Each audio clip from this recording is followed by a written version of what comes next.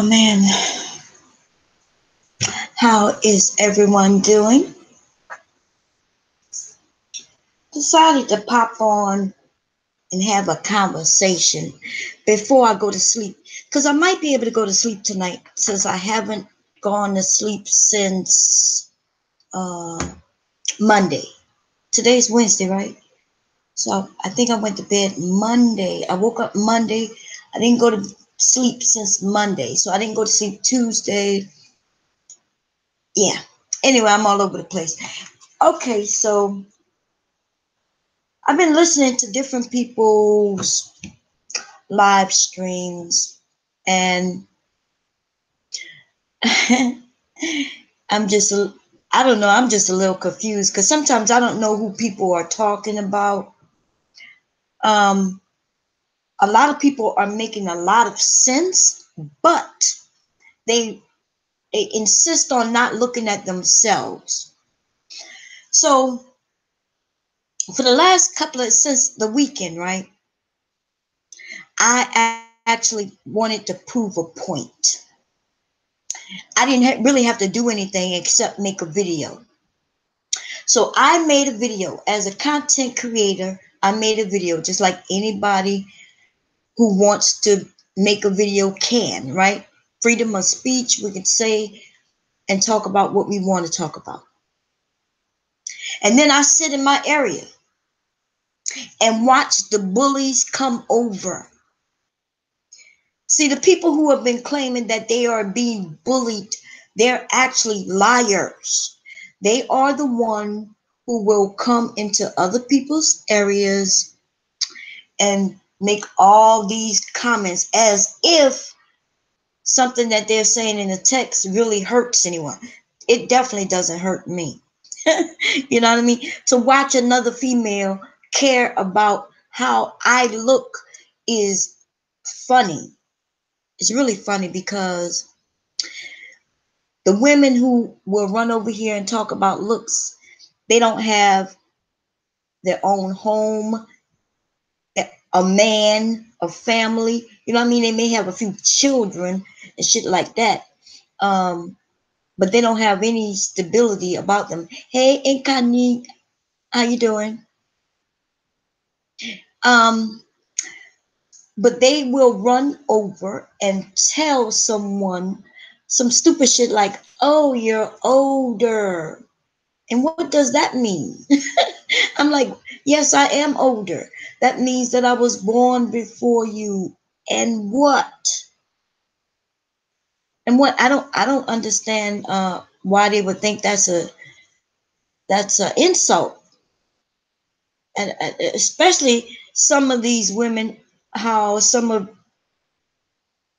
how some of them look, kind of look like you're old yourself. To stream. Yeah, I'm away for. There's a couple of people who wanted to have conversations. I've been kind of busy this week because I was doing a little drama didn't make any sense earlier this weekend. That's over though. That's over. And I think that now that that's over, there will be some people who are upset because they assume that, you know, two Gen Xers would take things serious and fight each other forever. You know what I mean? Um, I didn't take that serious, and I doubt if Miss Olivia took that serious. Like I had mentioned in one of my videos, I think we were having two different conversations, and maybe I took what she said in a different way than what she meant. Yes, she saw them saying they wanted to chat in Chris Look. Oh, okay. Yeah, I think. See, I think I probably when Miss Olivia had made her video, I took it to mean something that she probably didn't mean it to mean. You know what I mean? So after listening to her and paying close attention, it seems like she was just focusing on JPV. And so she clarified that. She said, I'm talking about JPV. And I was like, but Miss Olivia, you put me in it, but anyway, that's over. Okay, that's over. As you can see, I already removed those videos, which something was wrong with YouTube because I took the goddamn videos down. First, I made them, how you make them, like private, right? But they didn't go anywhere because I had to get on a computer, and actually to delete them, I had to get on a computer on one of my laptops or desktops. From my iPad, I wasn't able to delete them. I don't know how to delete things from that. But anyway, I'm off topic. I wanted to talk about some serious conversations. I see that Brooklyn is live right now. Eva the Diva. It looks like she's live right now. And I don't really want to talk too much about her, but some of the things that she's been saying lately, I think, sometimes you got to step back and pay attention to what we are saying. So I've listened to her switch sides. It's like she's on one side, which we don't even know what she meant by side, right? Because it's not like we all get together and we talk in the chat and private and emails, and we're not all on the phone, like having a phone circle conversation. Shit doesn't work that way. But like most of us, if you see the same issues that we all see, then it's like we automatically band together, right? Um, Let me see what you have to say. Good night, everyone. Maybe they're saying with age come wisdom. That's not what they saying. Yeah. How you doing, M Wallace? That's not. Oh man, they want to call me fat, so I made a video acting like I was crying and like, oh, they called me fat, as if that hurts. Like that's how you know what type of mentality they have when they feel like they want to throw insults. They can't think of anything intelligent to say, but they sound like like a 6-year old. You know how the 6-year olds say, "Mommy, that woman's fat." Oh, they act like that instead of coming up with anything else. I've heard all sorts of things about me. And I sit here and I'll agree and play that yes, some of the things they're saying is true. I have no idea what most of these people are saying, but we all know the liar, right? The liar who has 50 accounts. Now, see, Ray the Rat has like 50 accounts, troll accounts. And then her subordinate, the one who follows her, even though she has shitted on her, she still follows her. She has maybe about 30 accounts. Because under one of my videos, I swear to God, that female was just her messages, nobody else. Her under her regular name, and then she would switch accounts and say the same things under other names. Hi, Black Swan, how you doing, girlfriend? Um, so I think people are a little confused because this account, right? This account is not my serious account. I have other accounts, like I have my cooking channel. Because before my main account was deleted, um, I was doing cooking channels on that. And then all of a sudden I was attacked by the bullies. Antonio and his wife preachers make up fake troll accounts. See, I don't know what other people are doing though. I don't even know who that is. Who is Antonio? And who is Peaches? See, maybe there's something going on that I just don't know about. Because I know for a fact none of you have seen me in anybody else's area. Y'all don't see no comments that I'm making under Tay Tay or Ray the Rat. Y'all don't see no comments that I made there. Hi Gina, how you doing? It's up to my cookie channel. You're welcome. Did you like that?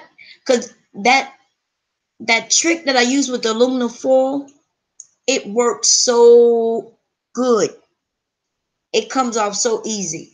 And you get to reuse your aluminum foil.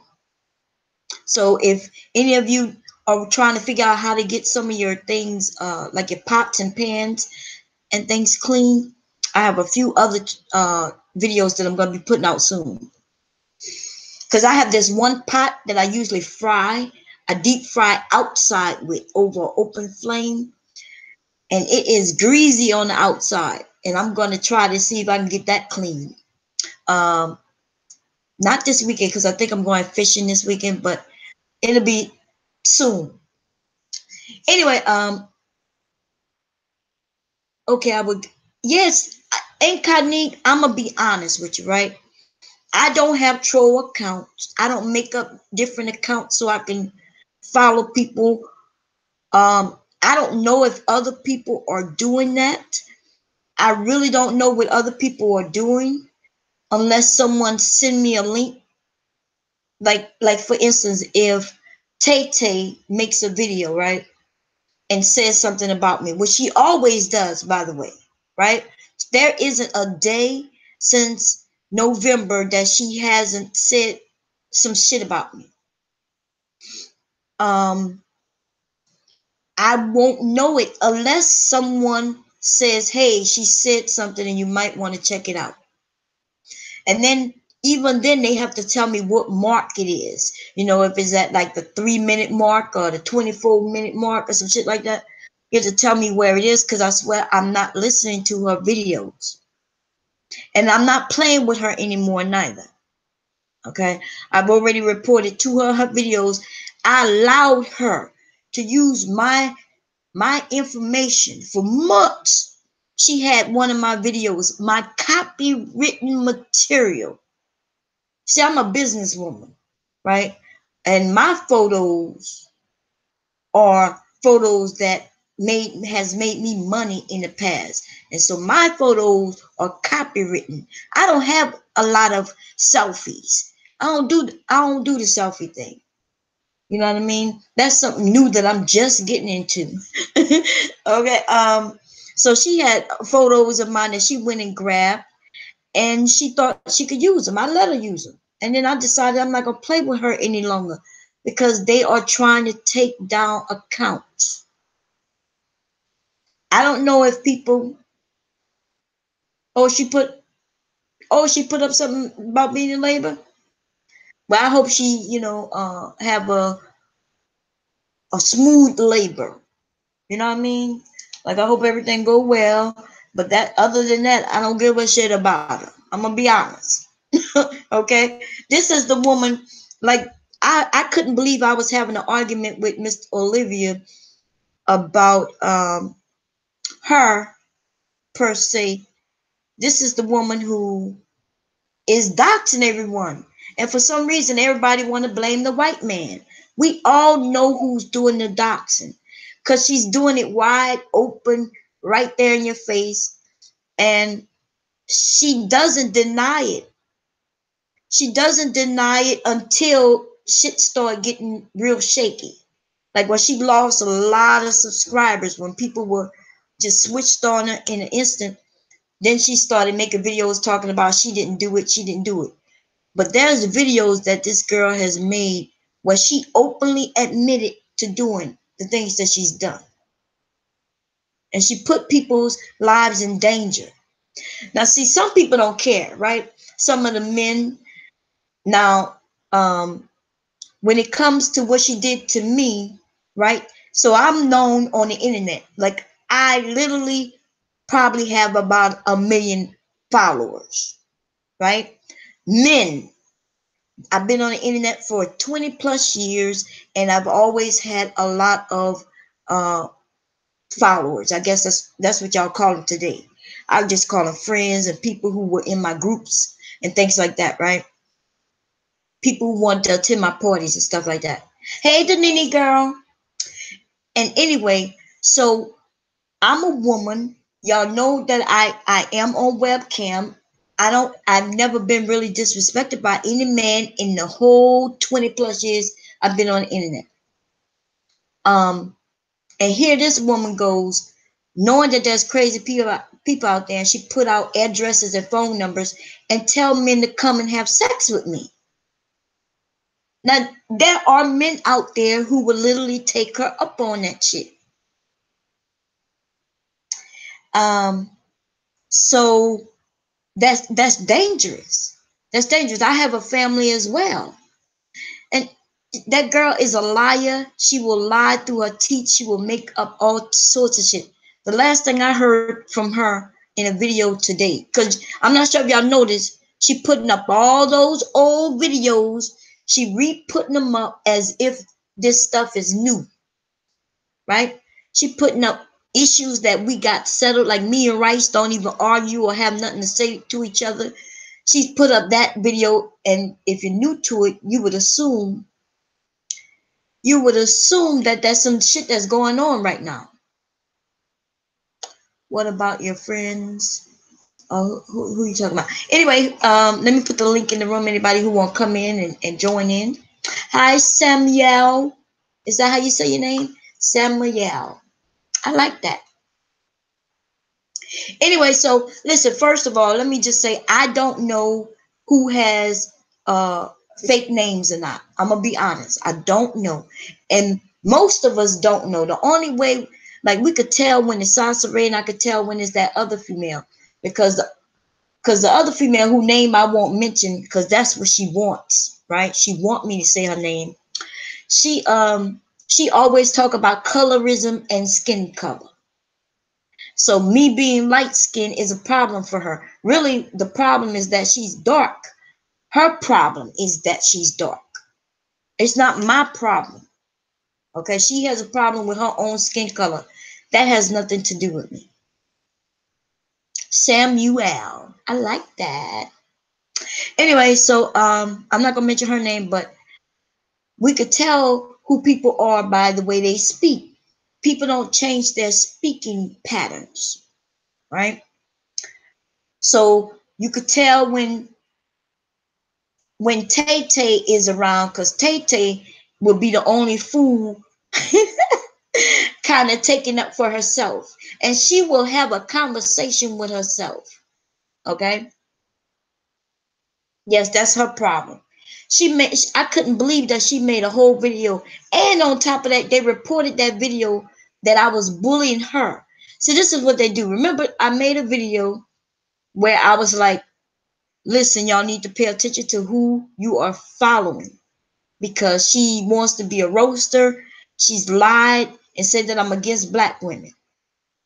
And you're not gonna find no video or anything in my entire life to prove that to be true. And then she outright lied and said that I said that my skin color is pretty and I'm against dark people. I've never said nothing like that in my entire life, right?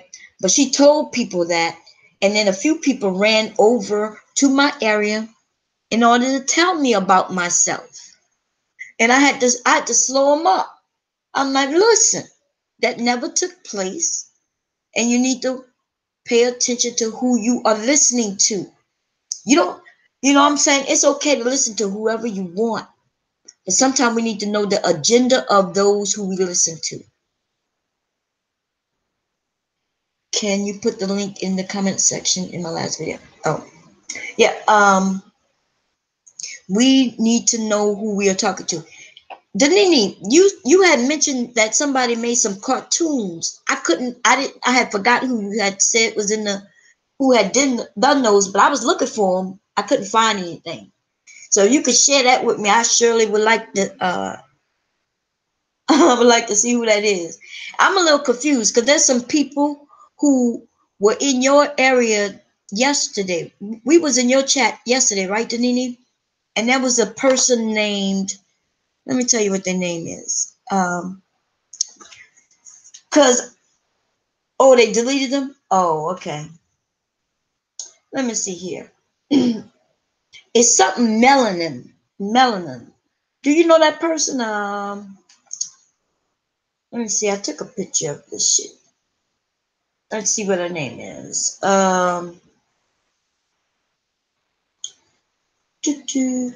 Lovely Melanin. Oh, for the lab. Oh, okay. Oh, they deleted them. Anyway, there's somebody who go by the name Lovely Melanin. Now they confuses me because Lovely Melanin I thought was the person I won't mention. I thought it was her, right? Until yesterday in your live, she was in there and she was talking like she was normal. So I didn't know. But this person goes back and forth, and I never know what the hell they're talking about. Yeah, they was in your they come in my area and they'll say something real smart. So I thought it was EA, right? I thought it was her. And yesterday when I was in your live, she was in the comment section and she was speaking like she was normal. So I was thinking to myself, well, maybe that's not her. But she comes in my area. These people come in my area just to throw insults, but they call us the bullies. That's what I don't understand. This is how this shit started. I made a video and everybody wanted to rush over to tell me what I can and can't talk about. See, I'm not gonna have nobody telling me what I can and can't talk about. I'm an adult and I could talk about what the hell I want to talk about. Romero, how you doing? I could talk about whatever I want to talk about. Okay. And that's just what it is. So they come over and they want to bully you into taking your video down or changing your mind. You know, similar to what they've done to Brooklyn, right? Brooklyn got me on block because I just left her area. Before I started just live, I was in her area trying to speak to her. KD, did you see me over there? Because everybody was talking to her. And I was saying some things and she never even mentioned my name. Nobody said hi to me. So I assume I'm blocked. Which I don't care. You know what I mean? She's in her feelings. Oh, you was there too? Oh, okay. Oh, are you blocked as well? Because I didn't see your name, but I know no one saw me because I know that most people would have said hi to me. And so she blocked me. Not that I care. You know what I mean? I don't care. But the thing about Brooklyn, and if she's in here, I hope she's listening. The thing about Brooklyn is Brooklyn knows that she has issues with her emotions. Okay? She knows this because she told us this. She was like, hey, I have these issues with my emotions. She made a whole video about it. And still we supported her. But she'll make it seem like we grabbed her into the fold and made her make videos about different people. Like nobody makes anybody do anything. We're all grown. Yeah, this is Mayday, baby. I'm going down. Mayday, Mayday. uh, uh, is EMO. I don't know who that is. EMO, Eva. I'm not sure who EMO is, but anyway, she says she has these issues with her emotions. So when something pops off, she's real fat, like she just want to pop off. So you stand back and just let her do her thing, hoping that she'll calm down. But she wouldn't calm down. I think she was mad because we wouldn't attack the guy. Oh, is that what it means? Emotional? Because we wouldn't attack what his name? Lord Gaelic for her.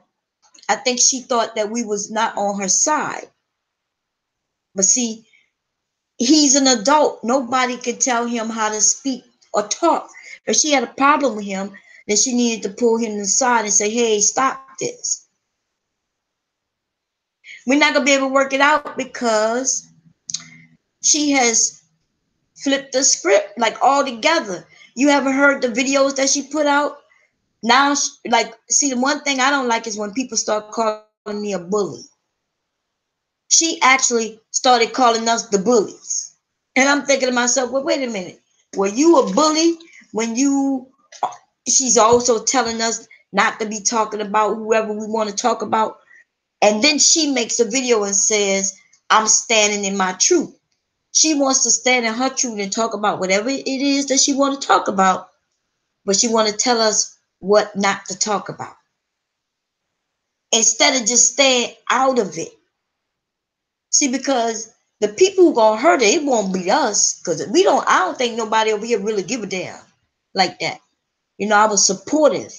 I'm just not gonna be nobody's babysitter though. I cannot do that.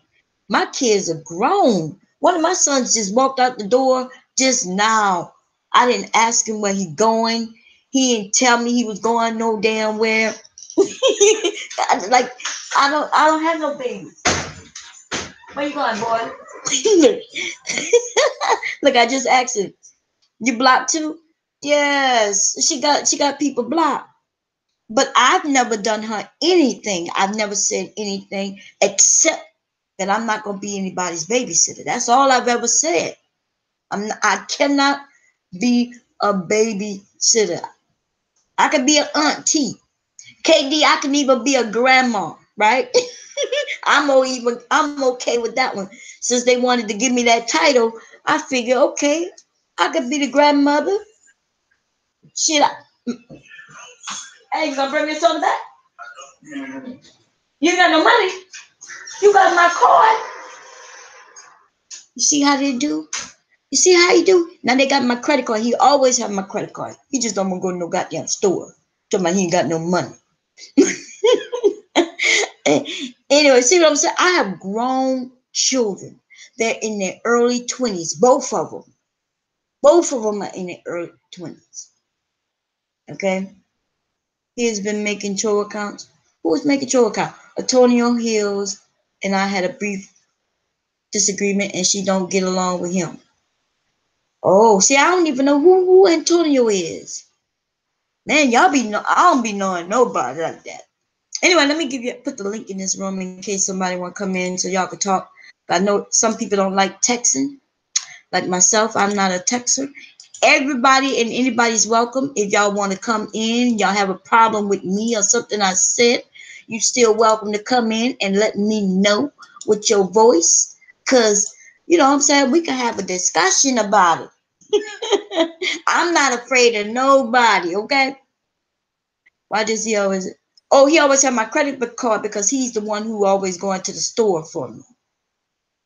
You know how you always, like I could call him on his way from work and say, hey, can you stop at the Walmart? He'll stop in and get some shit from me. But if he don't have my credit card, then his excuse will be he don't have no money. Girl, these boys be tripping. Let me tell you something. You just gonna watch? That's okay. You can watch and listen, Wallace.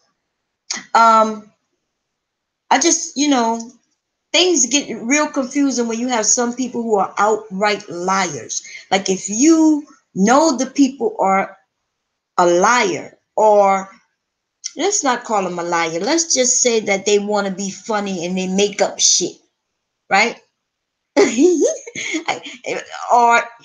or we gonna call them rares, right? Sasareas. Because I'm telling you, if that's not the lying ass person I've ever heard of in my life, and people want to say, like the shit I keep hearing everybody on that side who she has doxed by now. She's told on every single one of them people. From my understanding, she stole from one, which I felt for her. You know what I'm saying? Like if I would have gotten up and $1,200 was missing out of my account, man, let me tell you something. I would have been wanting to bash somebody in the goddamn head. That's a lot of money for when you work for your money. For somebody to just take your shit. Okay? But anyway, she's stealing from people. She's doxing people, and people still want to have some type of faith in her and hope that there's goodness deep down inside. And I'm going to be honest, when you are so naive, I can just foresee that something's going to happen. Like in your lifetime, you're just not even prepared to really be living in this world. Because let me tell you something. There's people out here who are dangerous. You see what I'm saying? We got some of y'all just want to be acting like y'all don't know shit. Y'all want to act like, well, I think it's because of something that happened when she was a kid. There's a lot. I think most of us in this goddamn room that had some shit happen to us. You just spot a liar and a thief are the worst ones, Romero. You know what I mean? Especially once they become a thief. But we already knew she was a thief because she's a con artist. She's been telling people they was giving donations to organizations, and come to find out she had no relationship with none of these organizations. In fact, they made her take their information off her websites a while back. See, when you're new to this shit, you don't be knowing what had happened before you even came to it. But I listened to Angela what his name is? Angel something. I listened to one of his videos where he broke that shit down.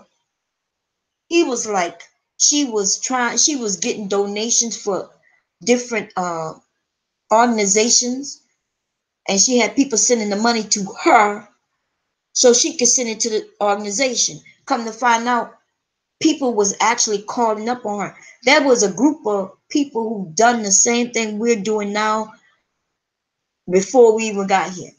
Yeah, everybody hates Angel. Yes, him. He broke that shit down. Yes, he did. Y'all need to go. Y'all need to go listen to that shit. I was like, what?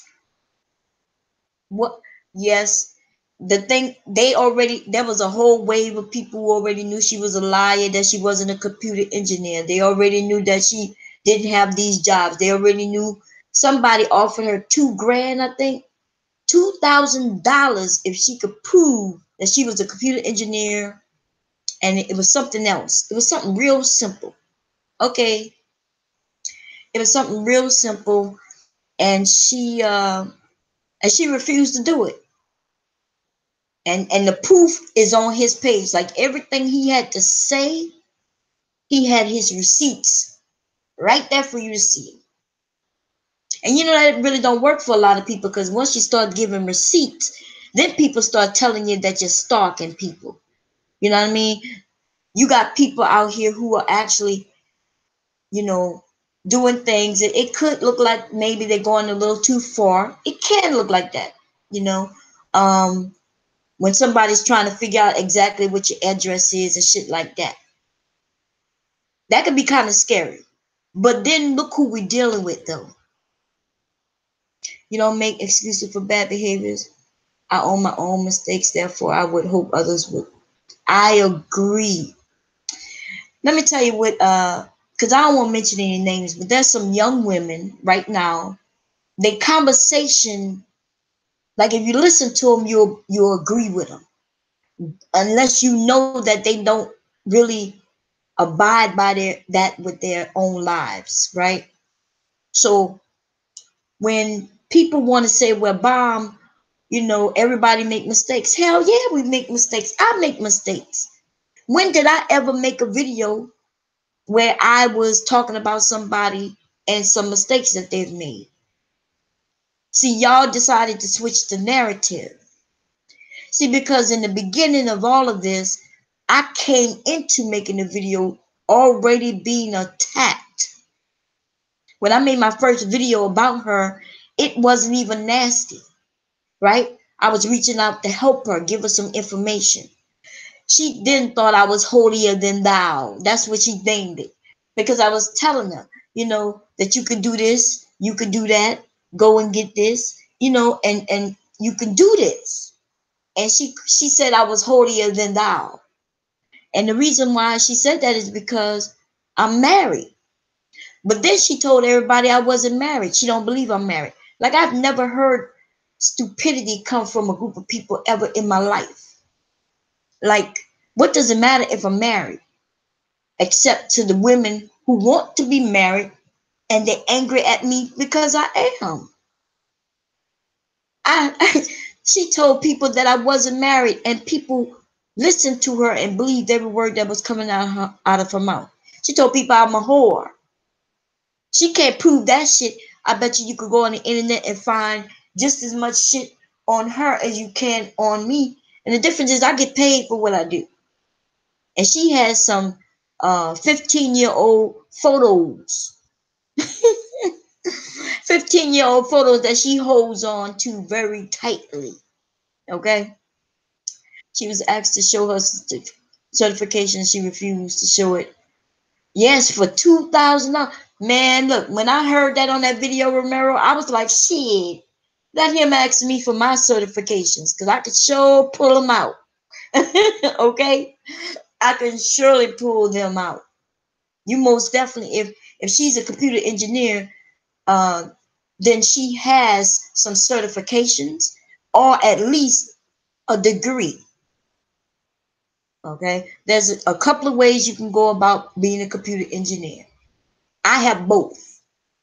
Okay? I have the degrees and I have many certifications. Yes, they old as shit. They old as hell. But look, even then I wasn't beating up on her looks. She attacked me on looks, my age. Like before they even saw me, they was already saying I was an old woman with wrinkles and shit. And that I was sucking on my teeth and like they were just making up all sorts of shit. Uh, that me and my first of all I wasn't married. For a minute, she claimed that I was a black man acting like a woman. Okay. Um, but anyway, we're dealing with people who do not make any common sense. They do not listen. She living her life and she's failing at life. Okay, the reason she's failing at life is because she won't take accountability for what she is doing. She thinks she just do what she does every single day. No, put no thought into it. Don't think about shit. Just wake up and do whatever it is that she wants to do. And when she's not successful, when she's not achieving nothing, right? Like being homeless and shit at the age that she is, the reason that is because she's not thinking anything out. So my thing is, okay, you why are you telling people this and you're not making change? You're not there's no changes. There is no reason for her to actually be making videos. It's almost like the wino. She's in labor now. Mm. That's almost like the wino outside with with his bottle and shit, right? And he drinking it up and he's telling you how bad his life is and shit like that while he continues to drink. He tells you he want a better life while he continues to just drink, drink, drink, drink, drink. The difference is though, drinking is a disease. Like if you're a drug addict or an alcoholic, that's a disease and it could be difficult to get help. But just being a unsuccessful woman, like she's unsuccessful. She messes with married men. Lord Gaelic, how you doing? She deals with married men. How can you be successful if in a relationship if you choosing men who are already taken, even if they are separated, right? Even if they're separated, you go slow. You go slow with a situation like that. You don't start planning out children. That's the word. So this woman is about to really have a baby. She could be having this baby any day now, any moment now. And nobody's asking her like what is she planning to do. Because see, with a baby you have to know what you're doing. You have to pay attention. You got to be there for that baby. You got to have plans. She can't just fly by the seat of her pants anymore. She can't just end up in a vehicle sleeping in a car because that baby will get taken from you. And who would bring like so to the young ladies on the other side who keep telling us, well, why do you care? It's her life. Well, It's not just her life. There's a newborn baby whose life it is. For us as a community to make it seem like it's okay to be single mothers and single fathers out here, this is stupid as hell. I'm not saying beat up on the women who already have children out of wedlock or whatever. I'm not saying that. What I'm saying is stop praising these women so our younger generation can have a chance. So the younger generation won't think that it's a-okay because it's normal. What are you doing? Oh, okay. Hey Jamie, how you doing? Lord, did you want to come in? Anybody want to come in? I'm gonna put the link in for you. Did you y'all do that make sense what I'm saying? What I'm saying is don't beat up on the single parents, the single mothers, and the single fathers. Because by the way, for you women out there who are against women, against men, there are a lot of men who are taking care of their children. There are a lot of them. It could be more, but there could be a whole lot more women taking care of their children also. You see what I'm saying? There's a lot of goddamn women out here who not doing right by their children. Oh, you want me to email? Okay, I'll email it to you. So all I'm saying, and all I've ever been saying is we need to stop making this seem like it's nothing, that it means nothing. Because soon as you have a child, your life changes. I taught my children this. That's why I'm not a grandmother now. My boys already know. They know if a girl knocks at the door and say, I'm pregnant by your son, that I'm going to be excited as hell. And then she's not going to need for not a nothing. I'm going to open the door and say, come on in. And even if my sons and her aren't together, they don't like each other, you know, maybe it was a one night stand or some bullshit, it doesn't matter because that's my grandchild and she's going to be able to come in. And my sons are going to do the right thing. And they know this. They know that their mom is excited to be a grandmother. And they know they're not going to get away with just being an absentee father. I have been here with my 3 children daily and assisted with their births. Still get called out as a no good nigga. Who called you that? To see that's not even right. And we need to stop doing that, beating each other up like that. My husband is right there. I don't know what he's doing right now, but you know. Oh, he messing with some crabs, right? He just walked downstairs. Never in the 29 years that I've been knowing him have I ever called him the N word or anything like that at all. You black this, you stupid this, you that never happened. Because the way we treat, the way you start your relationships is the way they end up. So you start dealing with a guy and you calling him the N word and things like that and telling him he ain't shit. Then next thing you know, he's calling you the N word and telling you you ain't shit. Y'all in front of y'all friends, and when y'all argue, y'all willing to call each other all kinds of names in front of friends and relatives, and cause it's just disrespectful that way. You started that way, it'll always be that way. Some things you can't take back. And my husband has always, he's an extension of me.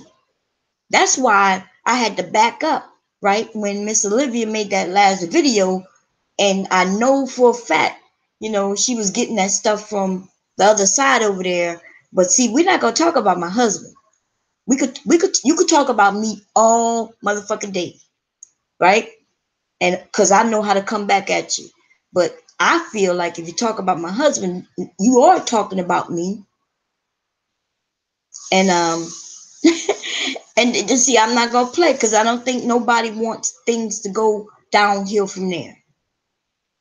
When you start getting children involved in some stupid shit, children and husbands and wives, that shit don't make no sense. Keyword crazy women. And sometimes you gotta make sure who you're dealing with. Or you gave the business time. Well, we kind of squashed that. So I'm not talking about her in a negative way at all. I'm just mentioning that because that was the last thing. I was thinking, okay, this is going too far. Because I knew, I know that she's a woman. She's a grown woman. Unlike these immature kids, over here, one of them damn near 40. The other one, she just had problem with her skin color. Respect goes a lot. Not respect is everything in Wallace. Me and my husband could be broke and homeless. And you know what I mean? Sometimes in a relationship that's as long as ours, sometimes you even wonder where the love is. You trying to figure yourself out because you've grown up a few times and grown apart sometimes. And sometimes the only thing you might have or that you see that you have is respect. And that respect is what sometimes it gets you to say, damn, I need to look at this differently. You know what I mean? Right, KD. You know what I'm saying? Like we all are on YouTube, and yeah, we might stumble and get in some mess, but that shouldn't involve our children and our husbands. You know what I mean? That's because they're not even here. Just like what happened to Chris. That shit was foul. That was wrong. And she don't even know how wrong that was. They're running amok uh, in the black community. It is sad. And you know what though? And these women showing the younger girls how to be. Now think about this. And somebody, Lord Gaelic said this, and people got angry with him. But he was not lying when he says that when the mother teaches, we teach our children certain things, right? And it's true. We teach our children. Our children see the things that we do. They talk the way we speak. They respect, like the way I respect my husband, then they respect their father. And the way their father respect me, they respect me, and also they respect other women.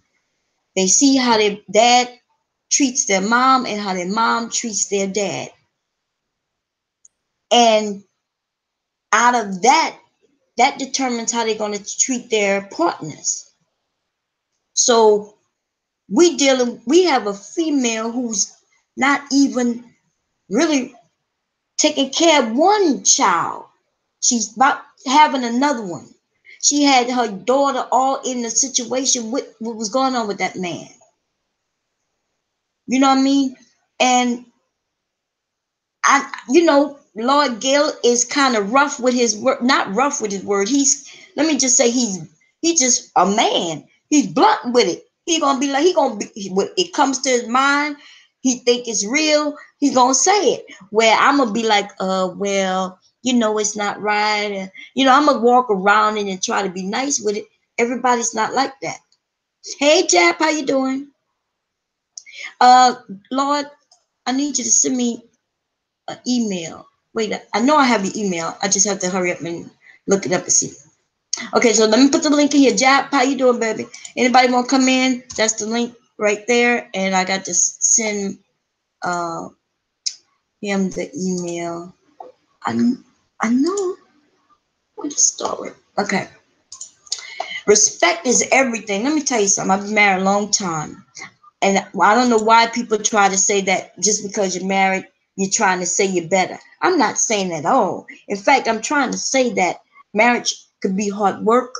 Trying to figure out who I am because I got married young. Both of us was young when we got married.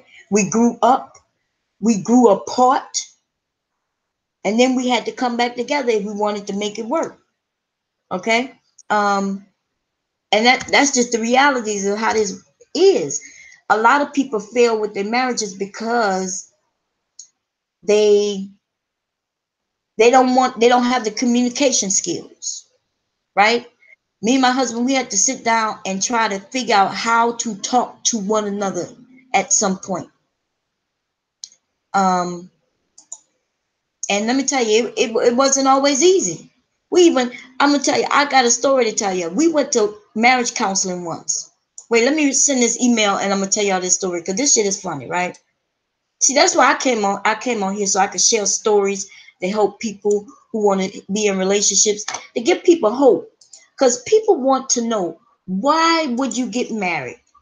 People ask that question all the time. I hear that all the time. Oh, okay. Thank you. You sent it to me. Okay, cool. Let me see what this is. But where did you send it though? People ask me all the time, like, what's the reason to get married? What's the reason to get married? Well, first of all, it's so you could grow old with people. Okay?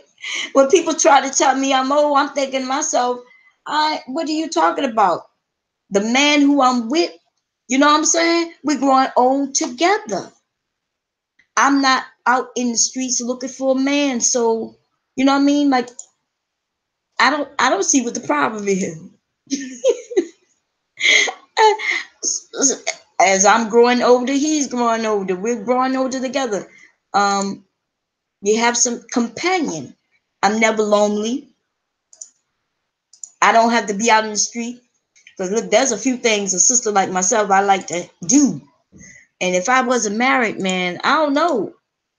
I don't know where I would be. Okay, so I sent that too. Okay, so you should be in here in a minute, baby. Okay, let me get back to the where is it? Okay. Okay, let's see. Lucky Charm, Tiger Lily. I have no clue who or what that person it really is, but I did. Oh, play nice eventually. Okay. Let's see. Ray pissed me off because she's a deadbeat mom. I was raised by an awesome single father. I longed for a mom throughout my life. Yeah, sorry. Yeah, I can hear you. How you doing? Oh shit! I didn't know this shit worked. Of course it worked. What you mean you ain't Oh know no, it worked? I just jumped in. I just caught the tail end of that about I guess what you said about old girl daughter. Uh, Oh, yeah. no, um, I always say, your kids are gonna follow your example before they follow your advice. Right. So when you including your child in that shit, fuck you think she gonna do? I So agree. I mean, This CPS really go, you know she did. Let me tell you something. If Anne really got CPS called on her, that's who did it. None of us care about any of them to the extent like that. I promise you. Hey, Jack Powell. but see, here's a problem with that.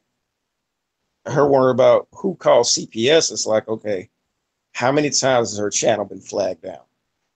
So the potential suspects is that whoever keep getting her pages flagged down. It might have been him, it might not have been him. But if you somebody who constantly has to make new pages because they always get flagged down, that means you got a lot of enemies. It's not always troll accounts doing it. So yeah, it's easy to blame JPV because he hot right now. No, but you know what else though? She actually knows she getting her channel taken down because that's the reason she put it up. You know what I Exactly. mean? The shit she Exactly. put out there, she know people gonna report. She is not. Exactly. Yeah, so she not trying to put content up. Right. So how are you gonna put it on one guy when one guy can't flag down your channel? No. So I mean, I don't know how many people it takes to flag a channel. I don't really know how to do this shit, but somebody like that got a lot of enemies, and everybody you still got motherfuckers hiding in the cut doing shit. So Yeah, you I never mean, know. See, that's why I keep trying to tell people. Let me hey, explain. We never know who is flagging us, but we can unless they tell us. You know what I mean? Like somebody say, "Yeah, I reported." Like that melanin person put in one of my videos, the one where I'm playing like I'm crying. She put that Yeah. she reported it, that she's reporting it. I'm like, okay, report it. You know, they reported the one where that I made the other day, where I was like, you know, that she lied, saying that I said that my light skin is better than dark skin, and she also lied and said, you know, she was just, it's just You never said lies that. come out of their mouth, huh? I never Well, said you that, never said that. not in my entire life. By the way, let me tell you something. If you see my husband, you know what skin tone I like, okay? Shit out of here. So I've never said nothing like that ever. Yeah, but see, when people try to flag you online, don't think they're not gonna flag you in real life. That's basically what happened. So, I mean, it might have been JPV, it might not have. Either way, I don't care. But still, that suspect line gonna wrap around the building about 6 times. So, I mean, no, real thing. I'm not saying he did. I'm just saying that you can't just pin. They're only putting it on him because he's hot right now. So Right. it's like, Because he's a white next they man. go right. They gonna say that he's responsible for people channel getting flagged down. He's responsible for gas prices being high. He's responsible for the whole ozone layer. They gonna blame him for all that shit. But the fact that you're constantly getting shit flagged down, it means that you have known enemies. So anyone you literally got to think of I mean, just to be easy about it, you think every time how many different channels you got flagged down and how many people it takes to flag down the channel. That's where you can start with your suspect line. It's like she has too. First of all, she might have flagged her own shit. She's so stupid. Exactly. I mean, Okay, exactly. but she has lots of enemies because these black men do not play with her because the things she said. You know what I mean? It is what it is, and I don't give a damn. I'm not even gonna waste my time talking about who flagged her shit down. Yeah, I mean, I'm not gonna. I mean, I'm not gonna call CPS on somebody. I mean, Oh, somebody called CPS. You think that's real? What? Wait, for what though? What did she do? no. I think she said something that somebody came out to her school asking her son questions or some shit. I don't know. That don't make I no mean, sense. if they did, that's fucked up because you can say whatever you want, online, but that doesn't equate to you being a fucked up parent. But that don't So I that, mean, that don't sound right. That somebody. Okay, so somebody knew where her child go to school. that's what she said. So I mean, again, I mean, if just because she's crazy as fuck on YouTube, that doesn't mean that she's a bad parent. So for somebody to do some shit like that, Yeah, but wait. The thing, what I'm saying though, is aborting the black babies was fucked up. That was what fucked up. I'm saying is that these people lie too much for you to believe anything. That's all I'm saying. Absolutely, So I'm not going to have absolutely. a discussion and act like what she's saying is even true. See, that's the cost of being a liar. When you're a liar, nobody believes anything that come out of your mouth. Right. And And again, it's like you what they got a call wolf. lot of enemies. So even So if even if somebody did it, I don't believe it was done. That's what happens when you're a liar. I mean, Oh, they were very well may have done it, but the thing is, it's like nah, we're not even gonna she. act like we're not gonna talk about it as if it was done. That's what I'm saying. Oh, I don't know. I'm just She's a saying liar. if right. I'm Yeah, saying if it yeah, but was I done. don't. But I don't even. I don't care if it was done because I don't believe Me neither. her. But So my thing is, if it was done, yeah, but we're not even. I don't want to talk about that though. I don't even want to talk about all right, her. all Yeah, right. we gonna talk about somebody because I'm not giving them bitches no pity because I don't trust them. They're liars, outright, flat out liars. You see what I'm Yeah, saying? We give them too much credit, and I'm not gonna give her none. I just don't respond to it. Yeah, so I'm just we're not gonna talk about her. Yeah, that's how that she the one who started this attack and on JPV, and on top of that, she's dragging other people in. They having conversations with other people, going into their areas and bringing up the conversation and making it seem like there's a whole group of us over here who need help. We need saving from the white man. Well, that's because it's like the enemy of my enemy is my friend. That's the tip that they're on. But Well, again, but that's because not necessarily true because as you can see, who doxed her? She oh, thought absolutely, of her enemy, absolutely, her friend, but her enemy, her enemy is her enemy, and even the enemies of her friends are her enemies. exactly. But that's Because why they're attacking JPV because number one, it's easier to attack him, and the fact that he keeps dropping receipts. So it's the one thing they have in common is okay, we all hate JPV. yeah, Now, does that really make you friends? No. And at the end of the day, they'll fuck each other over the first chance they get. So, but right now, it's easier to blame him. Like I said, yeah, whether he did it or not, I don't care, and I really don't think anybody else does. and nobody give a damn. But given the opportunity, they would do the exact same thing to him if they could. Well, we already know that one would, if she hadn't already tried. You know what I mean? Absolutely, they would. If they knew where I don't know if he has kids or not, but if they knew he Rape, had children or where they went to school, absolutely they would do that. which company already stole like $1,200 from who used to be her bestie, which is foul as shit. That's I some don't know foul. about her, but I wouldn't let that shit go. I would have been in the car driving to California. I mean, that's when we all said when she doxed us too. All we could do is just go let your But moms handle it, you know? but I will say this: at the end of the day, I mean, yeah, I mean, let me be naive and say that Rice has seen the light now. But it wasn't weeks ago that she was Robin to her Batman.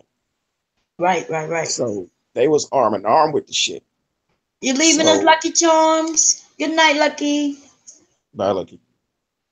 So it's like it's whether she stole it from her or not, I don't know. I don't care. But at the end of the day, it's like this was your role, dog.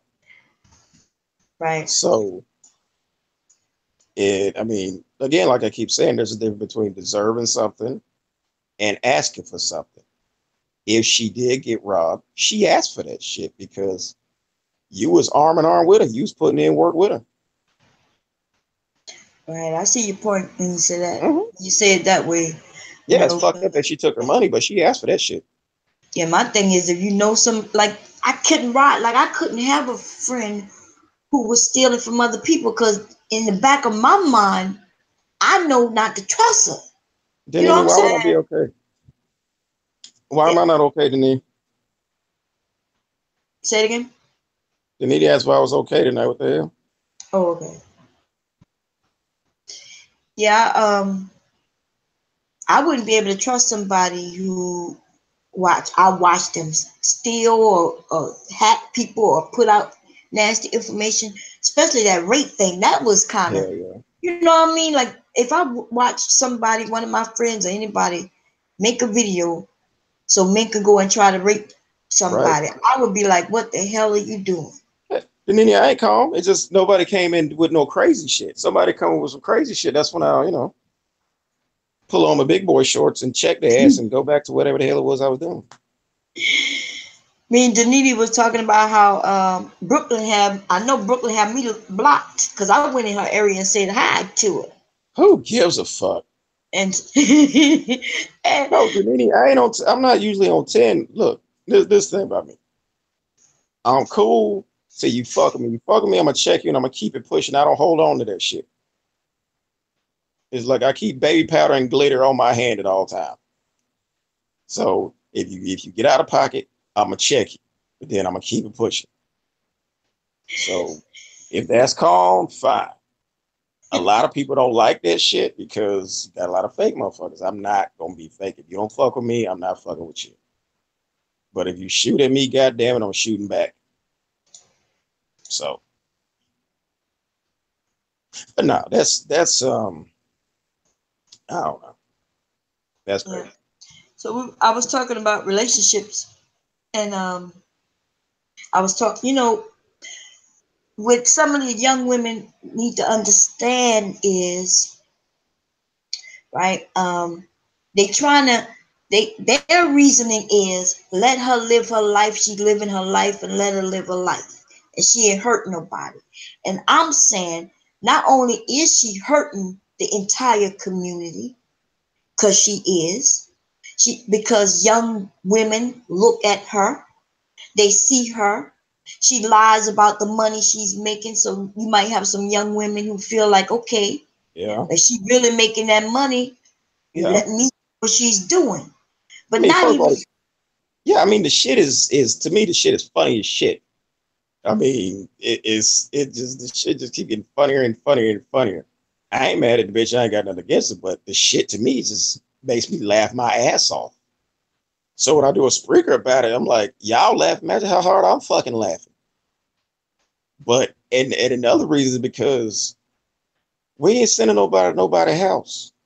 We ain't putting nobody's shit out there. Cause this thing I said to you before, Auntie, it's like, okay, yeah, she went to your niece, but or she said somebody to your niece. So however right, many people was living in that household, that's how many potential victims could have been there, because you don't know what that dude response was right. or And what it his wasn't, intention she was. didn't put out just one address. She put out several. So I don't even Exactly. know. Something could have happened to somebody in a whole nother, I Exactly. just wouldn't know. Right. So whoever lives in the house with your niece, that's, man, let's say it's 4 people in there. That's 4 potential victims. Because motherfucker just pop up at your house out the blue. He's not coming there to bring you some flowers. Mm. That's when, I said shit go too far. So when people, drag her or whatever, we ain't sending nobody house, bitch. You doing this shit. Yeah, I don't And even. it's this reminder shit. This is over a minor disagreement. She's sending people to look for you. And that's what's so fucked up about YouTube is you can scroll back and read all of that shit. Every comment you said, every live stream you said. So what constituted them sending some motherfuckers to your niece's house? Nothing. Just because you disagree with her, that's why she putting your shit out there? No, no, no. Right, If I got a problem with you, I'm gonna deal with you, not your people. uh, right, Jamie. I for a woman to of her age who was in her situation to get pregnant, not having a dime to her name, that my God, that's Oh, you sad. need your ass kicked for that. She If your that's oldest child, I'm saying, if your oldest child 17 and you come up pregnant, the fuck? That's if you don't have nothing, you don't have no job, you just got through asking people on YouTube That too. to That help too. pay your rent or get you some food or That come too. on, now you got a whole baby. Mm-mm. Yeah. But this is my thing, and maybe this is how I roll. I mean, I guess a few of us in this little group, we kind of close or whatever. If some shit like that was to happen, if one of us needed help, we not gonna put that shit out in the middle of a damn chat or make no live stream as for donations. We gonna contact that person behind the scenes, say, hey, what you need? I got you what you need. We ain't gonna put this shit out there. Right. I know I wouldn't. I mean, if you needed something, or Look, you I need your need care or whatever. $3,000. You gonna hook me up? Oh, we'll see about that, Auntie. Oh man, look, you so nice. I Nah. get, but I'm saying, if something like that happened to one of us, we're not gonna put this shit out there. Right, It'll right. get taken care of behind the scenes. So, you know, that's I don't know, because I Jamie. saw that one. What was it? I think it was a live stream where I guess the car had broken down or whatever, Hmm. and this was, I think it was like last year, and I know it was on a Saturday because I had a training class, and it was like right around the corner from where she was at. And the class got out at like 5 o'clock or whatever. And I looked on my phone for like, I Facebook. forgot Hey, y'all was in St. Mary. You ever met her or saw her or anything? no, Mm. no. Um, but yeah, I saw it. I'm looking where she's at. I was like, well, that's right around the corner. But then I kind of stopped because I'm like, wait a minute. I see dude under the trunk or under the hood doing some shit. She asking for money to get a part. But every day before that for months was like, priest, priest, priest, priest, priest, priest, priest, priest, priest, priest, priest. I'm Right. like, wait a minute. No, no, no, no, no, no, no. Hell no. That makes him look bad. So I'm like, fuck that. No, Because first of all, you shouldn't have no business fucking with no dude who you can't call on no crisis. Meaning if you got a flat tire and he's available and he don't show up, that's your goddamn fault. Especially if you're making this is before I guess he got demoted to spiritual husband. When he was a, husband or whatever. And you talk about this dude 24/7 and then you're asking for money and he's right there. Nah, Right. nah, because it's two things. It's hard to fail in front of a woman and it's hard to succeed in front of a woman. So I can't. I was like, no. Mm-mm. That was before I realized she was batshit crazy. But no. Mm-mm. I can't. Somebody said, wait, what was it? Because it was funny. Jamie said something. What Jamie said. Oh, I asked her, why were you on Plenty of Fish trying to date without even a studio apartment? And she blocked her. Dang. And that's a good question, though, right? Who has time to date if you don't even have, like, you don't have no job or no stable place to stay? You don't have your shit together, and you out searching for a man on Plenty of Fish? Shit. Yeah, that's kind of I Priorities. yeah, I got Priorities. nothing for that. I got nothing for that. I guess as a woman, she thought she can go on Plenty of Fish and maybe find a man who will support her. Maybe she was thinking it that way. But why a married man? Well, she said he was starstruck. Well, I can tell you why I married, man, because she's what I call a professional.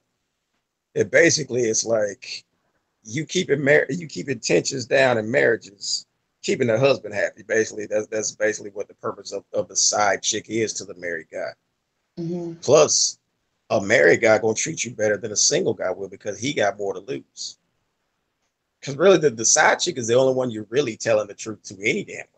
Yeah, but they were swapping her around. They wasn't treating her better. She like was a real, That's real, fucked up. That's yeah, fucked up. But even still, the person you scared of is the wife. You scared of the wife. You ain't scared of the mistress. So again, did she make a video saying how to date a married man or some shit? yeah. So isn't that one of the consequences of being with a married guy? She If you actually don't, said she actually said if she ever was to deal with a married man, she would make him give her a baby. She said that in that video. exactly. So it's like that's and like we said about was about a month ago on the other live stream where the lady got shot. I didn't say she deserved to get shot, but I said she was asking for something to happen because when you dealing with a married guy, that's two people who potentially want to whoop your ass. Him if you get out of pocket, and the wife if she finds out. So that's kind of like this is it. It's not like that's her first taste with a married guy. Again, you made a video about it. We wouldn't have ever known that she was with a married guy if she ain't made no video telling us about it. But it wasn't her first time hotel hopping either. That's what shocked me, Right. man. Woo, Yeah, she. I had to go do a shot on that one. It was like if you could that's why I said it's a cookie cutter relationship. Take him out, put in him, same shit, says exact same thing, same shit. Yeah, that's her So MO. it's right. So it's like that's one of the if she's lucky, messing with a married man, she'll just get dumped. And then she got Or the nerve to want to threaten that man's wife. Oh man, because she the enemy. It can't be him because she still said it's not him. It's Jack, Junk Pile, Stupidity, and his wife got in this man's head. She got in his head, not them. when you gonna go crapping? Sorry about that. Trying to get my husband to take me crabbing. So it's Crabbing. not crabbing season. Oh Go to the yeah. farmer's market. Oh, we going crabbing. We not going to buy no crabs. We're going to catch some crabs. I know. Yeah, the farmers market is where you buy that shit. You know how much crabs cost up here? You down south where it's a little cheaper. That shit high as hell up here. Why when y'all right near the beach? Beach? What beach you talking about? I'm trying to think, where's you in Delaware? Hmm. They got beaches, but they ain't got nothing to do with it. The crabs high as hell up here. I never bought them as an adult. My mother used to buy them when we were kids, and she used to boil crabs all the time. So I guess I just grew out of them. So I never even bought up that. I wouldn't even know. I'm High like, as hell. okay, Two I'm all something a crapped bushel. out. How much a bushel cost? Do it in full season. Males, number ones.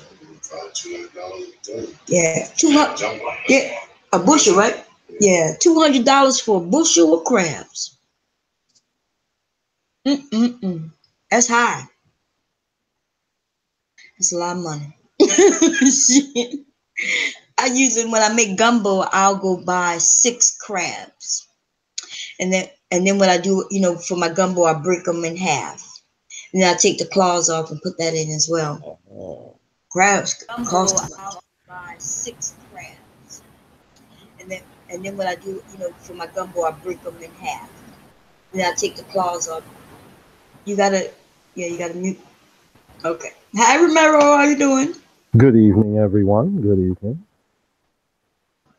Lord G, how you doing, my brother? Who's on the live stream? Romero. Oh, what's up? I'm I'm damn Good looking on eBay for a damn monster hot dog for my damn daughter. I wasn't even paying attention. I'm sorry. Let's set this window up so I can see the chat at the same time. And then let's pull this Google Hangout over here. That's what's good. The thing is tomorrow, right? Time. 6. Sorry about that. Okay, so what you had to say, Romero? I know you got something to share. Well, I'm not going to touch on any other people. I like to take it somewhere else. Yeah, we good with that. Like the part that you're speaking on about married women. I mean, women dating married men. Mm-hmm. Like you said earlier, we've all done things in the past, and there was at one point in my life, you know, not by my own choice, honestly, but that's all I ever dealt with was married women. Okay, and again, there wasn't no dating site or no YouTube online or anything like that, in the '80s. But women have needs, and and stuff Right. happened. I wasn't making no babies with nobody. I was making certain of that. But it's a different dynamic for a woman because a woman, if she doesn't protect herself and use prenatal, and doesn't use, oh God, I'm trying to get the word, some form of, Birth control. yeah, birth control. She doesn't use some form of birth control, boom, she can get pregnant, as you know we've heard Right. so many times before. Um, She's unfortunately, trying to trap the guy. and that's what it sounds like. If you ask me, I mean, some She said, women, yeah, and then how, like, we all have a preference of what we like, and it's not hard to see what a person's preference is if they do the same thing repeatedly, if they have the same particular type of guy for the most part repeatedly. Okay, it's different when you switch up. One day I got a red bone, next day I got high yellow. Then I got this burnt chocolate sister. You seeing the variety. Brothers can't figure out like what's going on. Hey, I'm single. You know what I mean? I'm a bachelor. Okay, but if you see me with one specific type of woman, big booty, big giant breasts, and that's all you see me with, you can sort of size me up and say that's the type of women he like. He always have a woman, big, thick, or whatever. You know, so that was kind of obvious. People don't get on Plenty of Fish. I've been on Plenty of Fish. Mm-hmm. Okay, I've been on Plenty of Fish. Was you Yeah. homeless though when you with the plenty of fish? Hell no. That's what we're talking about. We're not talking about people who go on the web. What you mean? Hell no. Yeah, homeless. What am I doing talking to a woman that and I'm homeless? Okay. I need to find me a place to live, a job, a car, something. I need some money, get my hustle game going, something. But I ain't trying to date when my money ain't right. I ain't Mhm. trying to see no woman. I ain't even trying to see the fellas. I talk to you on the phone, but my money ain't right. My attitude ain't right. Right. I feel you on that. You know, but at a certain age, like, because not we speaking as if she was younger, like if she was in her 20s and she was dealing with the married men or whoever, but like homeless and you searching for some, like, you need somebody who gonna put you in a home. The married man can put you in no house because his wife ain't going for that shit. You see what I'm saying? It depends. What's called John Edwards put his mistress up in a house after he knocked her up. Who you talking about? Wealthy people, How about say then again he had money. So yeah. Right. right? We'll buy something. All right. People keep talking about wealthy people. Yeah, they can afford to, put somebody in some place without their wife noticing the money missing. Right. I tell you what, if one dime come missing in my household, I better know where that money went. Yeah, he got to behave in your situation. Now, I'll be straight with you. I know fellas, that have a woman on the side, and they do for her. They take care of them. Whatever their dynamic is at home, they take care of the woman. So you really have to look at this as an individual case, or each person as an individual case because, a woman could be out here on Plenty of Fish and broke. She could be out here just, you know what I'm saying? You meet her at the grocery store, at the mall, she's broke. But Yeah, if I she get has a that. brain, yeah, if she has a brain on her shoulders, then if she gonna put herself out there knowing the gentleman's situation, he should make sure that he can take care in some way that she needs to be taken care of. Right. So she playing the game all wrong, but or any woman, I'm gonna say, okay, not that individual. Any woman is playing the game wrong. The same thing with a man. If you need A, B, and C and you looking for someone to help you, focus on that. Help yourself first. If you a man, you help yourself. You're an adult. You should help yourself. Doesn't matter the gender. But if you need that help, hey, why go and lay up with somebody that's broke like you are? And then complain about them when, your stuff starts stinking, so to speak. Right. But she's never had any consequences. That's why. You right. Her last baby daddy let her stay with him. Yeah. So she don't really know you pregnant, bitch, bye. She don't really know what that's about. So now she having to deal with consequences, and that's fucked up that she having to deal with this shit at damn near 40. Yeah, But that's I mean, not hey, good. again, you sign up for that shit. You Yeah. downloaded that pregnancy app, told everybody about it, then the next video you say you ain't do it. hmm So like, and the shit is so crazy. You might sit there and go, well, damn, maybe she didn't say that. Like, I, no, you I made a listen. video saying I, that. That's Yeah. right. I listen to all her videos. I ain't gonna lie. I listen to, I wouldn't say all, I'd say about 90% of her videos I've listened to, particularly on, the situation because she was in love. She posted a zillion pictures. They was everywhere. She was sporting her man, you know. It's Um, the same. It's the same relationship, just with a different guy. But they wasn't even together that long. She made it seem like they were together for a while. Yeah, but if anything, you watch her videos just to make sure you're not crazy. Like, wait a minute, didn't she just say when she talking about she got abandoned, and then the video before, wait, didn't she just say that she told him to leave, Yeah. yeah, or she said she don't know how she got pregnant? Didn't she just make a video saying that she downloaded the app? right. It was on Like, the, she will make you think you crazy. I saw it in the video. Mm-hmm. I had to do a shot. I'm like, wait a minute, did she just say that shit? Yeah, who you gonna call? Your Like, what the folks? fuck? Wait a minute, hold on. She said that in the video. I saw it. Right. I saw it, and then I questioned her on it. And of course, she had to give me the business. You don't know what you're talking about. That's No, my point. It's you like, bitch, you said it. told me that I ain't have to go and go through your trash Mm, or hack your damn phone. You said this shit. So it's like she'll say some shit and make you feel dumb. Right. She was like, well, you know, he abandoned me. Bitch, you told him to get out 3 times. Like, what the fuck? Even if She she thought, didn't tell him to get out, um, you only known this guy for, you don't even really know a person in 3 months unless you know, went to grade school and stuff, and you know, you grew up, you knew their family, they somewhat knew your family, you know, you ran on the same block, you partied in the same house party, you know, 20 years later, you got a pretty good gist of the person when you start talking with them, and then y'all get close in 3 months.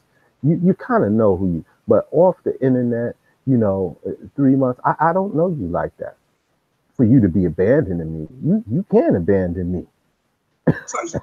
first of all, she was living with one man already. Yep. That man, so people kind of make it seem like, oh, he abandoned her. What the fuck did y'all talking about?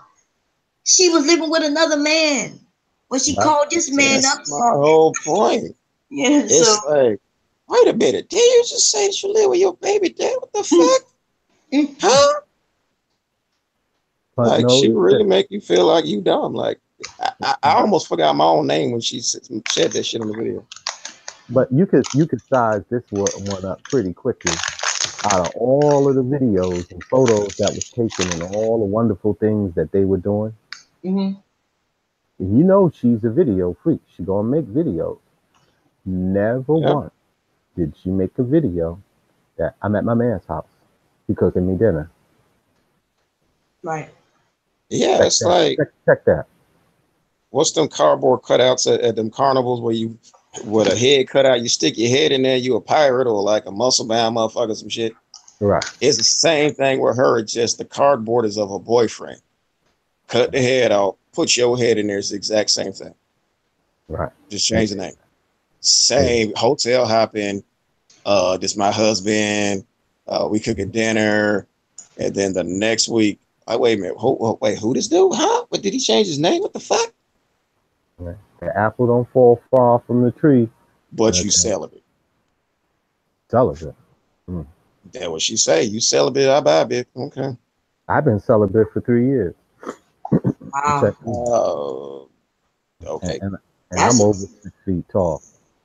See, that's a No, but I'm discussion. saying she says shit like that and then go turn around and say, "This is my husband." Huh? Yeah, she was saying she was celibate and she don't do this and do that. Right.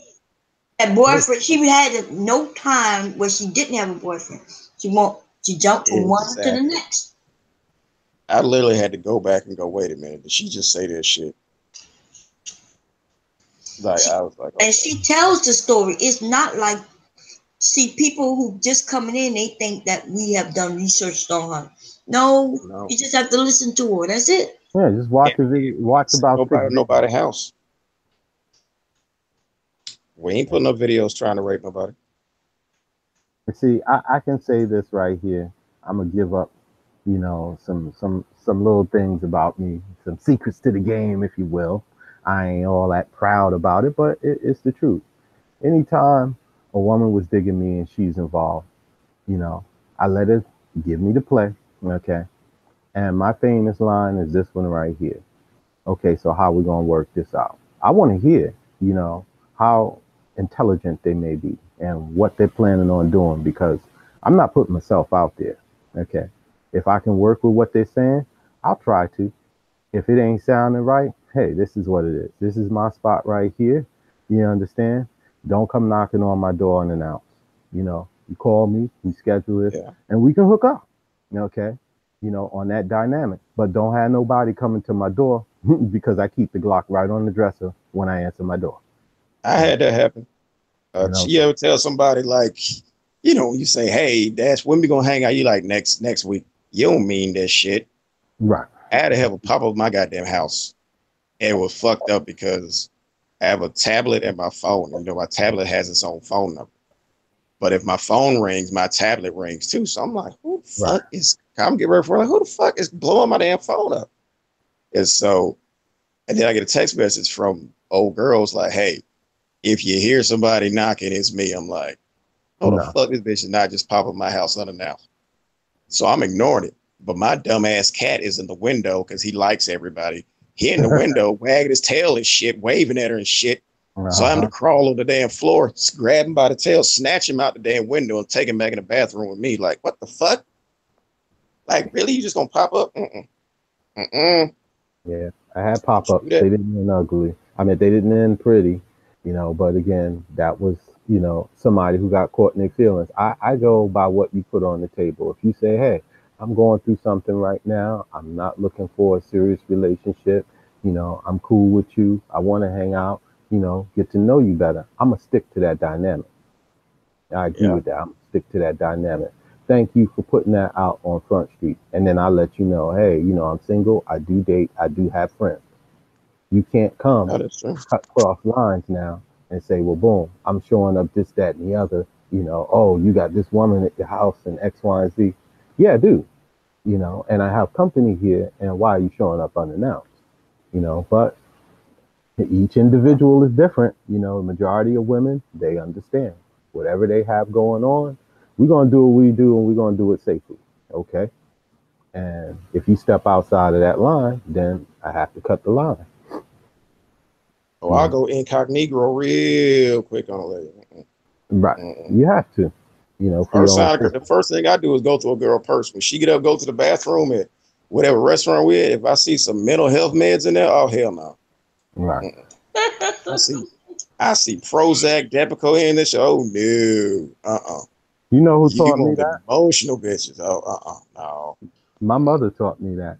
She said anytime you with a woman dating or whatever, and you go over to a place, okay, you should see the kitchen unless you got a big old house and let you in somewhere. But you'll see the kitchen, and then after that, you go to the bathroom, okay, and lift that toilet seat up, okay, peek behind that shower curtain, and give you an idea what you're working with. I've been doing that since well over 30 years. Now I go straight to that medicine cabinet. Yep. What a bathroom, babe. I'm looking through that damn medicine cabinet. Then I'm sitting there Googling all this generic shit. See, why the fuck you taking Prozac? Right. I worked in the healthcare field, so I can go in and look at your prescription and say, oh, okay. Got some other issues going on here. All you gotta do is take a picture of it. Yeah. Well, I'm going back before the days of cell phones. I'm kind of old school.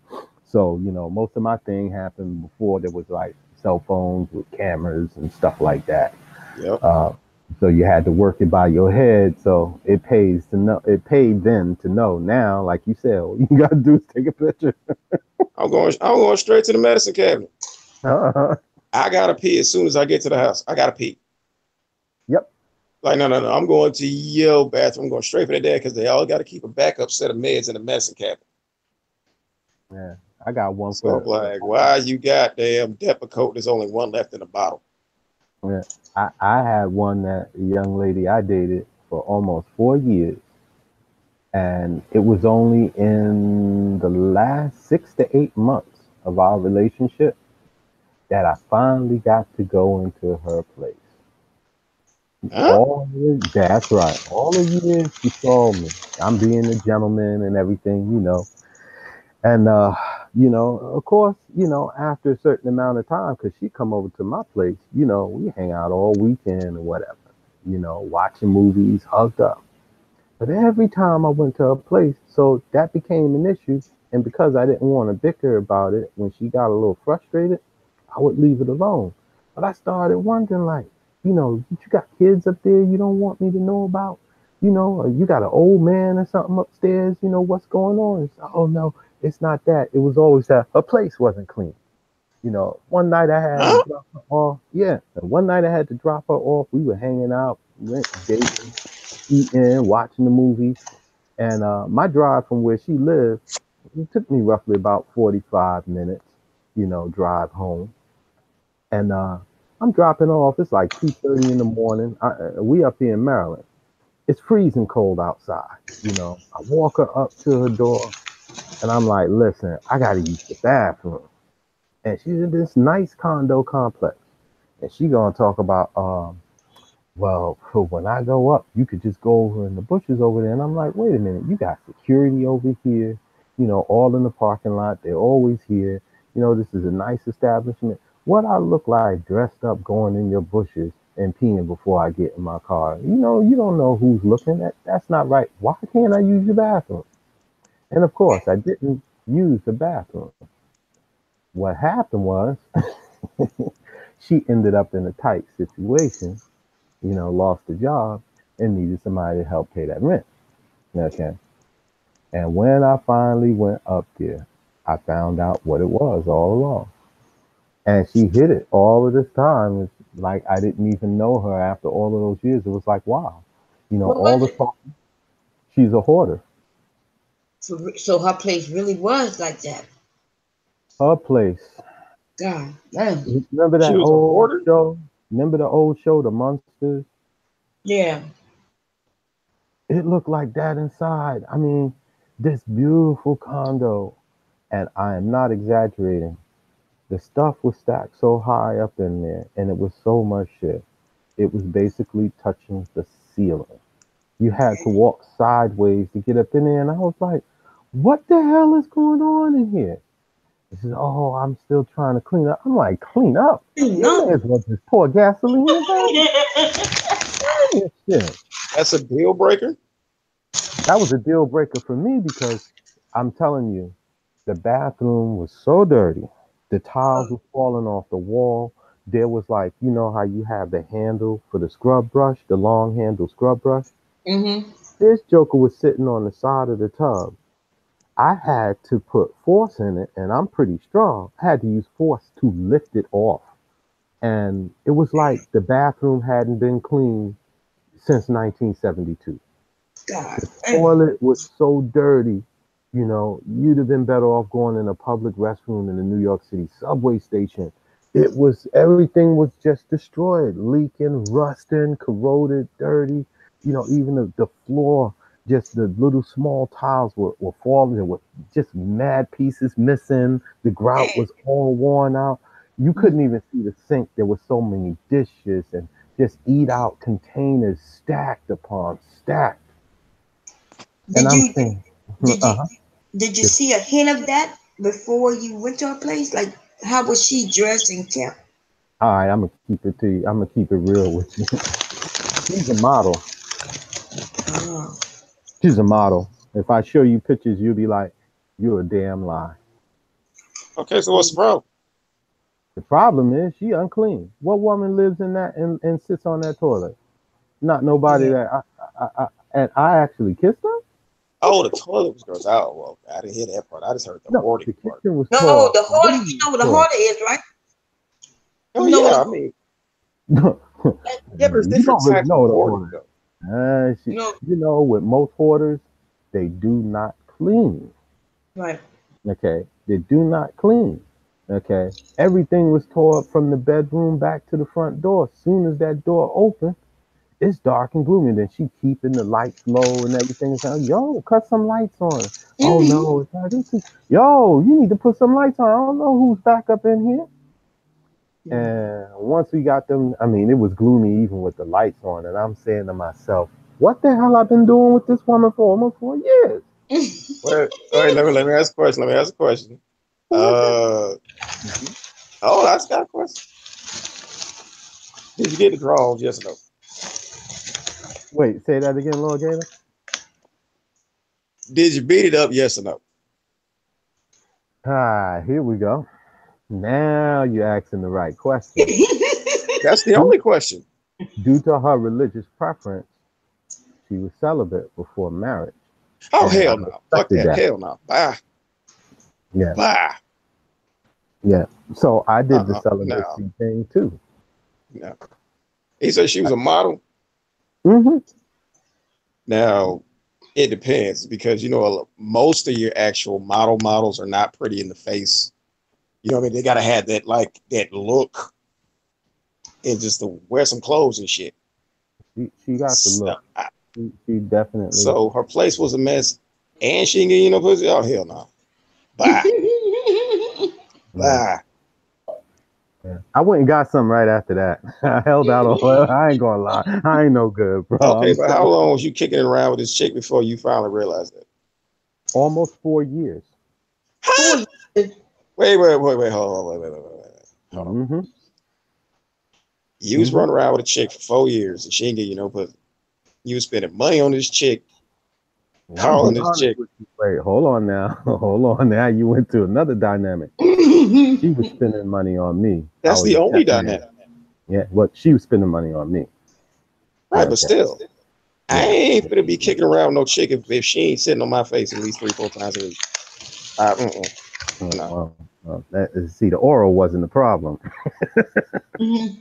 I'm just saying. You said 4 years. Hell no. Yeah, I can tell you some stories, bro. I can tell you some stories. You want to know where I met her at? That's another question I was waiting for y'all to come with. Well, where did you meet her at? Church. On blackplanet.com. Oh, God.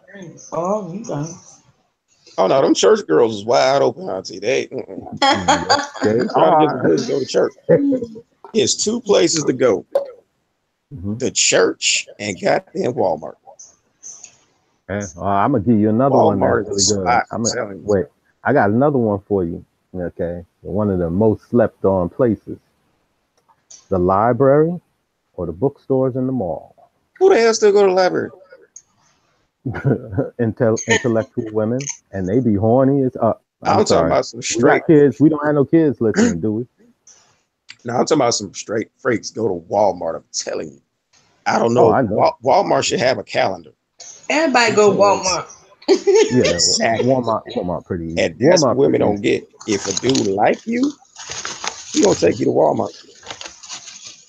Because think about it. A guy will take you to a 5-star restaurant, hide your ass in the back, and ain't nobody gonna know. But if he take you to Walmart, he like you. Yeah, pretty much. Everybody go to Walmart. Your mama, your daddy, your pastor, you gonna run to somebody in Walmart. So you ain't finna walk up in Walmart with no damn swamp donkey. That's a chick you dig. Swamp donkey, no, you did. No, I'm serious. I'm talking about the chicks who work at Walmart. Go there at like 11 o'clock, from 11 to like 3 in the morning, go to Walmart. And you can just pull bitches all up fine as hell. So did you say you were celibate also? Yes, I was. Hell no, I ain't celibate. What the fuck? Wait, for how long? For almost 4 years. Oh, shit, I thought you asked me that shit. I'm like, what the fuck? See, now this is a good conversation right now. Because I was into something. I was in a life change as well, and actually I was there before her. You know, I was at that place before her, and then we actually ended up hooking up. So it was pretty good. You know, I was practicing my Buddhism and my Zen and keeping my lotus correct and going through some life changes and health changes as well. And you know, the celibacy, you know, all it really was, I don't like to really use the word celibate, but I was abstaining from sex before I got with her. Right. And, you know, I had stopped drinking. Strong man for that one, buddy. Yeah, I stopped drinking. So when I hear people say, oh, don't no man do, you know, like Steve Harvey, they, oh, and can't no man go this long without sex. And it's like, damn, so I guess I'm supposed to look at myself as being less than a man because I didn't. Because I could be the playboy that I used to be. I could be the gigolo that I was, but I grew out of that. I used to live in the strip club in the 90s in New York. Okay? There wasn't a stripper that didn't know. What area you at, Romeo? Say that again? What area do you live in? Oh, currently I'm here in Sansares area, the Washington, D.C. metro area. In her hometown. Yeah. Somebody was, who was it? Scorpio. Calibu made a video and she was explaining celibacy, right? Right. And I liked her conversation because it sparked questions in myself. Like, I had to think back. Like, I don't remember not a week where I haven't had sex, except like when I had surgeries and had my children. You know, you had to wait 6 weeks when you had your kids. What? And I didn't wait 6 weeks even then. You a freak. I know. That's what I was thinking. I was like, can I go a week without sex? No. I can't. Like, I can't even think about not having sex. I'm with you on that one. I mean, I can't. So I wonder am I a sex addict? No. No. Well, you gotta look at it like this. Maybe you just like your husband. Right. Well, Maybe that. I like sex. Don't get it wrong. No, I'm patronizing you a little bit. Maybe just I know maybe what your husband is just so irresistible. I used to be there No, I though. couldn't. And it's like this. It's like, you know, to me, I almost chuckle. Fucking, I don't chuckle. I laugh. Fucking, I laugh. When a woman tells me she's celibate, I'm laughing. I'm like, bye. I appreciate it. I respect it. Bye. Yeah, I mean, Now, that's my choice. But I mean, it's for women to say that. I'm like, I ain't ask you all that. I just asked you want to go get something to eat. What the fuck? let me tell you when I knew I was a sex addict. It was my first. This was my. It was somebody I went to school with. We was in high school, right? And we were good friends for a while. In fact, I used to think he was gay. Like I don't even know how we ended up sleeping together. Damn. Because I thought he was gay. We were friends, and then one day the shit happened. Okay, He was doing your eyebrows and it just happened. look, and then every Wednesday we would hook up. Every Wednesday, What's so special about Wednesday? his mom worked late on Wednesday. Oh, I got you. yeah. Yeah, so like she Oh, was a nurse, so his mom would have to do night shift on and she Wednesday. can't leave. You're a nurse. You can't just leave your job. Yeah, she can't Anyway, pop up. You got that right. so when I stopped dealing with him, actually I will remember when Wednesday would come and go, I would get cramps in my stomach. It was like I was an addict. Damn. Like Wednesday would come, and the next day I would forget all about that it was Wednesday, right? We didn't get together for whatever reason, and then I would start getting cramps in my stomach as if I was, yeah, like an addict. Yeah, so I've Damn. been a sex addict for a while.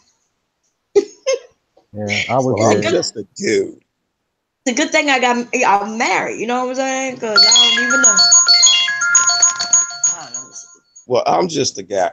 I look at it like this. I mean, it's true what they say about like At the door? being a musician. Like, um, I think when I first got to a band in high school, I think the only reason I got pussy was because I was in a band. And to make it so funny, I was a damn bass player. Everybody know ain't nobody trying to talk to the damn bass player. Uh-huh. But Okay. I mean, I was like, well, fuck it. That's a long This time. shit is working. So I don't know. I don't know. But Well, But let me plus, just. it's like where I live, it's like 30 to 1 women to men. So it's and I say about 70% of them are bad. So, and the fucked up part is they come at you. You know, they don't care if you got a woman. This how you know if they like you when they say shit like, "Does your girl live with you?" That's the only question they ask. They don't ask you Yeah, guys if they like you after they don't fuck you about 6 or 7 times. Then they gonna ask you, "You got a girlfriend? Are you married?" Like the fuck? You just now asking this shit?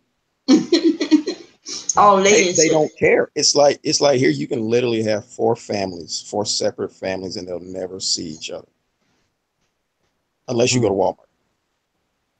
Because again, Walmart is like that's just the spot. You want to pull some bad bitches, some red bones, go to Walmart. Any yeah, time of the day, they in Walmart. yeah. I I mean, I've can tell literally gone from Walmart to Wal. I mean, you know how you get like your grocery list, and you know everything you're about to get from the grocery store is like, okay, I will buy my meat from this Walmart. Then I drive across town, then I get like pasta and shit. Then I'll drive to the other Walmart and get toiletries. Each Walmart, you just got just bad chicks in there.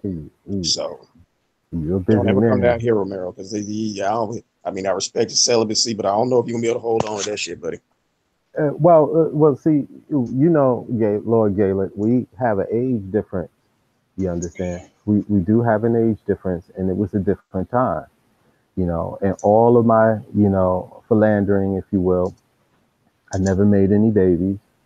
I never got any STDs, and I never gave anyone any because Right. I was taught to use You don't protection. get it, dude. You know, you know, and It's like the baddest chicks you ever seen in your life. right. Imagine them chasing after you. Well, I'm not trying to toot my own horn, but there's something that goes along with the celibacy. You see, where other kids had like a normal childhood growing up. See, I missed my childhood because Uh-huh. I was a baby, losing my father at a young age. So I was Uh-huh. dragged around with adults, with my older brothers, and you know, Maybe that's part I of was my fault because my dad is the damn gigolo. yeah. So He don't care. when I first got my taste of life, and when I'm saying taste of life, I don't mean sex. What I'm talking about is, I got a real job. I was pretty young. I started working on Wall Street. I Mhm. bought my first property in Queens. I had the condo. It was old school. A lot of my folks, they didn't believe in the banks. They didn't trust it. You save money, and that's the acumen that I was raised up on. I saved money in envelopes and kept them hidden. And once I had attained that status at the job place, working on Wall Street, now I had the money, I had the clothes, I had everything that I didn't have in the ghetto. I moved out the ghetto, I moved from the hood. That was my beginning. And I never, I was street smart.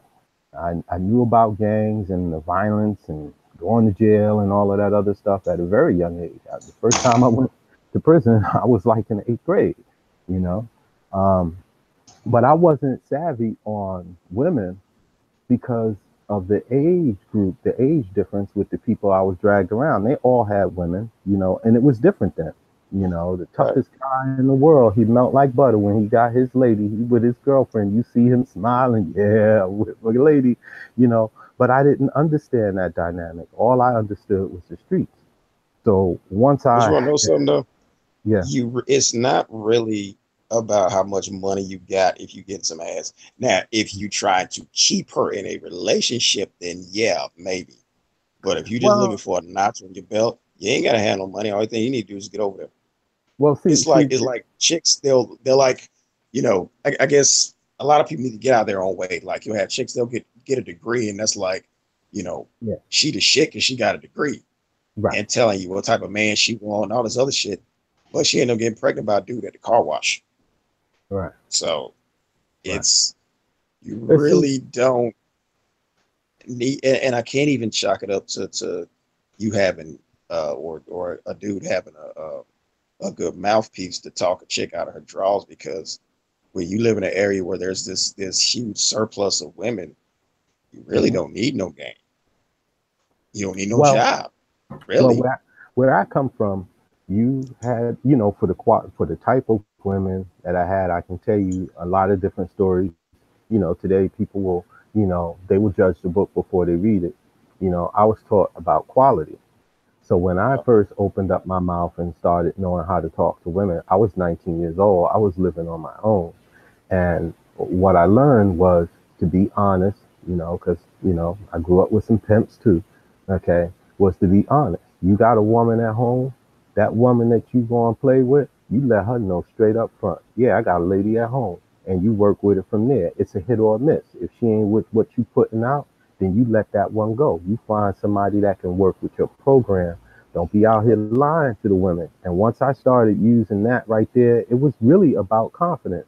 They didn't care about me because I wore nice suits and I had, nice clothes, and I would take them to dinners and we sit and talk at the restaurant and have drinks, but it turned the women on. And then I'm a poet too, and I, have my little thing in the rap game as well, but I'm going back to the 80s. Okay. And it was a different dynamic. You show that woman respect, you show her love and kindness. Bro, I ain't had to ask for nothing. The women gave me everything I could want and more, and I got used to that. I got used to that. And, so like I said, when you speed up, so many years and it comes to the point where I'm celibate, trust me, I had my fair share all across this Maybe I'm country and just weak Caribbean. because I It's a can't. different world. I'm talking about a different world when I go back to the 80s, you know. And then the 90s, I moved back to New York. And the 90s, it was hot in 93. Everything was popping. It was, Oh you know, hell yeah! man. Especially the Freaknik. What?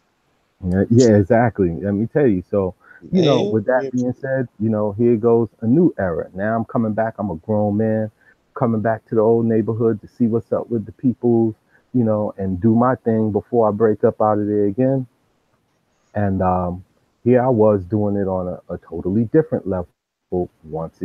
But But, this time I was like staying away from what I used to do. I had made up my mind and stopped doing this stuff with these married women because it did bother me. And I did want to be with someone, but all of the single women, they had some other kind of different thing going on. And I was like, oh, man, I ain't got time for that. I'm a no nonsense person. The only women that seemed to be attracted to me was married women. And they would come to me. I had a little car detail business thing going on. The women come and drop their cars off, and they see how I clean that car up in the brother shop, and you know what I mean? I do my work. I do my work. Yeah, hell, And especially married. They ain't know what a bunch of freaks any damn way. Yeah, and they just gravitate, towards me from there. So when I got to the point here, in the new millennium where I'm getting myself in order, I'm not partying no more. I'm not running with, that element anymore. I'm just not out there. Stop drinking, and the partying and everything. And, I have a child now. You know what I mean? I have a wife. Okay. And I'm thinking now on reality, all the things I did is like, wow, now I have a son. You know what I mean?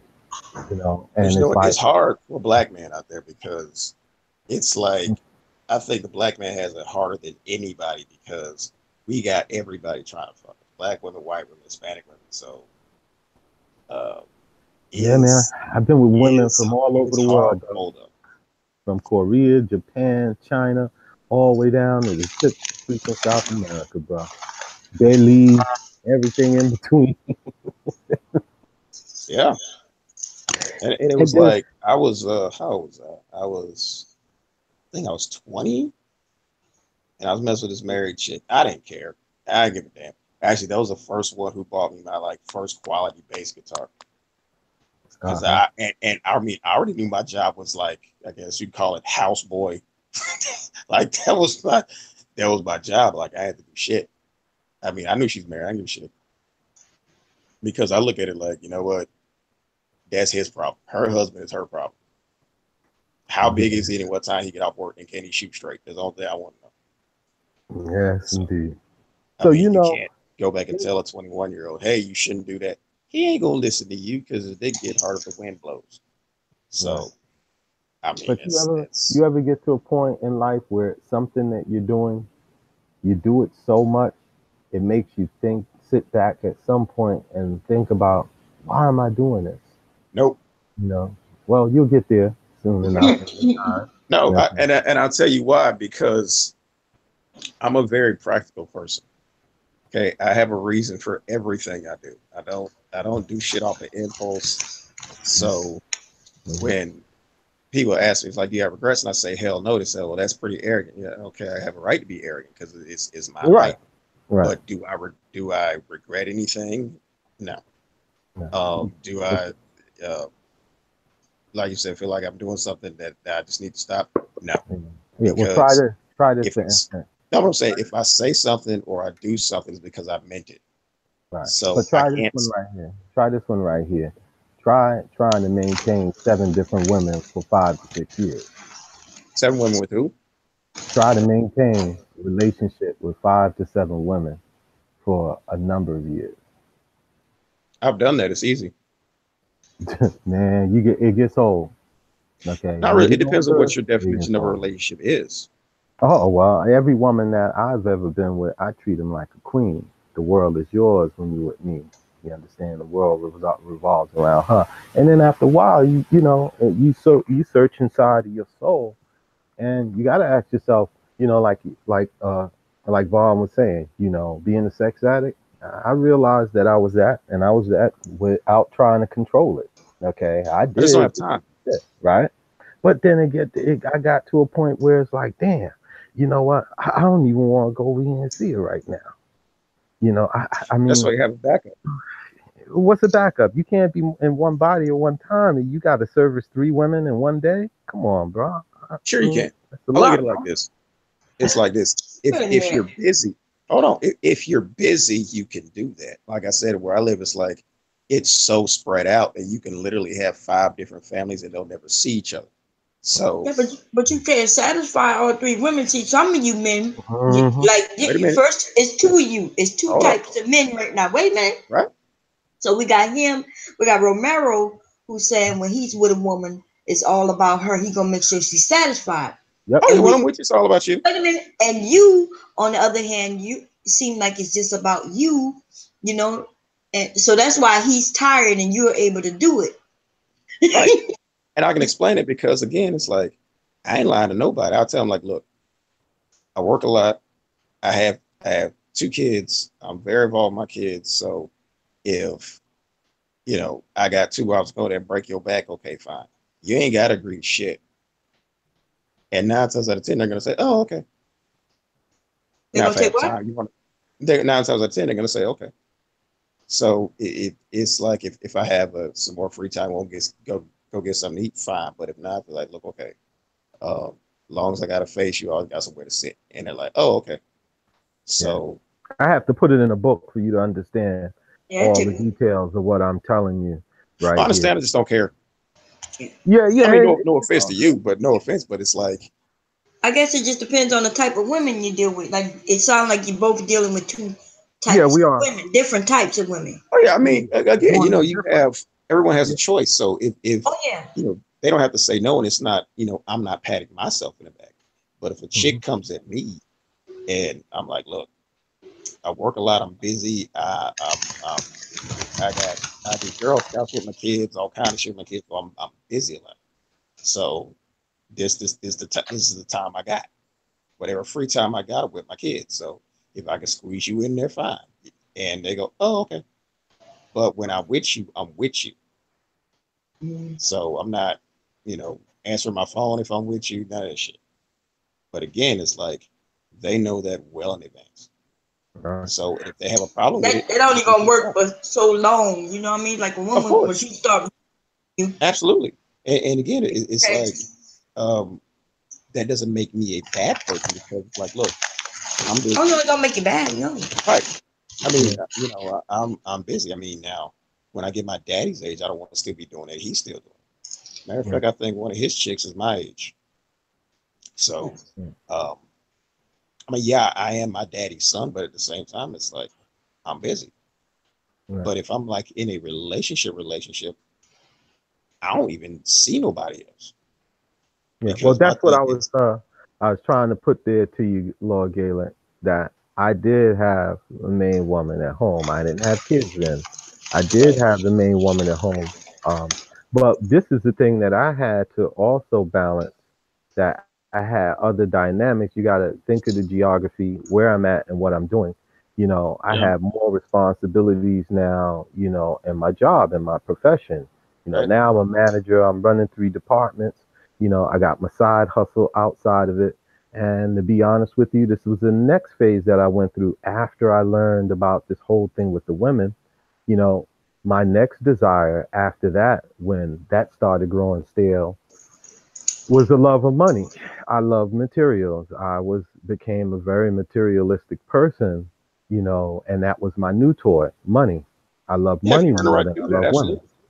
and Okay. that's why the next thing would get tired. Yes, Bob. In Wallace asked a question. He wanted. Wait. In Wallace, are you a male, female? I apologize. I'm not sure, but I they think want to know how old are both of you. I'm I 37. just put it in there my age. I Oh don't tell yeah. my exact age, How, but I'm well over 50. how about It's you, good Lord? enough. Wallace, I'm 37. He's a young Okay. man. He's a young man. Yeah, he got all the life and energy here. Well, that's because I can. 37, I It's was like, dangerous, boy. again, it's 37. like if I wear the check, I'm with, but this is the thing that a lot of women don't get. It's like, okay, I don't have a lot of time. So it might seem like I'm just coming over there to break your damn back. But it's like I tell them, it's like, look, I could be out here fucking anybody I want, but I'm choosing to put my time into Wow. you. Wait, excuse me. I don't So mean to interrupt y'all, but why didn't Wallace tell me before that? Wallace tell me that she's a female. All this time I've been saying, "Hey, brother, what's happening? This, that, and the other." And then damn, now you gonna reveal you a lady? I wouldn't have been addressing you like, "Hey, bro, hey, brother, what's happening, man?" damn. But no, I mean, again, it's like, like I said, Wallace, did you want to if come in? You can ask the men anything you want to. Yeah, come I on don't give a in. shit. Yeah, I come don't on. give a damn. But no, it's like, um,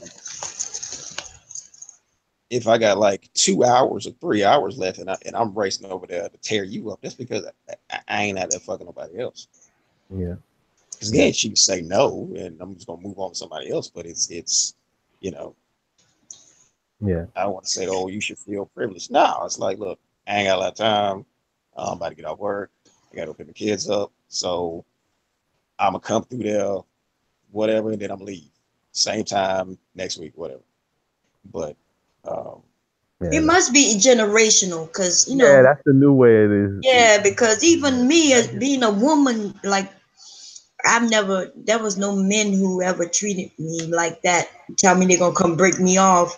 He wouldn't be breaking shit off. You know what I mean? Like, well, it's not a matter of treating you like something. A matter of It's a just mutual breaking it thing. off. Right. It's just a Because matter of I breaking can it flip it and off. say the same thing, but it's not of me treating this person like that. It's like, you want to fuck, yes or no? Yep. Okay, cool. Nah, okay, bye. Right. nah, see, So because it's sex is more than just somebody come and break you off. Like I said, I'm a sex addict, but I mean, I'm not talking about somebody who just gonna come and be hitting it and quitting it. Like what I do, I'm good at. You know what I'm saying? And Right. so oh, I me know. too. So I know he's not going nowhere else later to be with 2 and 3 other women, because Right. let's just say this, But I my mean, going nowhere in 29 years. Just put it like that. right. That's It's not just about that. I you mean, talking yeah, about a it's midnight run, bro. That's what we used to call a midnight run, where you well, it might just be a 3 running and p.m. breaking run something. or 2 o'clock run or 5 p.m. whenever I got time. But Yeah, midnight run. or Mhm. 4:30 You run or call whatever. But it's like um, Do y'all even have it's not. quality sex anymore? Like, is it? Is Oh hell yeah. Oh yeah, for sure, definitely. But again, it's like it's not just a matter of me just tearing the bitch up. It's like, okay, do we talk on the phone yet? Do we go out and do shit? Yeah, if I have time, absolutely. no? I say So quality sex. I'm talking about the actual sex. That oh stuff. hell yeah. Oh hell yeah, because I ain't for yeah. Because again, if I don't have a lot of time, I'm not going to waste it on somebody that got like a weak pussy. What the hell no? I don't even know No. what a weak coochie is, but I don't know. Oh Like, oh, they out there. so I guess what time? Like, okay, so a normal sexapade, right? You and somebody. How what's the normal time frame? Oh, you talking about his endurance? When Yeah, like or how what? long? Like how long are we talking? 15 minutes? What time I punch out or what? What you talking about? Yeah, time you gonna clock out. You came there at 1 p.m. I mean, Yeah. Oh, how long I'm you gonna give you keep it up? about 2 3 hours of that shit because I look at it like this. If you So look how? back hold on, I look at it like if I look back and she ain't knocked the fuck out, then you ain't do your job. Okay, because I asked that because you said 2 or 3 women, so if you go on a couple of hours, then you ain't got no time to be going to the next woman, right? That's what I have Wednesday. Mm. Like I said, I would have to explain it in the book so the gentleman could understand, how it's worked to be a gentleman of leisure.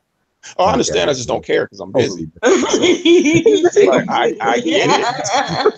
I get it. I acknowledge that Yeah, worked for you fine. I just don't care. So yeah, it's like okay, yeah, Yeah. yeah. Let it's me like just throw it's this just a out matter here. of preference. I mean, that's that and we could I know we're not on here trying to convince each other of Oh no, each I other's understand what value. you're saying. I think I'm just thinking that it's generational. Like, Oh yeah, oh you know yeah. what I Plus, mean? Like, it's also regional. I mean, it's Yeah, generational. It's regional. It's yeah. genetic because I get all this shit from my damn daddy. I keep telling my daddy, one of your heifers gonna go carve your ass up with a damn box cutter because I ain't even get on his ass. But you seen my daddy, Bob. oh So yes, right, but right. He does not look his age at all. Right, So, and he from the old school, like he'll talk a girl out of her drawers. He don't care how old she is. right. Well, as long as she legal. But yeah. And then what was it he said to me one day? He was saying some shit. He was like, "Well, your mama was my main chick." And I'm looking at him like, "Motherfucker, I mean, Can you at least pretend like you didn't do that shit to mom and be like, really? Like, why you fucking me up with this shit? Yeah. But I mean, you know, but my kids don't see no. Yeah. That's one thing I can say. My girls don't see nobody. Your I mean, dad, they not how old your dad is? 63. Okay. So yeah, Okay, so he's an that's like OG. my, Oh yeah. yeah, he So don't care. He's one of He my ain't run out of game shit. OGs. Yeah, that's he what ain't I'm run out saying. When he say he spoke that way about his mom, I'm like, what? I don't Yeah. remember the men doing that back of then. right. Oh yes, they did. Because think about it. Back then, you found out about the other chick at the funeral No, I ain't talking when the about other that. I family. ain't talking about what they were Mhm. doing. I'm talking about how they spoke about it. How they, you know what I mean? Well, he's telling me this in like he said this like about 5 years ago. You know, he said, yeah, your mama was my main chick. I'm like, what the fuck? You know what? I don't know what the term was back then, but you know, Yeah, that's um, respect. yeah. But I mean, it's Yeah. not like um, I guess it's here we're used to women chasing us as opposed to us chasing women. So Mhm. I mean, here Yeah. you got chicks who will wife dudes, which me personally, I don't agree with that shit because ain't no woman taking care of me. Because when I get ready to leave or when I get pissed off, I can talk all the shit I want. You Women. ain't for to say I did this for that motherfucker. Now, only thing you could say it was, you know, that big dick motherfucker tore my pussy up and he left. That's not the only thing you can say. You're not going to say no, you know, he took my money. Now, even if you ask me out, I'm paying. Hmm. I mean, I may be a jerk off, but I'm paying for this shit. So I don't. I mean, you can call it chauvinistic, but I'm I don't okay like with that. it. I just have a question, like when you mentioned the size, like, cause it's confusing to me. When are the women more into size than they are? Um, I don't know.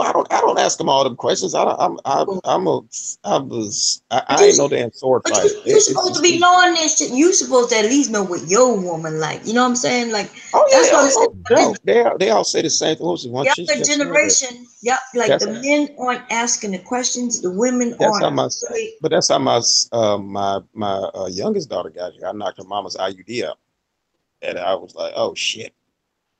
But I mean, again, they all say the same thing. You broke my pussy. Okay, all right.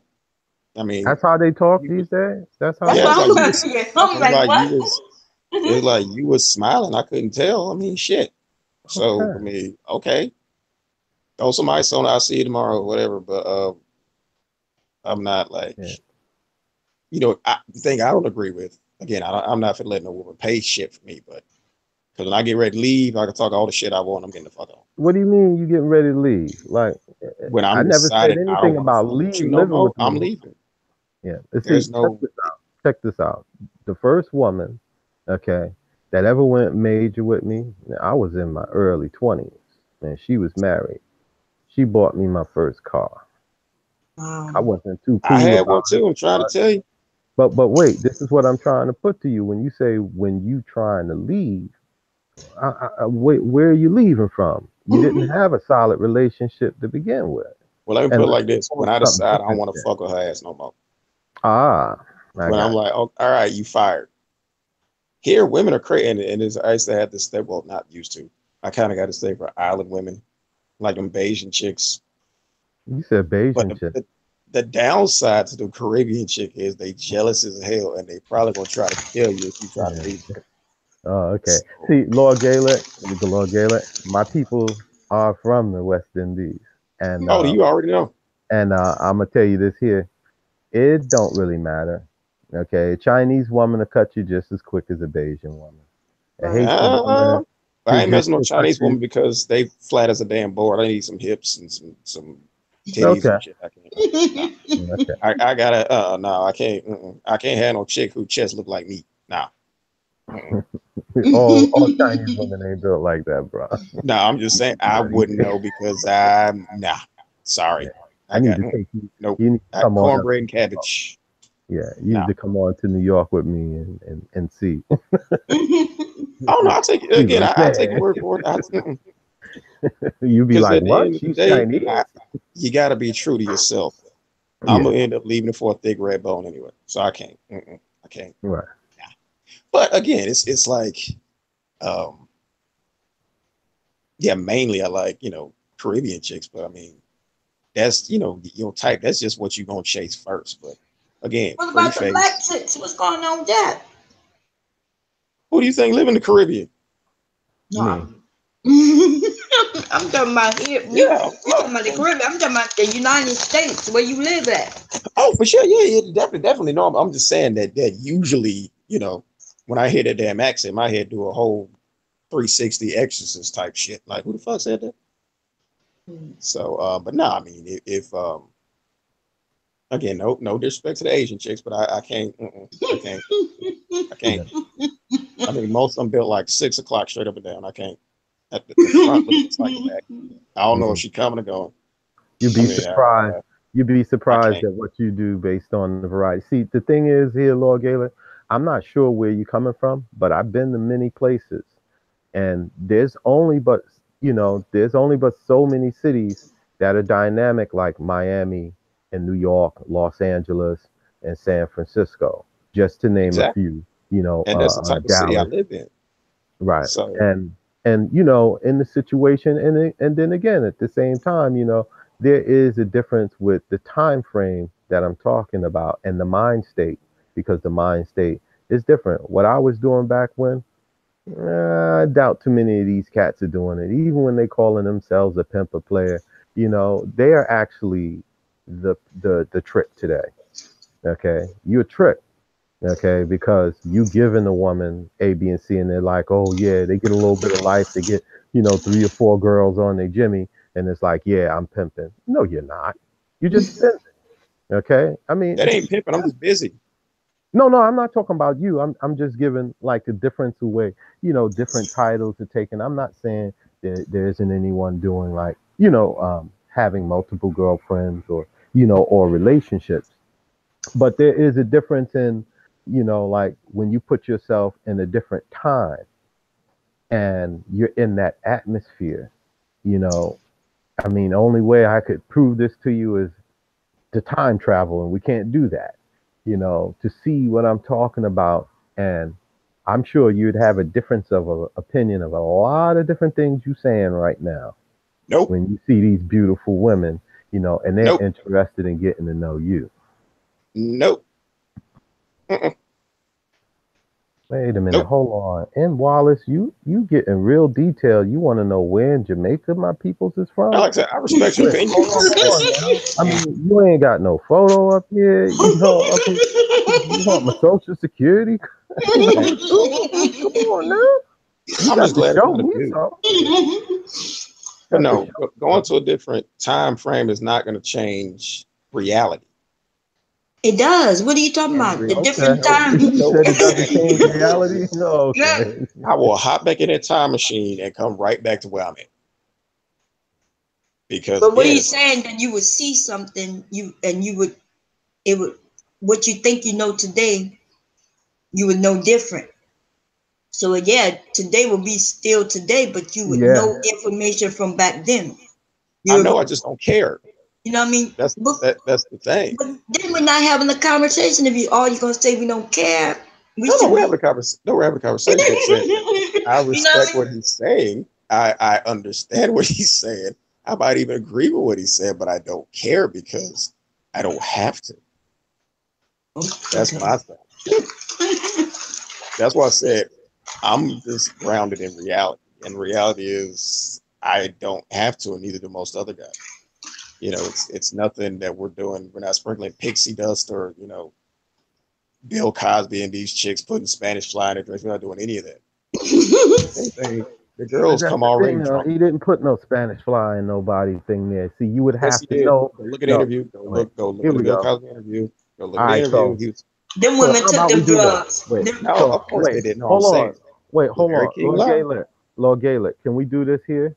Okay. You make your point, and then you give me a chance to speak without being interrupted. So I want to hear your point on that. What you heard in this interview? Who?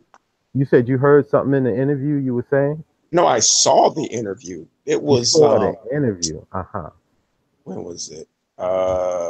it's a Larry King interview. I think it was right when, remember when Bill Cosby was trying to buy NBC? This was like, I think it was like, it was about early 90s. And he was doing an interview with Larry King. And I don't know how they got on the subject, but he said, Yep. Spanish fly was a thing to do. He said you put Spanish fly in a girl's drink and they will just pass out. He said that shit. I was like, what? Yeah, some women would. Yep, some women would. Some women would. That's right. And is it okay for me to speak now? Oh, go ahead. All right.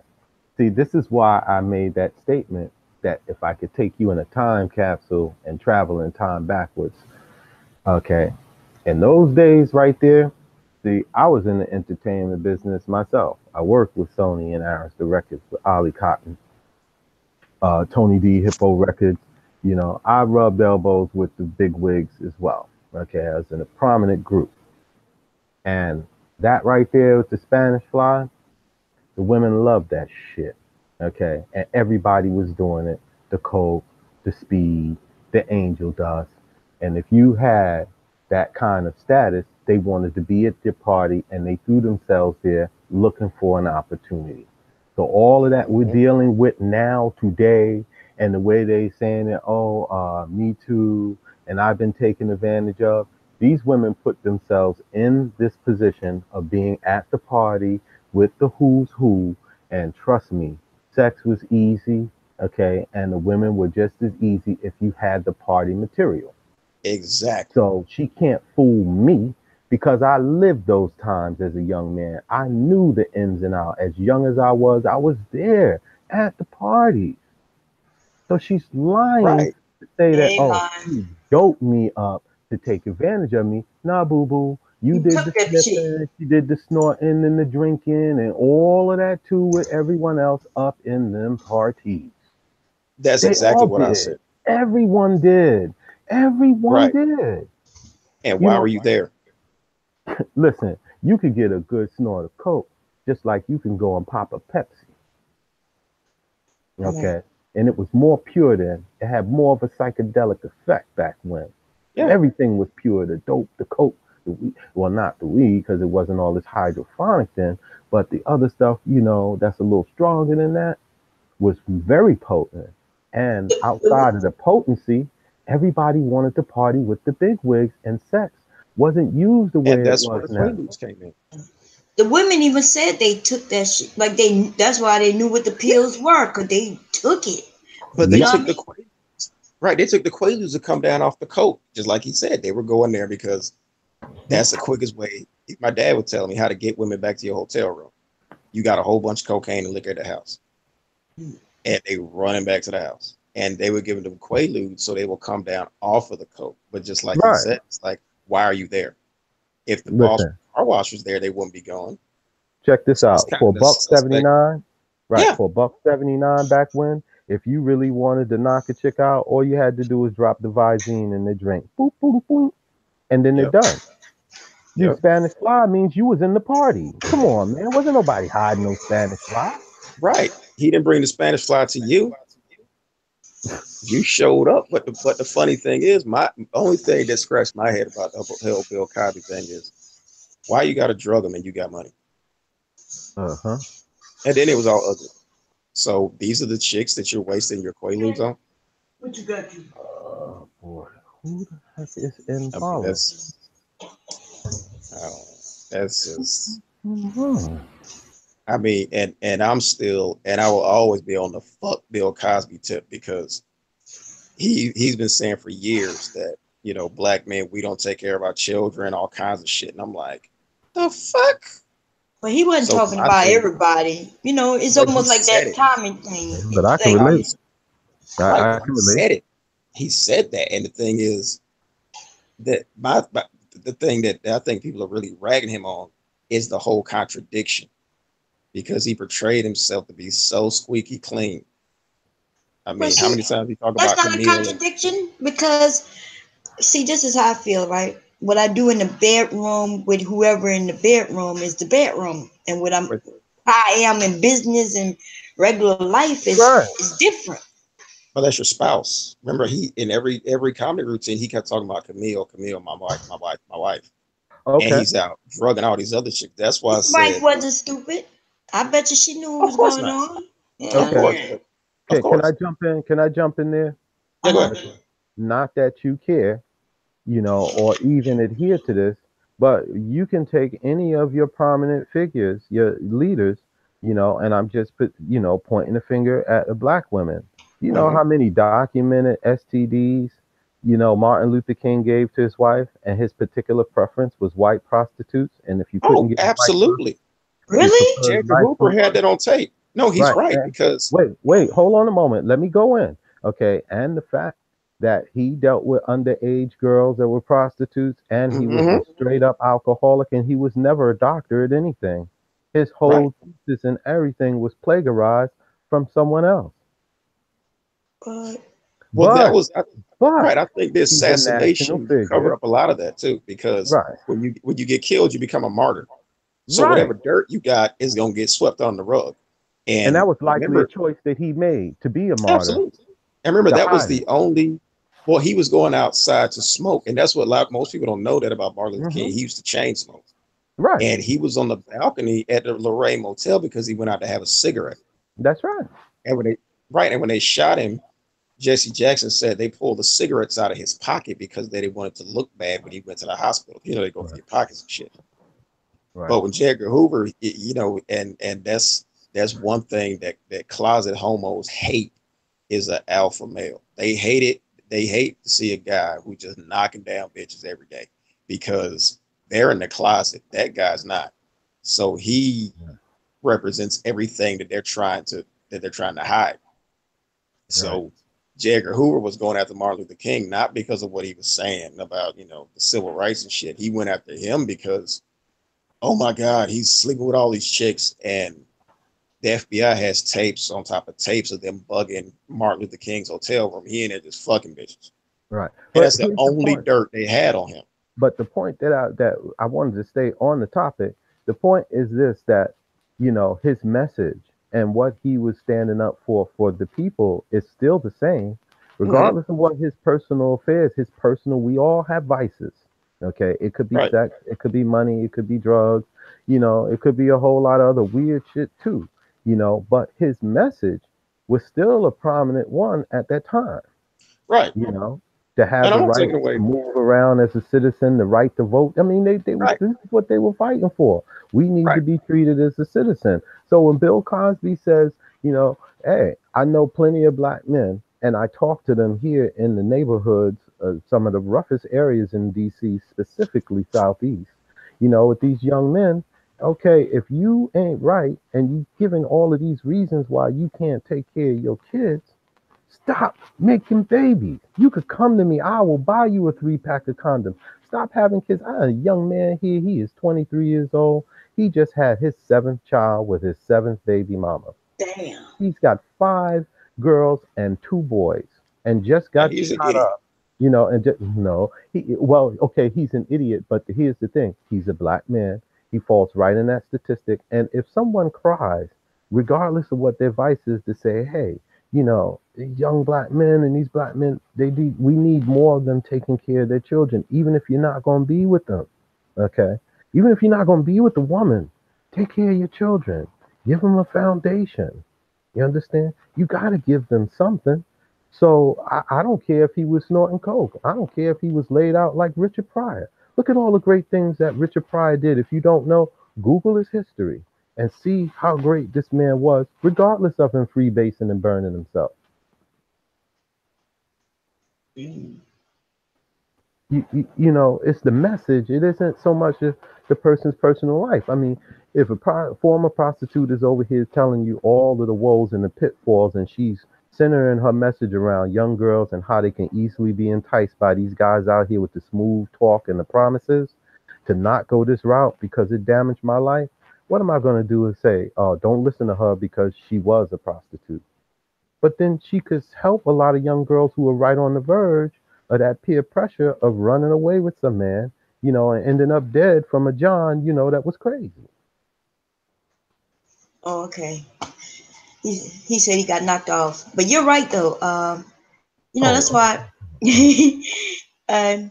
Yeah, there's people out there who have the information, right? Um,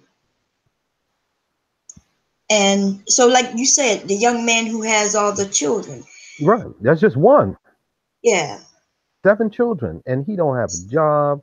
He ain't never worked a job in his life. He sell drugs. He just got shot up about what was it, about 3, 4 months ago.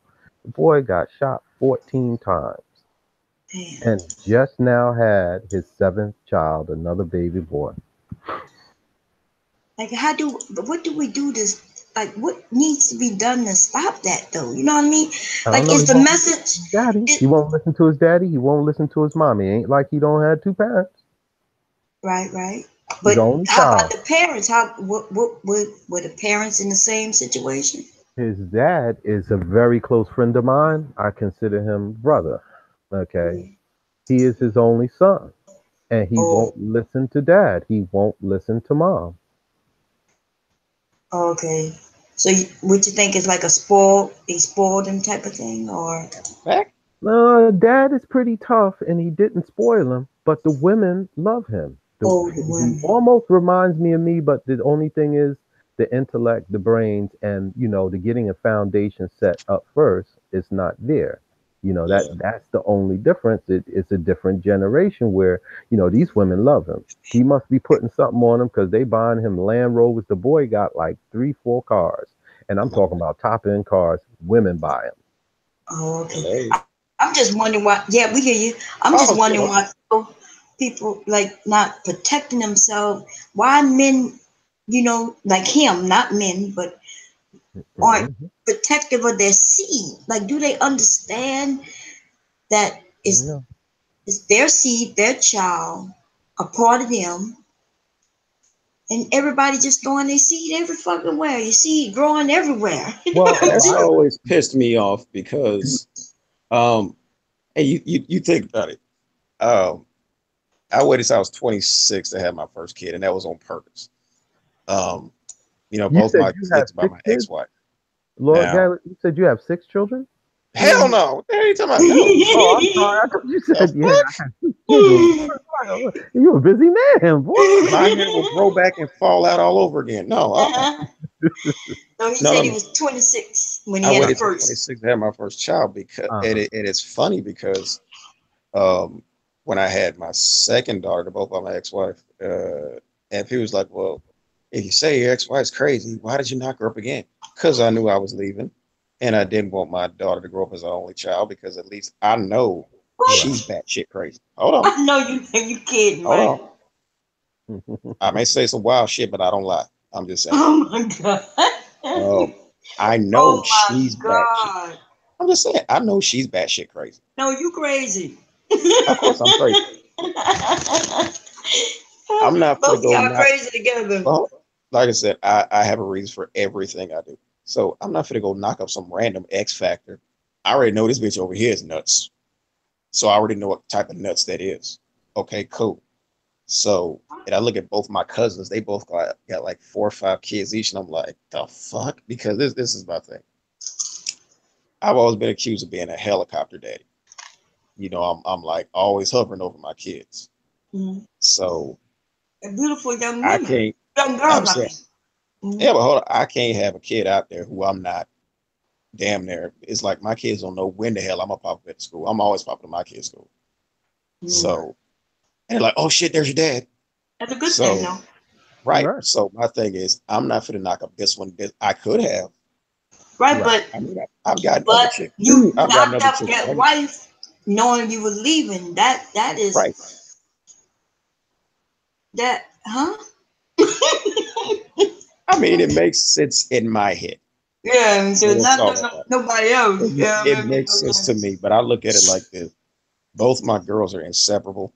Oh yeah, You they're know, I beautiful. do I do not encourage, me and my brother used to try to kill each other growing up. So because of that, I'm not letting my kids argue with each other. I mean, to hear my oldest one say it, Right. I let my baby girl get away with most shit. Okay, that's because I gotta handle her differently. Because My oldest child is more like me. She's an asshole. She has a lot thicker skin. Her sister will cry at the drop of a hat. So yeah, her sister gonna sit in my lap. I'm gonna pick her up all the time because she's more sensitive than her. But it's like when she was born, put their pictures everywhere, and then I had chicks who, you got chicks who you fuck over the years. Yeah, but wait a minute. All these... You can't treat them like that. No, that's what I'm saying. No, I treat them differently, but I don't treat one better than the other one because my baby girl is more sensitive than her sister is. Right. No, I understand that, but her sitting in daddy's lap, that. Mm-hmm. I'm not saying it's a bad thing. I'm saying, but you got one sitting in your lap and not the other, and eventually the oldest one gonna feel some sort of way about that. Because they love their daddy. You know what I'm saying? Right, but if my oldest wanted to sit in my lap, she could. That's the thing. Okay. It's not a matter of okay, you ain't got no room. It's like that's what my baby. She's always up my ass. Yeah, and my oldest daughter is more like me, so it's like we all close, but I have to handle my baby with kid gloves as opposed to her sister. Yeah, but that's a challenge right there because to sit on dad's lap and grandpa's lap. We fight for that. It was 11 of us in my family growing up. Okay, and you're talking a sibling rivalry, right? Because you probably have to. Let me tell you, because dads, I know you men don't understand as much, but dads, man, my dad is the first man I ever loved. You see what I'm saying? Well, that's how my kids are. Absolutely. No, I know that. But what I'm saying, as women, when we have our fathers in our lives, we hold you to a certain, like, we just love you to death. Bomb, I have 7 sisters. Damn. I have 7 sisters. Okay. I understand. Oh, trust me. I understand. Part of the reason of me leaving home at a young age, I was the only male in the house. All my brothers and them were gone. And then with each one of them having their own set of friends, and I come in, on a Friday and all the women in the house, and then my mom there, and I had to get out of there. It's time for me to leave. Oh yeah, they probably kicked your ass too. No, they ain't kicked my ass. I had too many girlfriends. They're little girlfriends, you know what I mean, kissing and that's pretty much it. But each one of my sisters, I had a girlfriend, a little kissy girlfriend with each one. Well, see, I had to do that with my youngest child because I popped up last year to have lunch in her school. I guess this little boy called himself liking her. And I'm like, oh, hell no. Look here. I said, look here, Boogie. I am your boyfriend, okay? We hug, we hold hands, we talk on the phone, we go to the movies, okay?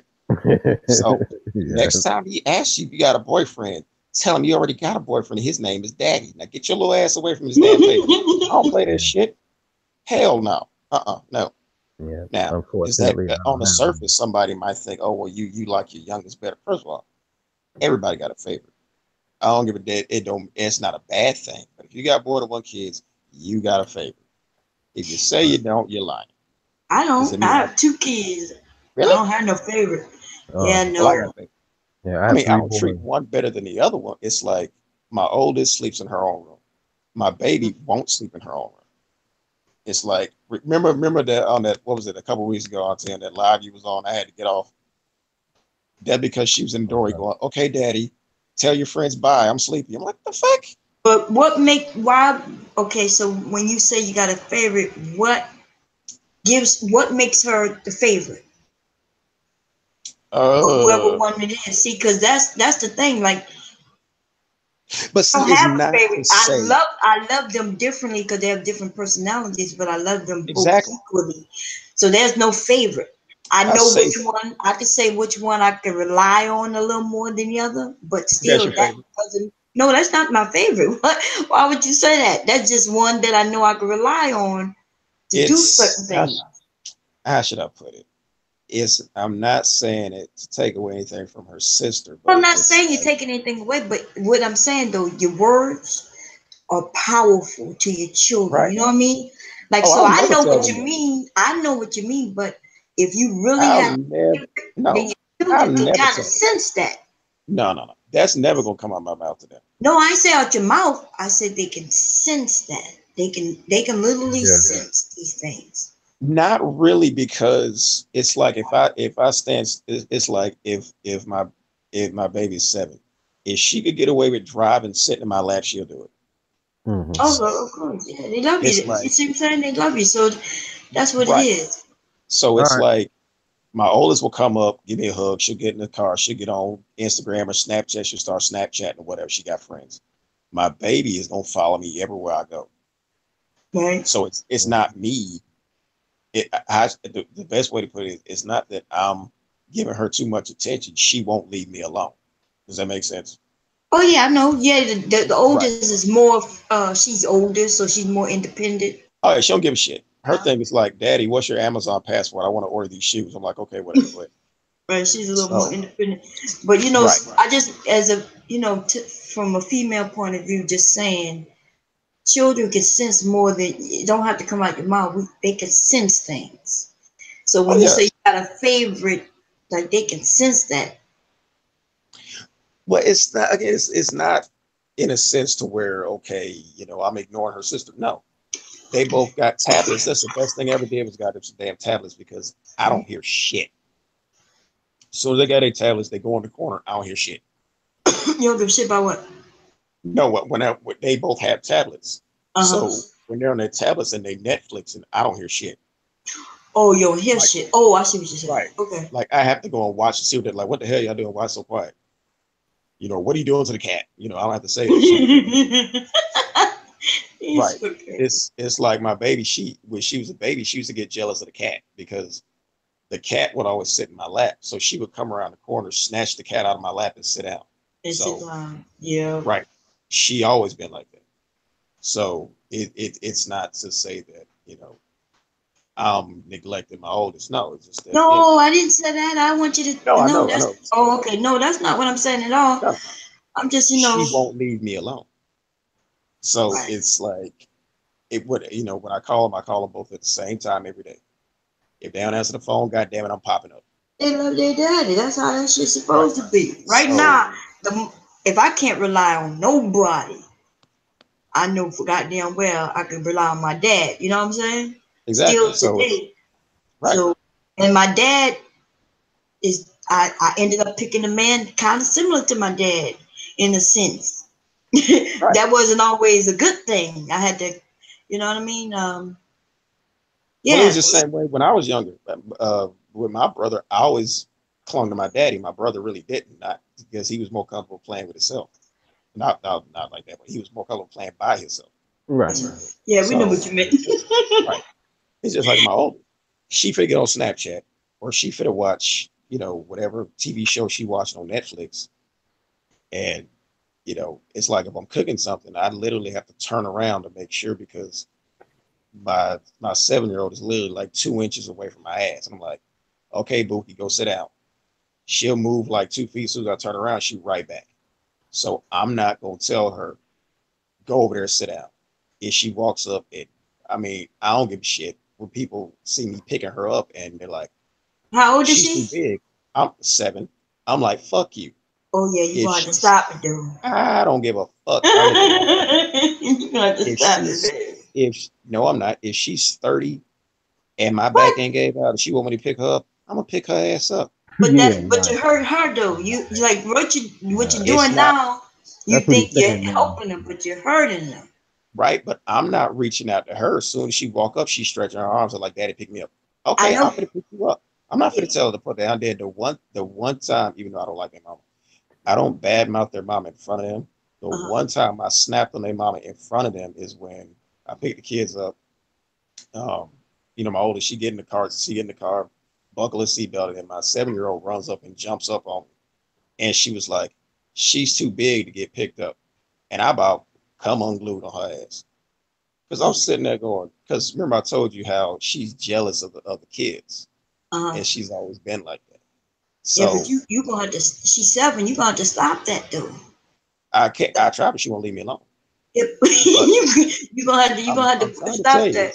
I'm trying to tell you, it's not. I can't. She won't leave me alone. And I'm not.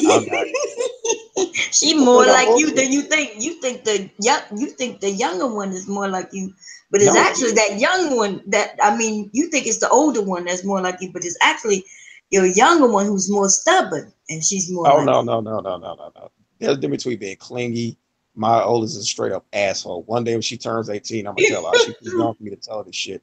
That's why I can't wait till she get older so I can cuss her ass out. But uh, it's like me, her, my daddy, and my uncle all got the same personality. Mm. So imagine three of me in this damn hangout.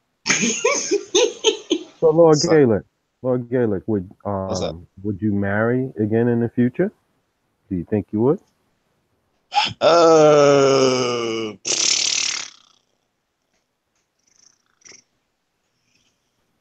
Probably. If not, I'm cool. But um, Yeah. I look at it like this. Yeah, I'm pretty difficult to get along with, but I can say any chick who's ever dated me would tell you this. He was an asshole to everybody but me. So, I don't think nobody I, say you're hard to get along with. shit, You're young. You're still young. So how old are you? Yeah. 30 what? 37, 37. So, yeah. So you still have some time to Yeah. I don't know. meet some. I'm me. I'm fuck it. I'm good. I'm good with me. But it's like, uh, how should I put it? You're young. You Yeah, but don't you know, realize how young That's you got are. nothing to do with it. Because my father's 63 and we have the same personality, except I'm more okay with is, it than he is is. your It's like, father married or is he single? hell no, he would have goddamn stabbed a long time ago if he tried to get married again. Hell no. That's what I'm saying. So So now, he can't. now Mm-mm. this is what you got to think about, right? Mhm. If you're going to be single, then you ain't got to make no changes. But if you want to Yeah. get in a relationship, you're going to have to face that you can't be stubborn and say I'm not going to change. It is what it is. I'll give We you your own all have to bathroom. make changes. You know what I mean? You You have can have to. your own bathroom. Huh? I'll give you your own bathroom. Now, Okay. Okay. we, Nothing wrong with that. we all got to make changes. I'm You know trying what to I say mean? you can have your own bathroom. So it's Okay. it's like me and my dad will argue about shit because it's like he sees shit in me that he don't like about himself. And what the hell did he say to me one day? He was like, But my you're a real question is, do asshole. you see him in you, and do you want to Absolutely. be, and do Abs- you, and are you Absolutely. willing to be like him, single, his age, single? I have a little bit more self-control than him. It's like not only do me and my dad look exactly alike, we almost act exactly alike. Yeah, so So that's why I'm asking you: are you willing to be single in his age? Because if you don't, then you got to look at where I mean, he is. I'm willing to do whatever happens, but my thing is, But if no, but you can't say that. See, that's almost like that Sasha shit. She does whatever happens, and whatever happens is what happens, and It is what look it what it is. is, right? well, And she's not that's grounded. Well, she's not grounded in reality. My thing is, if I'm 60 and I'm not married, would I be okay? I'm not gonna jump of out a course you'll window. be okay. That's what I'm saying. But would you be interested in possibly meeting the love of your life? Well, oh Yeah. Somebody, man, that's with anybody. But I right? mean, No, that's if it not happens, it everybody. happens. They got some people who don't want to deal with other people. Right. I Well, you think got some I know a people who lot of them. settle.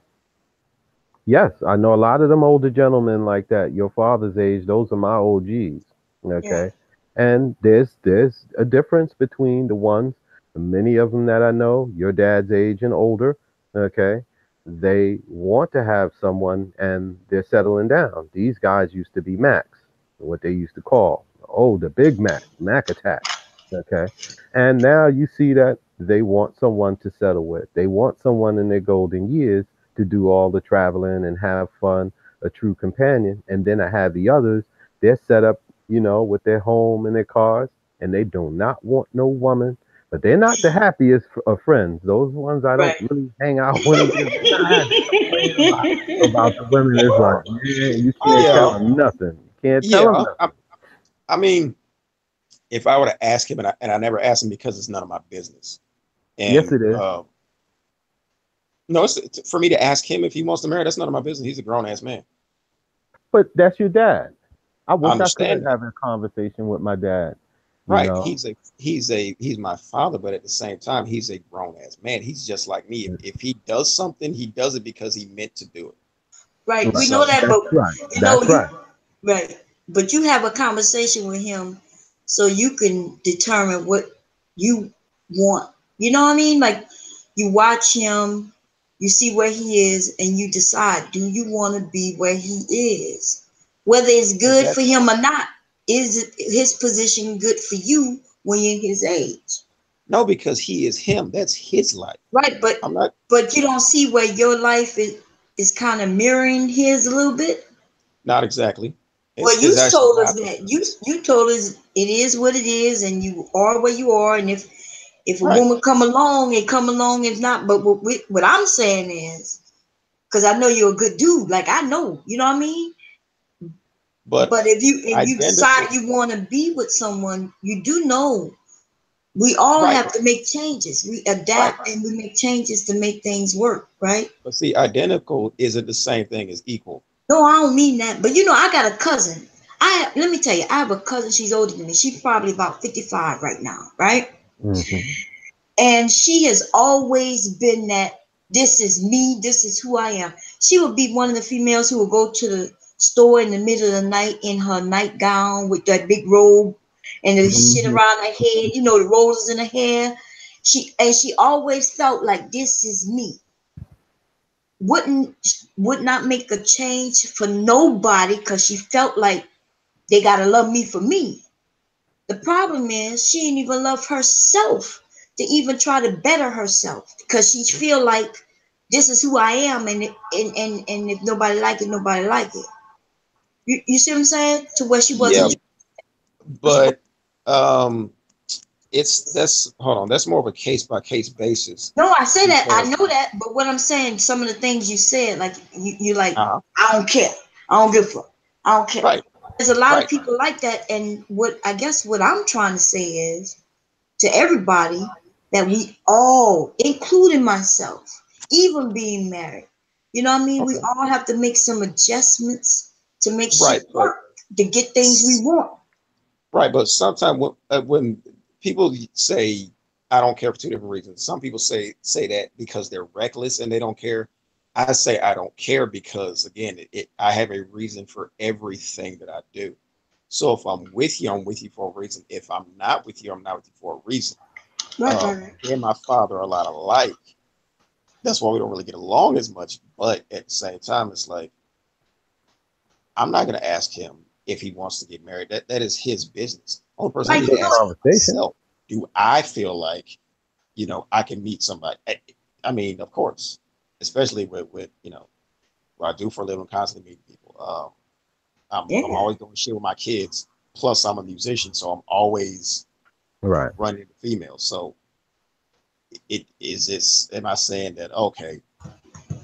None of y'all bitches is good enough. No. I mean, I can meet somebody tomorrow. I cannot meet somebody. But if it happens, it happens. But at the same time, I'm not gonna settle just because I'm like, okay, I'm about to be 60. Let me get married. So now me and my new wife can decide which one of us is gonna die first. No.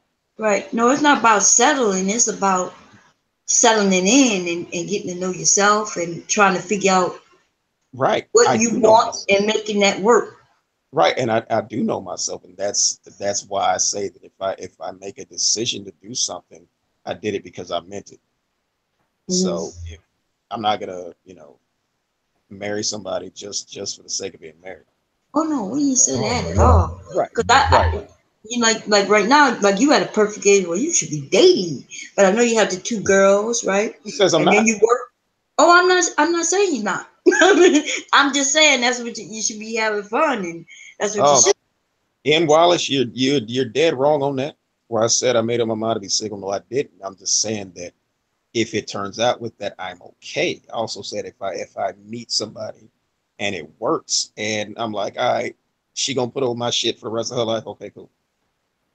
Because at the same time, I know that I know what I don't want.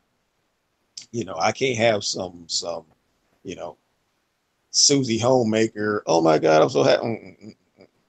But I ain't saying she got to be a straight up bees itch either. but I noticed What's a sometimes. Susie homemaker? Because I think I'm a Susie homemaker. No. What I mean is a very passive female now. Oh, Because pass. sometimes, and a lot of people think because they think they know, but they say, "Oh, well, he's a chauvinist. He wants a woman he can run all over." Hell no! You supposed to kick me in my ass when I fuck up and suck my dick when I do good.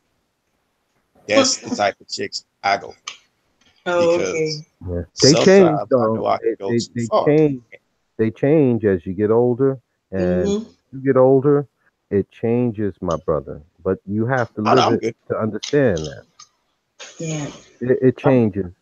You know, all of this you doing now, it ain't going to exist, and it's going to happen real quick, man. no, Life I'm is good. shorter than you think, my young man. It you will I'm, see. I'm, I'm good. I spend a lot of time in my own head. So usually when I'm dealing with somebody, I'm thinking 4, 5, 6 steps ahead of them. But So maybe, even if people you deal with change, you know what I mean? Yeah, Like, that's what I'm meaning. You know, yeah. the change in your age group as you get older. or they become more the person they already were. No, Okay. So no. No, Yeah, we become you become a complete different person. I'm sorry. The okay. oh, no, I'm person good. I was at 19 is nowhere near with who I am today. Actually, I'm almost about the same person when I was Oh well, 19. yeah, but you're still young. You see what I'm saying? I understand that, but when I Yeah. say I know myself, so it's like again, I don't know as somebody But you six. know, when you say you know yourself, Mhm. if hopefully you're growing, right? You Yeah. don't. Hopefully you're not the same person you was when you was younger. I hope you You're said that 19. was a mistake. Um. I hope you didn't really mean that. No, I don't look back and regret shit because No, we're not saying nothing, and we're not talking about regrets or none of that. We just talking about growing. You know, you don't have to regret anything to grow. You just right. actually just with through education, through learning new shit, we change our minds about different things and we grow. You know what I mean? Oh yeah, Um, so it's but not a bad. It's actually a good thing, but we're not saying that you have to regret anything that you've done. That's I not what we're don't. saying. Yeah. So But no.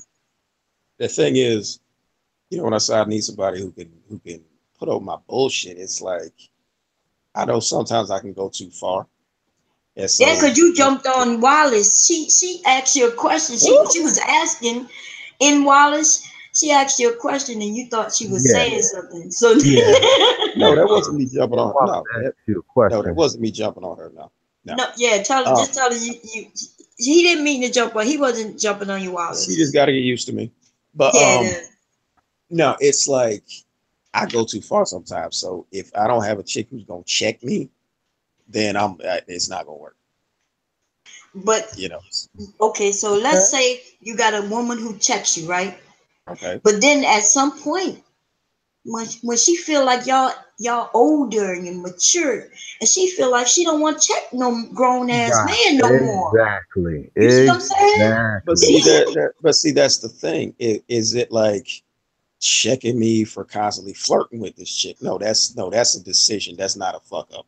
What I mean is check my fuck ups, not Good night, thanks decisions that you. I make. Thank me later. I'm sorry. Sorry about that, Gail, Lord Dale. Yeah, I thank just want to say you. good night to her. She said Oh yeah, yeah. good night to everybody. Good Good night. night, But girl. no, I mean if when I say check me, it's like if I make a mistake, not if I'm just doing dumb shit No, and I know she's what you're constantly. saying, but Oh, what we're exactly what saying you mean. also, like me and my husband, we at a point, when we were younger, right? I was that wife who was supportive, pushing him to make better choices, do better Right, in the career, go to school.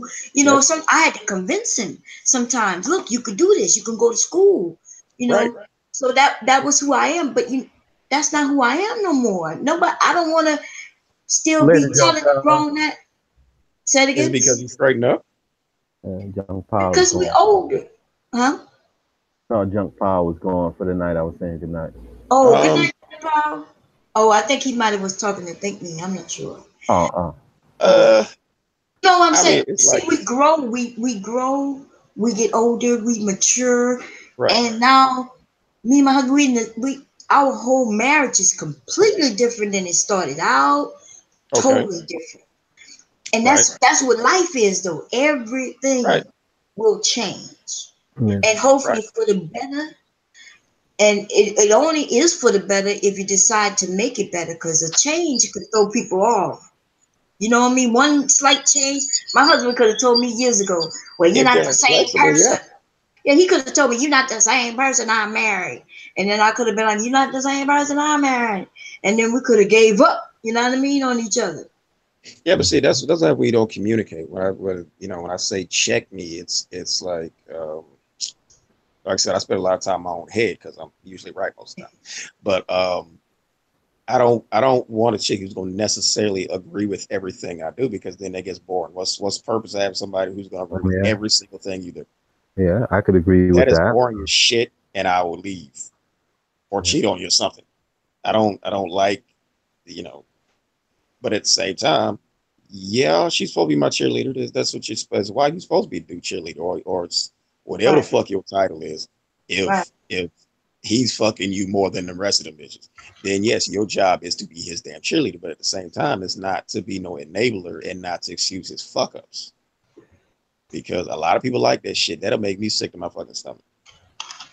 If I got a chick who was constantly agreeing with me, I'm not saying argue with me, but it's like, I mean, it's a way to do it.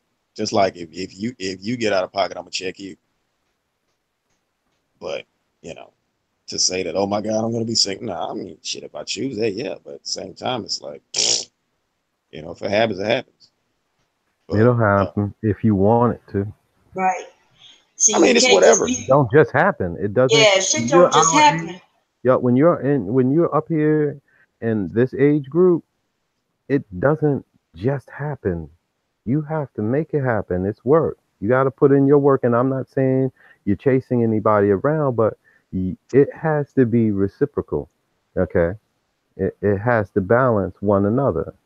Right. Um, and I nothing is overbearing. You understand? No one is Oh yeah, I attached. can't have no nag. I ain't. Oh yeah. Oh yeah. Oh no. I Yeah, I that's think the it's like immature that part. anyway, right? In real life, don't Right. we really, when we want something, don't we have to make it happen? It don't just happen. Exactly. Yeah. It's not going to just happen. Love never just happens. It can be a one way infatuation, but love, true love, and companionship, it just doesn't happen off of thin air. It's a desire, and it's work that you put in where it's like, I want to talk to you. I want to see you when I get off this evening. I Right. want to sit down and have dinner with you and just talk. Or she may call you and say, hey, I don't know if you're busy or not. I like to go to the park. It's warm out. Let's go sit on the bench and chit chat. You're People making still it go to the park. happen. Hell yeah. I don't know what y'all do today, but yeah, Yeah, I'll take the, him to the gun range. the parks are hey, that's full fun. with people in Yeah, the summertime. The gun range is fun too. Hell, like, baby, want to go shoot some bullets? Okay, that's yeah. what I do. I like, I All want to right. go shoot some shit. So Yeah, I so like listen that. here, y'all. I don't mean to change lanes, but I want to. I had a question. Does any of you guys, you know, my peoples, y'all ever heard of this young lady called Tanya TKO? Ooh, Tanya TKO. It I sounds can't say that I familiar. have. Uh-huh. It sounds familiar, don't it? Uh-huh. Yeah, she had a series about a year, 2 years ago on YouTube because she's a Sansaray without the children. Okay. Oh, And she Oh, was so homeless she's in the not as funny. car. Oh, she. oh boy. Okay. Oh boy. That's another story, but I'm gonna try to give it to you brief. She was her own YouTube sensation, and what happened is she ended up homeless in her car, and drove from the East Coast here to the West Coast in her car, and was making videos while being homeless and getting donations. Hmm.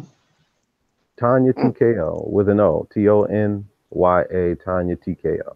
I just wanted to know if any of you guys knew that she was back. Tanya Slash TKO. I'm trying to. Tanya TKO. Yeah. It sounds familiar, but I can't really. She was back what? She's back She, what? yeah, she's back on YouTube now after she got the donations and went and took the courses, but she was refusing to work while she was making, day one being homeless, day two, day 28, day 30, living in her car and, pissing in the bushes and all of this other stuff and crying and getting donations. And she got quite okay. I think she got somewhere like $17,000 from these people. And Yeah. instead of her going and getting a place because she wanted a house and then she didn't want to work because she was striking out for her dreams, she went and signed up for these courses and was doing all of this other different things outside of getting a place. Mm-hmm. And then what happened is once she got settled and got her a place, she went on ahead and took her videos down where she's got a lot of them posted, but her series she basically took offline, and then she charged the same people that gave donations, set up a private site and said if you want to see, the series of videos while she was homeless or as she called it, displaced and living in her car, Hmm. you have to now pay on her site to see them. That's how she did the folks, and they made tons and tons and tons of videos, almost like this whole nasty race situation. What was her platform about? Her platform, it started out where she was helping uplift the young ladies, and she had her little body oils or some kind of lotion thing and making her own thing. Oh, okay, okay. Well, And then she did the same thing. What did she have? She had something called Gwinnett Single Moms, where she basically said that she was taking donations to go in a fund for Gwinnett single moms. uh-huh, That not the day ever even saw Diamond as shit, but uh-huh. that's what Sansa said. I remember she did. What was the one? I think something happened where Oh I wait, think it was. wait, That's I'm what it typing in here. No, she. That's what it was. She got pulled over for no insurance, and of course they impounded the car, and she was asking for donations to get the car back, and she said that it was totaled up to $1,100. So she actually raised the $1,100, and then she said, oh, I just decided to let the car go back, and I used $1,100 to pay bills. That's what she literally said in the video. Oh yes, that's right. Yeah, so She took people money. I'm kind of on the fence with that as far as as far as people getting mad when they donate to this person who's on YouTube and they get screwed because Can't be it's mad. like, uh, maybe you should have done a little bit more research before you send this person money, Yep, or this that's is right. what they were saying it was for. Because what was it? She said that she wanted $5,000 to move to California. I'm like, the fuck?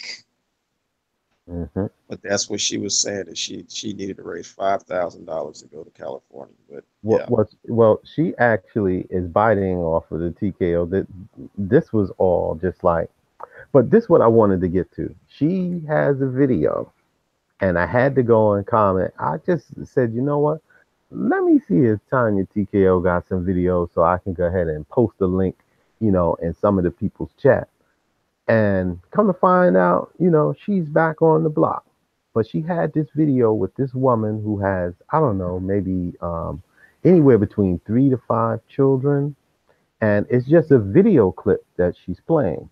And the woman is having a breakdown in front of her residence. And she's saying she don't know what to do.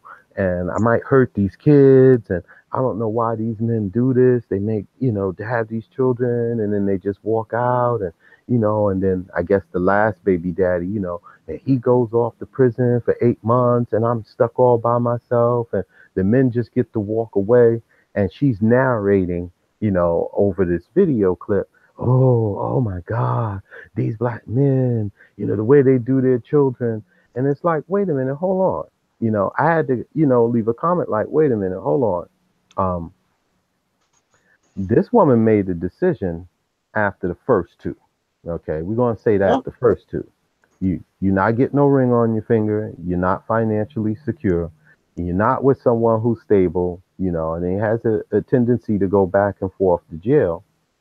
You know, um, what decisions are you really making to avoid that ahead of time? Let's be fair. After the first one, okay, okay, shame on you for walking out on me. The yeah. second one, that's shame on me for repeating the same behavior. But 3 and 4 children, so I had to come in and say, hey, I think it's unfair because she made the statement. She's also from the West Indies. and she was saying that it's a particular upbringing in X, Y, and Z with the African Americans, you know. And I'm saying, wow, that is really an ugly thing to say with Hmm. you being from the Caribbean. But here it is, you had all this money and she made all these different excuses when she was going through her stint that here it is, you striking out for California. You knew you had enough money to last you 2 months. So then you go and take a trip to South America to write a book and you're homeless in your car. And then boom, oh, I got robbed down there. And then she left from there where she was going to make the book when she got robbed of all her money. And she was so distraught, she went to some other place, I think Mexico, and then got robbed there. And then she went and called this guy who she had at one point gave him a credit card where she had $5,000 and she was rolling in the dough and she helped him out. So now Wow. she's in dire straits and she called him and he can't help her. So now she's stuck and nobody cares. And it's like, well, wait a minute. That's a similar situation. You put yourself in a situation, you never had children, you never successfully married any men, and every situation that you go through, and please hear me and be as fair as you want, Bomb Cherry, but you created these situations, you understand, or you found yourself in these situations, Mhm. but it's always someone else's fault. That's her type. You get what I'm saying? It's always someone else's fault. Right. I mean, you Yeah, know, but that's her type. right. Right. Well, see, yeah, that's right. She was Think traveling about it. with the money she was getting. She was here taping, oh, I'm going over Right. here to Trinidad to this island. And she was living it up, having a ball. And if you clearly seeing that she's showing hints that poor money management. Right. It's Think like, about it. oh, right, this is never gonna run out. But I'm gonna go hardcore, as if you guys don't know. I go hard on people's comment section. Okay. But most of it is reality driven for the fact that number one, you ain't never pounded your feet in no ghetto, okay, to interview people. Like, I may not agree with everyone that puts video. I watch a lot of people, but you see some people, they actually get out in the street and they talk with people. You ain't never came to no hood. You ain't never been to no hood, okay, to talk to the single mothers to enlighten them and uplift them and make them aware. You're talking from the comfort of your couch in your home, Yeah. and you're raking in dough from these women because women have the tendency to, yup, that's what do, yup, it's a female thing. We got to stick together. So Yep. they send you donations and you make YouTube money while you crying, showing video clips and everything. Oh, these men are so Yep. horrible. But that's really unfair, for her to throw all these black American men under the bus and say it's a upbringing trend here in America. And even though, my background is West Indian, I take offense to that. I was born here in America, and I know plenty of American men, you understand, that was raised up to take care of their children, and they do, you You know. want to know the worst part about that whole thing? Even though we said that's her type, she'll Right. get with a guy like you and try to dog you out for a guy like that. Yeah, she dogs me out every time she hear me, and me and her, we Exactly. spoke. I'm one of the Exactly. people that gave donations. All these people, they gave you donations, and you know what? They weren't all just women, and they weren't just black people. Yeah. There were white, black, See, that's her male, type. female, Chinese, Latino. But now here it is, you gonna call out the black men because you can't figure out how to get you one. You've been unsuccessful with every man you touched, and you still sitting around. Now you come back, she's all set up because she went on hiatus, okay, and now she's got a following from, I guess it ain't paying so well on her private thing. Now she's back Uh-huh. on YouTube and she's pulling those heartstrings to You get know that why? YouTube. Hmm. Because she doesn't need you. Or oh no, because you don't need her. Right. Think about it. Women like that, they're always gonna get with either a much younger guy or a guy who's broke and ain't shit because he needs her. Because what they say, a dude will fall in love quick when he needs somewhere to stay, or around tax time when he want to con her out of her money to put some rims on that box Chevy. Hmm. So the fact that you or somebody like me don't need her, oh, we ain't shit. You know what I'm saying? But it's like, bitch, really? Come at Yeah. me 3, 4 kids ago. Why you Right. talking shit? But Ain't check none of this them out. kids getting child support. Right. But But check mark this my word, premise. they will cheat on you with a dude in jail. I Right. promise you. But check this. This is the premise that I want to bring this on. The one that she was basically given in this video. Hmm. And Bomb Cherry, I'd like you to chime in if you still there. Oh, I'm here. Why do these men, black men, walk away from the children that they make? Why do they leave the women stranded with the children? Yeah. But wait a Well, minute. Because she's But the see, guru that's of it, but I want to hear some opinions on that. um. I think it's a case by case. It's like Thank this. you. Thank you. It's like if we step back and look at this whole Sansaray thing from a different angle, we Right? would think that she's abandoned and he ain't no good or none of this shit if we didn't know her backstory. You know what I'm saying? Mm-hmm. The fact that we're throwing rocks at her is because we do know the backstory. Right. So all those women say the same thing, and this is where it always ends up. They're getting on their three or fourth baby daddy, and then the last step is a lesbian relationship. Like, God damn it, I ain't dealing with niggas no more. But why do they leave them? Can you give me some examples if you know any guy, Easy. or It's woman easy to that explain. told you, honestly, why did this man leave you? Okay. Oh, well, We're, when I we're, got pregnant, things changed. It could be a whole plethora of different things. right. yeah, it is. You know I that, look at right? it like, um, again, it's a case by case thing, but a lot of times, you have women who, in this case, get pregnant to trap a man. Like if he's about to leave her, when he Right. realizes how batshit crazy she is, and Hmm. he's about to leave her. I've heard of women getting condoms out of trash and using a turkey baster to get pregnant. Yeah, Uh, that's true. Yeah, the I heard women about who that try, one. right, they'll tell you they're on birth control when they're not. Especially if they think you're leaving or if they see something in you to where, okay, check daddy or whatever, or whatever the reason is. Um, and is he wrong for leaving her even though she's pregnant and she did it to trap him? He might be doing more damage to stay because she's pregnant. All right. So ask her whenever you hear women tell you that, oh my God, he left me when I was pregnant. Ask her about her last three relationships.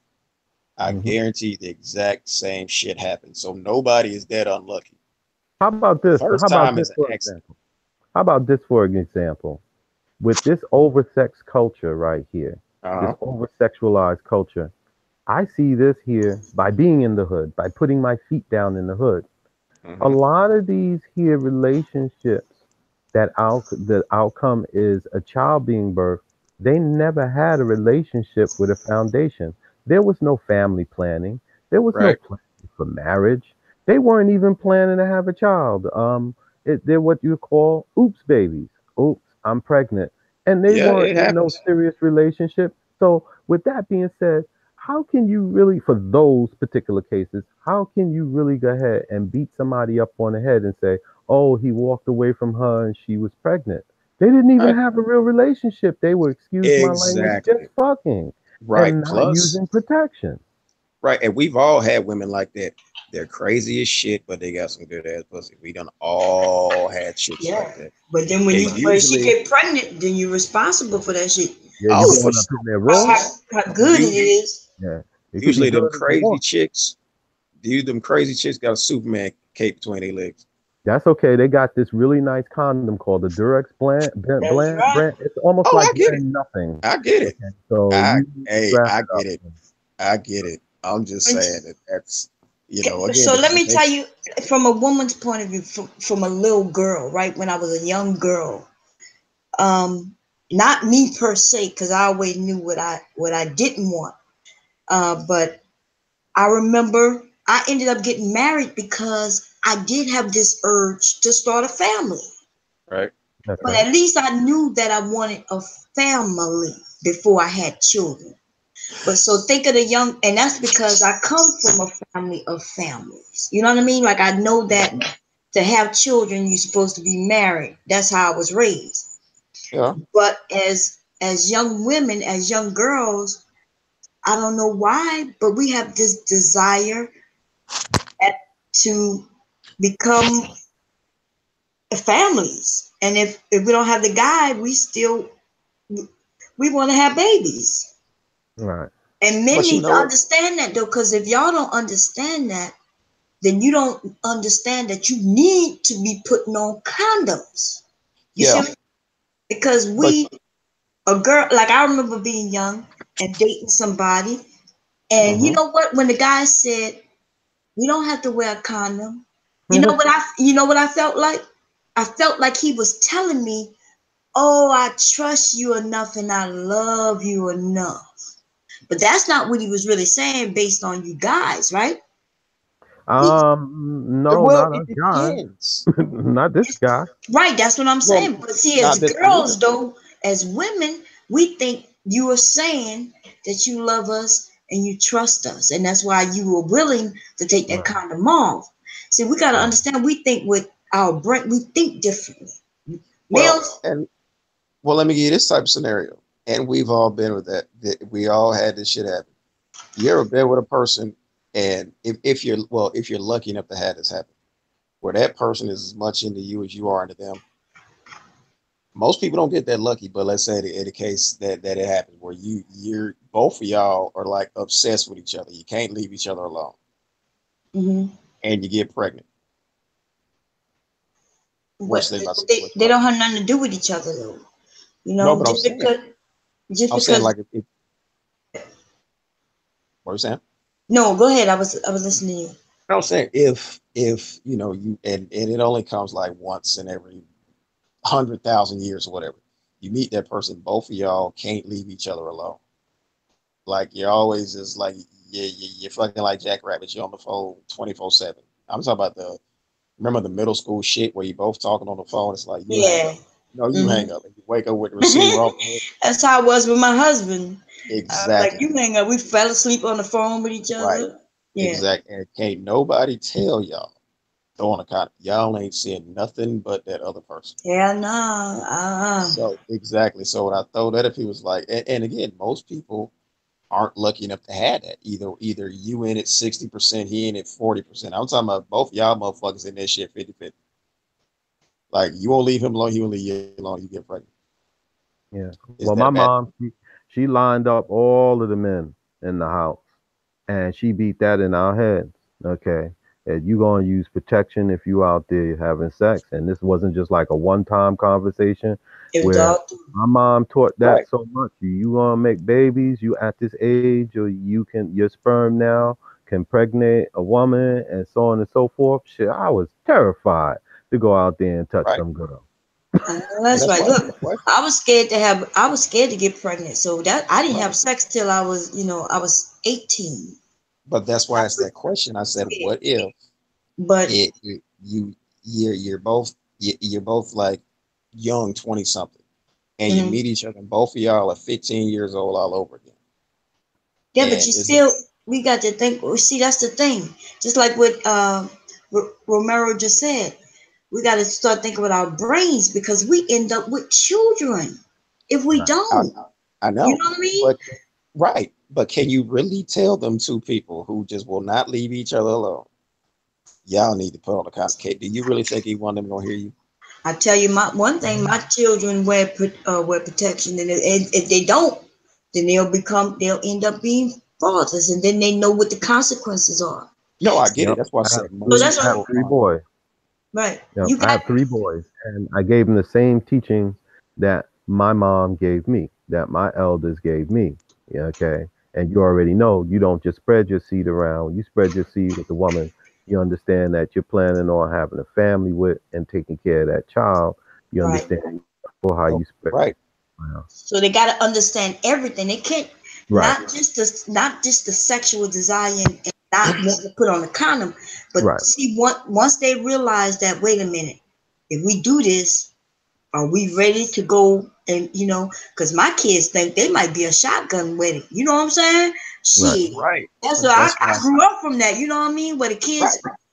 kids, we gonna have a discussion. She pregnant for real? Oh, so you gonna be a But dad? that's right. But that's why I brought up that particular scenario because it's like you know what where they say that the where the I guess to say head over heels and love comes from because they used to hang you upside down for like committing adultery back in the day. So they said you Right. was helpless. You was head over heels. That was your punishment.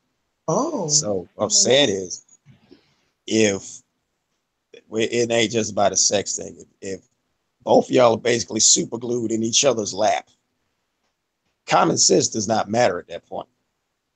You're not thinking at that point. So no, you that's gotta why I said, always be thinking though. See, because there's more to it than just pregnancy. You can end up catching HIV, or you could end absolutely, up your absolutely, life. but So common absolutely, sense gotta always right, be in it. right. But at the same time, when like you said, it was like that with your husband. Couldn't nobody tell you shit bad about your husband at the time when you Well, we when wasn't you married. We were dating, but yeah, right, but we wore right. condoms. We didn't get pregnant. We were married 5 years before we had our first child. So I was saying that yeah, we was on the phone and that, but the Yeah, other stuff we knew. We the military. We had careers. right. We But had when to. you agree that there are times where that does happen, No, I'm saying that even through those times, we still yeah, have to use our brains. We still have to. right. But you got some people that they're just that damn fucked up over each other. You can't tell them shit because it's not registering. But it's And because I'm not sure this. nobody training them. Is nobody talking to them? Right. See, I right don't. But now, I mean, the single in parent that, is something regular. Nobody even think of bat an eye if some young girl says she's pregnant at 16. Nobody even bat an eye these days. Back I'm in the not. I'm not day, gonna be sure if you moving in. Mm-mm, mm-mm. people used to be embarrassed. Yeah, Kids would buddy. go Oh away. yeah, It's just definitely. Now it's the status quo. right.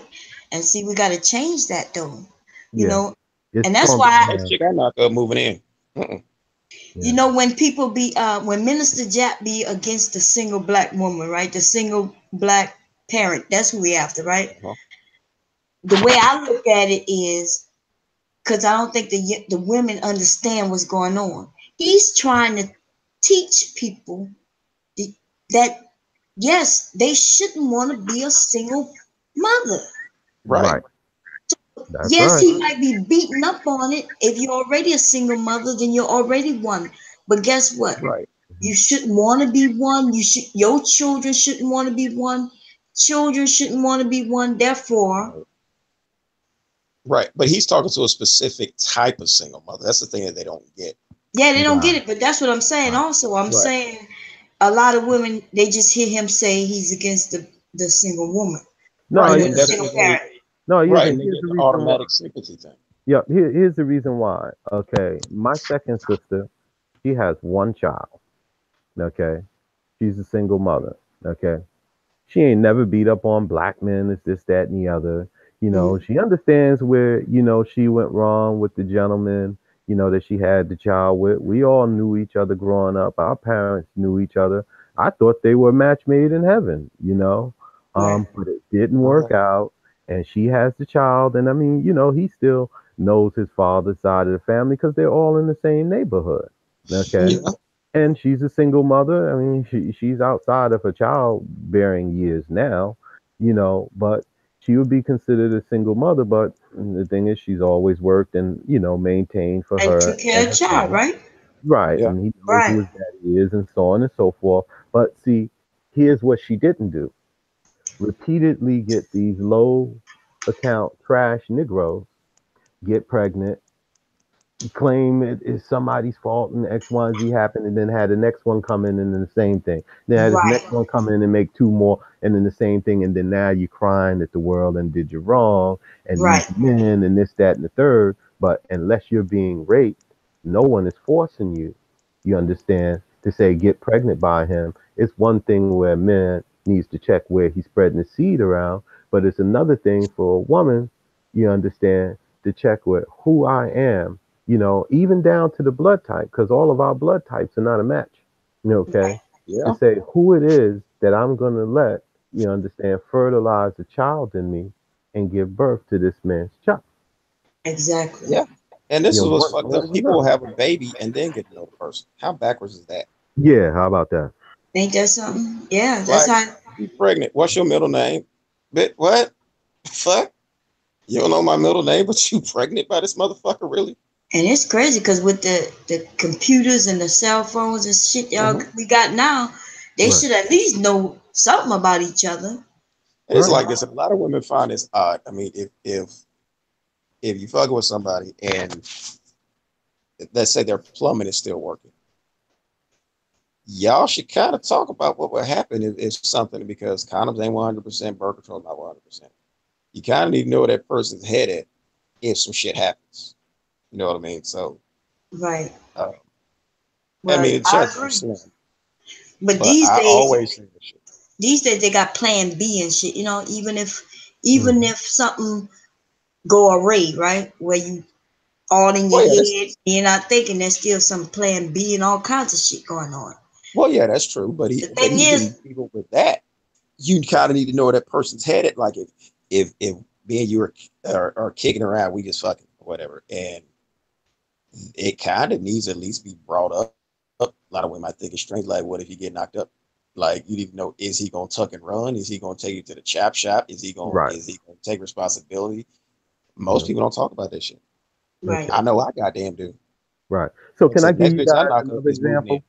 Can I Yeah, go give you ahead. guys another example? I'm Mhm. giving all living examples, unlike you hear a lot of people videos and they just be talking in general and throwing people in the container. My older sister, okay, every man that she's been with now, I'll give it the first one, my first niece, okay. Her father, he ended up on crack, Okay. around the time my niece was maybe about 18 months. We didn't know it at that time because he's so well built. He's very, very masculine, always in the sports, and he was still playing basketball at the time. But it was roughly around that time when he started getting into the crack, and then he was full blown. It didn't take long back in them days. It was so potent. He was on crack, and he's still suffering. With the addiction and everything, and constantly going into programs in the jail for stealing and being on the drugs. But Hmm. every guy after that, because Rodney was her everything. I just said his name, Dag. But her first child's father, he was the everything. Okay, he was the first man to ever come up in my mama's house dating one of her daughters. And our families were tight. But every man after that, they've been convicted felons, drug dealers, and then here's the thing, where I always, try to get my sister, she get angry. Why would you go with the next man and have his child, no ring on your finger? You're the one who's working hard, maintaining your space with these children. He's eating your food, he ain't working, he's a lowlife. And then he already has 6 children he ain't taking care of with numerous baby mamas. Why? And then you know what happened? He goes out and then the next man comes in. And then he goes out and the next man comes in. And they all convicted felons. Right. So she's searching for something, She's a grown ass woman. She and older than she's searching for something, and she's not even going out of her comforts, out of her area, so she end up with the same type of guy. I That's her believe it's a type. self-esteem. I believe it's this, it is her type because of her esteem issues. I Yeah. had a chat with her maybe about 17 years ago. And I said, well, hey, you ever thought about going out here, for an established man that like has his own place to live and maybe even a car, and he's working, a good job. And this is what she said. Oh, those guys are corny, they're square. I can't deal with no square men and this, that, and the other. But I'm like, but you trying to set an example, for your daughters and live better, you And know? that's sad. You're right. They got some women who they picture a certain type of guy got to be their type of guy, and Yeah. it end up being these drug dealers who end up most of the time on the drugs themselves, or dead or in jail. Yep. The If her they're second lucky, they'll be in daddy jail. almost killed her. The second baby daddy almost killed her. When she finally had enough of him giving her the STDs and beating her up and doing the drugs in the house and then, just eating the kids' food, when it finally all boiled over, he had her upstairs in the apartment with the children. He gonna cut everybody's throat, and they had to get the police. He was holding them hostage up in there. That's how it ended with him finally getting out. And I'm like, what could I say? Yeah, I don't know where their frame of mind is thinking, but like, was your dad there in the household? No, my father passed away in the mid 70s. Okay, so she's searching for the He's daddy searching for my figure. daddy. You can't be searching for my daddy. See, we had a code that we lived by back in the day. Okay. Mhm, And we was big on this. See, here's the thing on our block, just like every other block, or should I say different set projects, you mhm. couldn't come and step on our block and just randomly talk to our sisters. And even though we hanging together, you got to get permission before you go and speak to somebody's sister because you going to get your ass whooped. You right Right, about right. that? You going to get your ass whooped if you ain't asked for permission.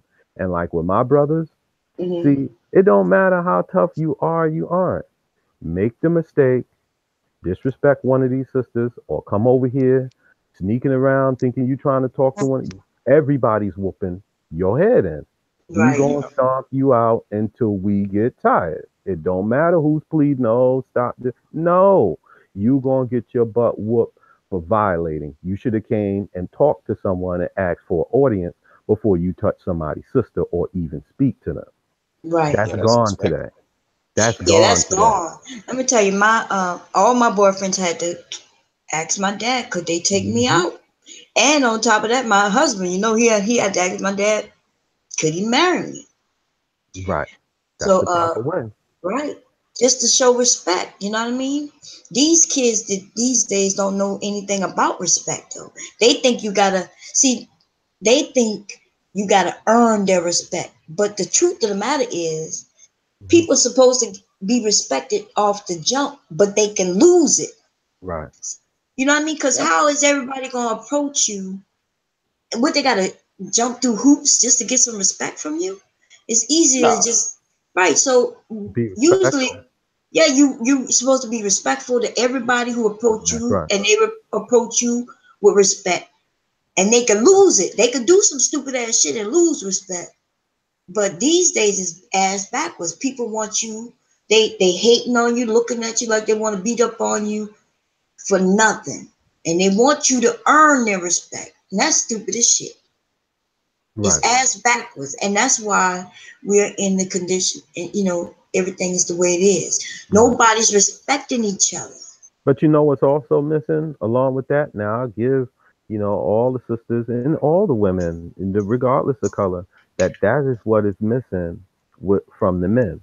See, the men used to protect the neighborhood. You understand? You couldn't come from someplace else and come over here and call yourself robbing somebody because they're a soft target or anything. You're violating coming over here. Everyone is protected over here. And the same thing. If I wasn't around and none of my big brothers was around, oh, trust me, the other fellas in the neighborhood, they're watching our sisters too, looking Right, to Yeah. see who's That's why the the gangs were first created, That's right, because to be that's what Bloods we were were. created And to there you protect the go. neighborhood.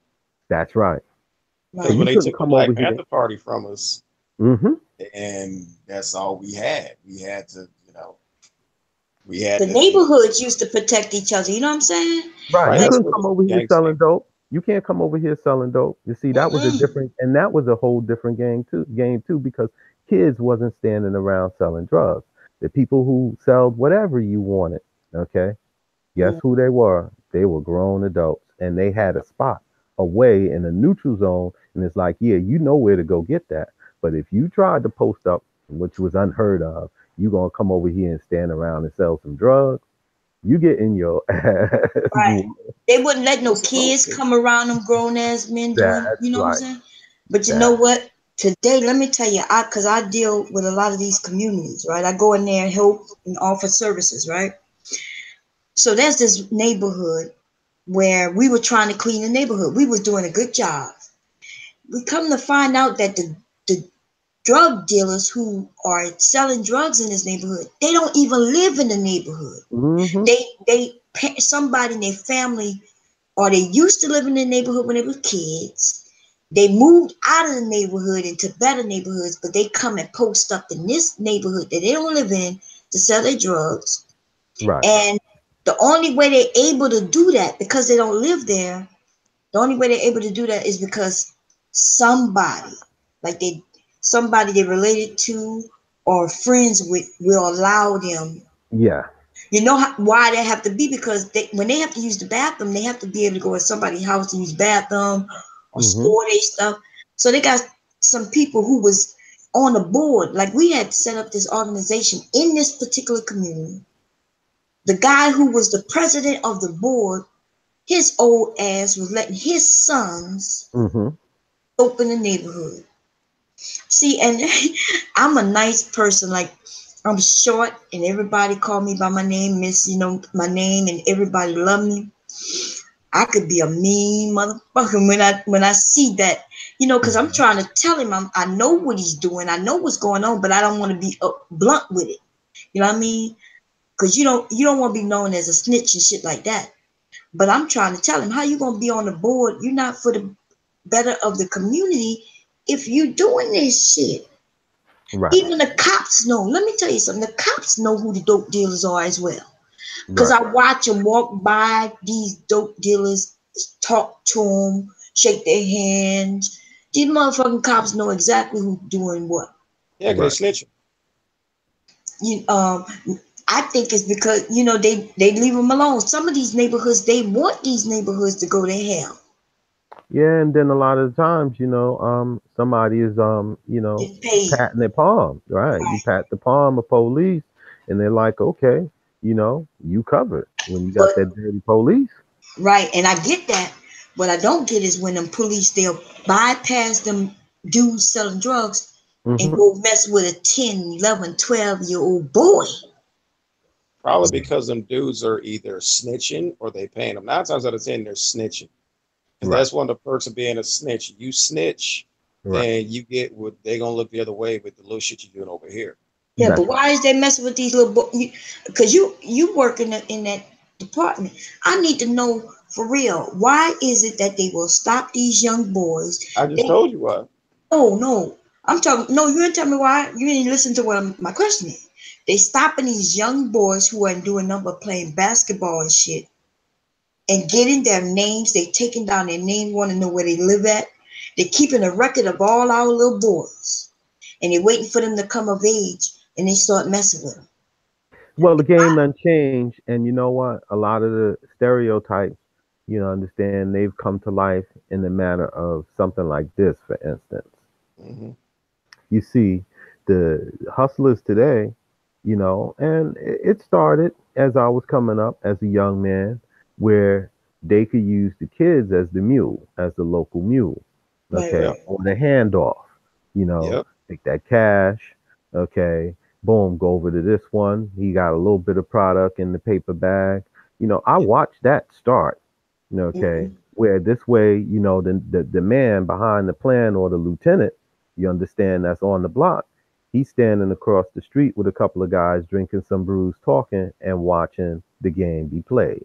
Or the money be made. He's watching the game go down. Okay. And this is why they're stopping a lot of the young youth, because you'd be surprised, and you've seen enough news over the past years where, he was a good kid. He liked playing basketball, blah, blah, blah. He got shot up, and there's this, that, and the third. And come to find out, it was something involving drugs. It was something involving gangs. The parents are unaware. Well, yeah, a lot of times too, it's easier because those kids aren't packing heat like them older dudes are doing. So that's why a lot of times the older guys get bypassed, because this young kid, 9 times out of 10, he's probably not packing anything. Yeah, no, I'm watching what these cops doing. These young kids are out there. You ever see your group of kids? They young enough to be in the park playing football. They don't even messing with nobody. They're not even old enough to be dealing with them older guys yet. Them older guys actually keeping them young kids away from them.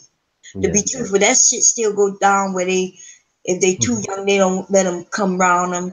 They buy ice cream and shit, but they don't let them deal, right? So, Oh yeah.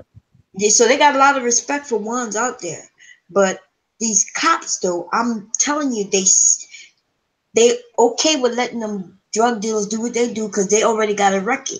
But they want these younger boys. They want to put them in the system. Well, that's a reason too. And again, because the young guys probably ain't packing an Uzi under their shirt like them older guys, and the older guys don't give a shit.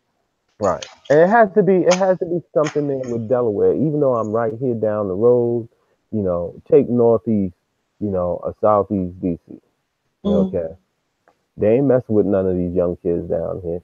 Because these young kids, they come out with AK-47. Oh yeah, see that's a different neighborhood. But see here, that ain't happening down here at all. Yeah. Actually, there's the videos where they be stopping these damn kids. The kids just be in the neighborhood in the city walking, playing or riding on their bikes, and the cops will pull them over, and they act like they having a conversation with them, but what they're doing, they actually getting information from these kids. The kids so young, they don't know not to really, be sharing certain information. Yeah. Oh, you can still scare them at that age. Yep, they're sizing them up and they're documenting them. They're softer targets, you know, so they get in as much work as they can, I guess, to file a report. This is the activity they conducted today. You know, they do have to turn in some kind of report, you know, for walking the pavement. You know, but the real targets, like you saying, is sitting right there. Yeah, they already know them. They got them. You understand? And they know that, okay, if I bust them, the most they're going to have, you know, it's maybe $30 worth of something right there. Yeah. And then they can't find the big pack. That man going to be right back out on the street in 48 hours. Oh, yeah. Oh, plus, okay. He's not the big guy anyway, because the guys on the block, them ain't the guys really making moves. The real drug dealer is at home with a $60,000 painting on the wall, getting some ass. The kids are out there doing all the grunt work. That's right. They found a house in that neighborhood. Nothing but heroin. It was like $1 million worth of heroin in that neighborhood. I couldn't believe it. I think I heard that on the news. Yeah. I think I heard that on the news not too long ago. It was and it's a small neighborhood. You know what I mean? That I worked in. Yeah. But you know who got the most shit on them? It's not them kids. It's them damn soccer moms. Soccer moms. Ain't that some shit? I believe you too, man. Yes. You know, all the women driving. Yeah, the women in the mommy mobiles. Check them, see what they got. Nah, they ain't going off the script. I guarantee they got some shit on. You're right. They ain't going off the script, and you know that's another thing. You know that OT move. Pills or powder. That's right. That's the OT move right there. You get the soccer mom. Yeah. And you ain't got no worries. Because nobody's gonna suspect him. If I had a choice between harassing a guy in a box Chevy and a lady in an Astro van, I'm turning the Astro van inside out. I'm gonna step away for a few minutes. Y'all continue talking, okay? Right. But you may catch some flack for that. You do one too many of those, you know, Sergeant gonna have to come and talk to you like, hey, what are you doing? Oh yeah, that I mean, is you look at the you know I don't know if you pick up the what's that little newspaper? It's called like the the one that shows all the mug shots from the day before. Yeah. It's called Busted or something. You go in the gas station, it's like right there on the counters. I think it's free. They don't have anything like that here, but I know when I lived in the Tidewater area in Virginia Beach, they used to have a paper like that. Right, it's all mug shots. Right, my cousin was in the mug shots. And the funny thing is, most of them people aren't black. Right. It's fucked up, ain't it? Yeah. Most of them aren't black. It's a good percentage of them are white females. It was called "Look Who Got Busted." Yeah, or it just says "busted." I mean, there's a website, but a lot of times your local city should have it, and it'll be right there, and all you see is mugshots. They have like advertising for like a tax office, and then right after that is some more mugshots. Most of them are soccer moms. Yeah. Yeah. They got some stuff up in here. But they want to tell us that it's us doing it. Yeah, it depends on the area. Because if you go to Yeah. Orlando, Florida, mostly all of them are black folks, male and female. Well, yeah, they try, yeah. And you go to Toledo, Mississippi, okay, you got a homegrown Oh, white yeah. guy. You know, yeah, Etowah County, Alabama, that's a soccer mom. You know, Yeah, because think about it. Most of soccer moms ain't working. And they ain't got to pass no drug test. So, I mean, hmm I mean, you think about it, what, you know. So that's why I'm like, yeah, it's not the little kid on the corner. Yeah, again, you know, it's easy to scare him. But yeah, as it's far as easy to scare him and violate some of, you know, his legality by gathering that information without a probable cause. They oh can yeah, make, you know, but you know, an adult that's aware like you and I, you know, well, I guess because I do comply. You know, I've never had, you know, any altercation with the police. Yeah, you know, I got all my information here. You know, the right, most you can get me is always the tail light. I'm gonna handle you where there ain't no need for you to search my car. Now, I right. don't have to say that either. You know, Well, they can't just do that. They can't just search your car without no damn warrant. right, Or nothing that's concealed. Like they right. can't go in your trunk, they can't go in your glove box.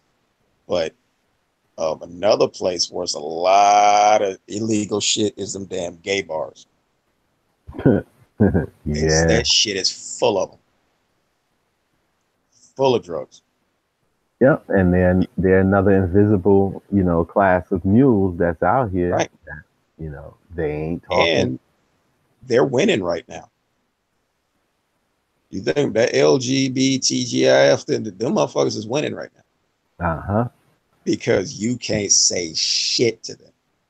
Even if it is illegal, you can't say shit because the only thing they're going to think about is the person you're talking about is a member of that community. Never mind the fact that they're, you know, got a whole marijuana garden growing in the backyard. They got a brick of coke under the bed. Right. You're harassing a gay person. That's what it boils down to. Because what was it?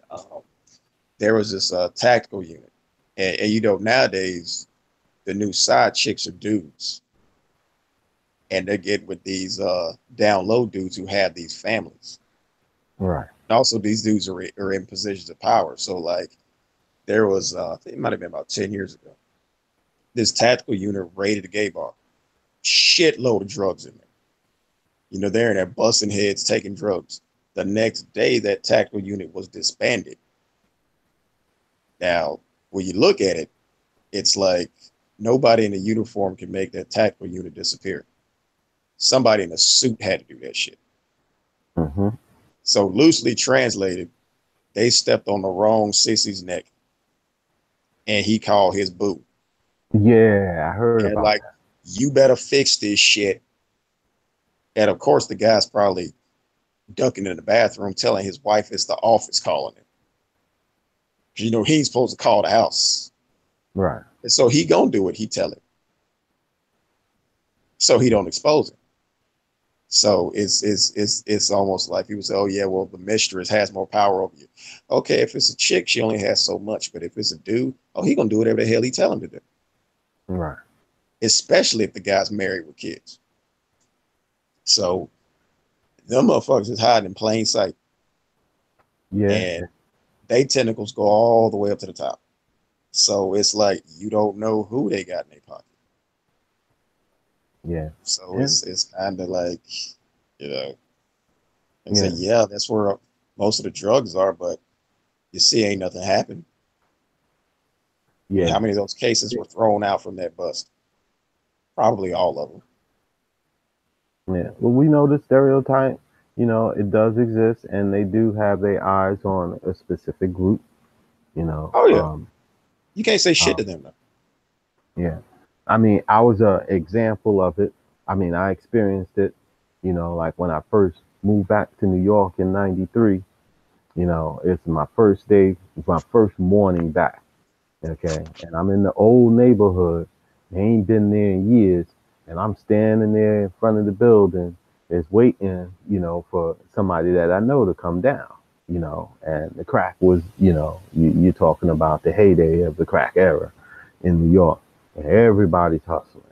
And a young man, he comes up to me, and he's like, hey man, you looking for something? And I'm like, well, it all depends on what you got, you know. And he's like, I got that hard. I didn't know what that was. Okay. I knew what crack was, but that was the term that they were using. I got that hard. And I was like, oh, bro, I don't mess with that, bro. You drink my little drink. And he was like, oh, okay.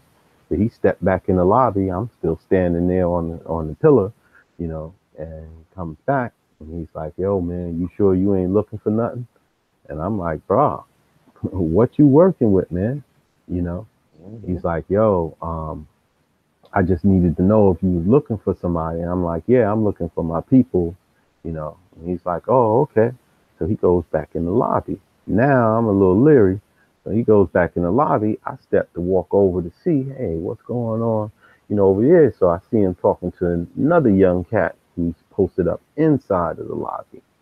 So I said, all right, let me see what the heck is going on. I got my thing in my waist, okay. And he comes back out and he's like, yo, man, you ain't trying to cop nothing? I'm like, nah, bro, I ain't trying to cop nothing. And he's like, oh, man, well, I just want to let you know you can't post up here. And I'm like, you mean to tell me I can't post up here? I can't stand here? He's like, nah, man. And I was like, why is that, man? He's like, yo, man, this my spot. I'm like, listen, bro, do your thing, man. I ain't got nothing to do with all of that. Whatever your business is, that's your business, man. I'm not here for all of that. He's like, oh, all right, hold on 1 minute. I'm like, oh, okay. He goes back in the lobby, comes out with dude. Yo, man, you can't post up here. I'm like, really? You telling me I can't stand here by this building? He's like, nah, man, you can't post up here, bro. You're going to have to move. I'm like, bro, let me tell you something, man. I got family up in here, bro. I'm not moving. Okay. You can't make me move. What are you, police? He's like, all right, if you stay here, bro, there's going to be problems. I'm like, oh, okay. So there's going to be a problem. All right. You got that. Cause I'm like, I just got back here. Let me figure out who's who, but he going to find out real shortly who I am. Let me go ahead and move along from here. And then I'm going to check the young men later. Once I got the 411 with my people, I was like, oh, okay. Now I'm going to come back here the next day and post up by myself. Right. And see, this is what they're looking at. They know what these young boys is doing, Of course they do. Right. They may not see it, but they know what's going on because they got a lot of things, that interfere with you seeing what's going on. But when a customer comes, you can look at them and tell they on it. Or only thing they doing is stepping in the lobby. You can't see the hand-to-hand action. And then they walk out and they're going on. They ain't get on no elevator and go up nowhere. They ain't even take 10 minutes. They in, they out. And I'm like, oh, okay. What I did is infringe upon their spot. The other part to that story, I'm not going to share that on this here live stream. But, I had to step to them and come out there and make a little noise so they understand. Boom. And then guess who they call? And you got to do that. Right. And guess who they calling? Now they realize, yo, because they didn't know who I was. And they like, yo, this cat right here, this nigga kind of wild. I'm coming out with 2 of them and I'm lighting up everything just because y'all out here now, just to let you know the game is real. Okay. And they going and yelling at my man, yo, Dale, come down with the work, man, yo, Dale. And I'm like, Dale? What Dale they talking about? He look out the window. He's like, boom. They like, yo, man, this cat down here, this the one that be wilding out. He come running down the stairs. He's like, yo, what the hell you doing here, man? Where the hell you been? They looking like, what the hell? They're like, yo, that's that cat right there. He's like, yo, this is my brother here. This is family, bro. Wait, what the hell going on? What y'all doing with this man right here? And they're like, oh, man, this the dude that keep coming over here wilding out. Because I wait until Like right when that sun going down in the summertime, I come out one of the back exits. While they all posting up with their cars, I just come from under the tunnel. Rah, rah, rah, rah, rah, rah. Let them all See, just you have scatter to like do that. fleas. Uh-huh. And they're like, yo. And then somebody's like, yo, it must be that guy that keep coming over here in the afternoon, just standing around, refusing to move and talking, because now I'm talking shit. I done told you, my mama live up in here. Ain't nobody gonna move me without a fight. Now I done told you, okay, do your thing, leave me out of it. Okay. But the police, they know this. Okay. Now, that's a long time ago. I'm going back to 1993. Today, they ain't smart. They ain't even as smart as they was dumb. Not today. I see the cats right here, and I'm in a totally different city. I say it ain't my hood because I ain't grow up here, but I know the hood, I see the movements, when I go over to the city and chill with my fam and everything. You know who's doing what. Yup, that's them boys over there. They stand around the same spot every day. They post it up every day. And here's the thing. They in a strip mall where they have a liquor store. In the liquor store, you can do everything there. In DC is different because you can't buy like beer in the 7-Eleven. Everything is sold out of the liquor store. Okay. So you got Elotto and everything there. And guess who is inside there? The police. They're all in the parking lot. They're all on the side parking lot. They're all up in the store. On a good day, you'll find that spot with like 6, 7, 8 police officers inside in the in their vans, in their vehicles parked all around there. And then you just go about maybe 300 to 500 feet down to the pizzeria, all in the same strip mall of the Chinese restaurant. Them boys over Yep. there selling That's all by that dope. design. Mm-hmm. Yep. Think about it. You got those cul-de-sacs, right? Like a strip mall. You got Mm-hmm. the liquor store, check Mm-hmm. cashing place, Yep. 2 bail bondsman spots, a chicken wing joint, Mm-hmm. a A wing mobile store. phone. It's T-Mobile. I'm about to get to the Metro PCS. That's towards the end. Yeah. The chicken wing. I'm going in order. The chicken wing spot, Rainbow or City Trend, Mm-hmm. then the cell phone spot, and it's That's all it. owned by the Koreans. Why? So you ain't got to take your black ass up out of it. Right. So everything you need is right there, That's right. and the bus goes up and down the street. That's right. The So bus stop right I in forgot front of the about the dead end. laundromat right there too. That's Mhm. crazy. And with So all that's of the things that you can get Italian, you can get Chinese, you can get wings, you can get Pizza Hut, and you yeah, can get your dope and at get the. your phone turned back on. That's right. All in one stop shop, and then walk right on out the strip mall right there, and then what is Yeah, it? Less than 200 feet. Catch the bus and go right on about your way. See, I see this every time I'm up in the hood. yeah. And you got City Trend, so when you walk in there, you can get a short set, picture Black Jesus, Martin Luther King, yeah, and Mm-hmm. pay your phone bill in the same store. Yep. And walk off with a fat $10 sack or something. Oh yeah, Mhm. and don't go in there with your tax money. Oh shit. Man, this is what killed me, man. And then the police, they're right there, but they ain't thinking about that. But see, again, it depends where you at. It depends on, the geography, because they're not really paying attention to them boys. They know who they is. They got bigger issues down here, and that bigger issue is the gang activity. They're the ones, coming out with the big, fireworks and doing it. They ain't really thinking about that small thing there because they know at any time, hey man, it's crazy because they do shootouts right there in front of the police. Damn. Mm. Okay, they shoot out right in front of the police, like the gentleman I was telling you about, the 7 kids. He done Mhm. messed up somebody's money. Young nephew. He done messed up some man's money coming home from jail. He trying to put him on. This is what we found out it was. And whatever he did, running or ducking and hiding from that man, you Mhm. don't even see that man. He sent his lieutenants out to take care of you. And Right. he's sitting right up there, parked right there in front of the 7-Eleven next to the liquor store with all the police and everything right there in the parking lot. And the parking lot is not like you could just pull out. It's so much traffic up in there in the hood. you know, you got to take your time to pull out when you park in. And these boys, they run up and they, like I said, he got hit 14 times. Damn. And then now the police are shooting at them and they shooting back. And 2 cats got killed, you know, but the hit was out on him. That's who they came to get. They won't think about no police. Right. They don't care that he messed up their money, huh? Mm-hmm. I have 2 sons, right? My oldest son, I remember him, like this was a few years back. I remember him, things just didn't seem right, right?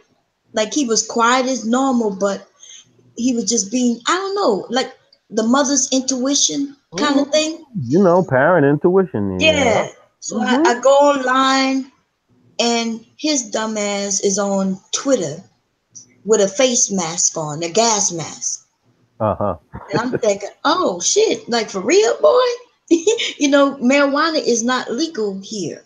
Right. So you I can't know. be, but they were, this gas mask, they were using it to smoke marijuana. So I had to have a discussion with him. But then, you know, now I'm watching him because now I know you smoke, right? So I Right. start watching. I started seeing what people was texting him and shit. And it was like, meet me here, meet me there. So I'm like, wait a minute. What the fuck is going on?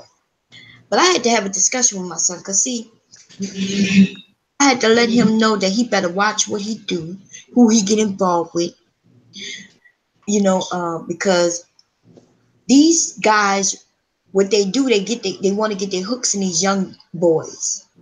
And what they'll do, they'll front you some money, or you know what I'm talking about. They'll front you some shit. Front you some work. Mm-hmm. And then they'll come and rob you. Yep.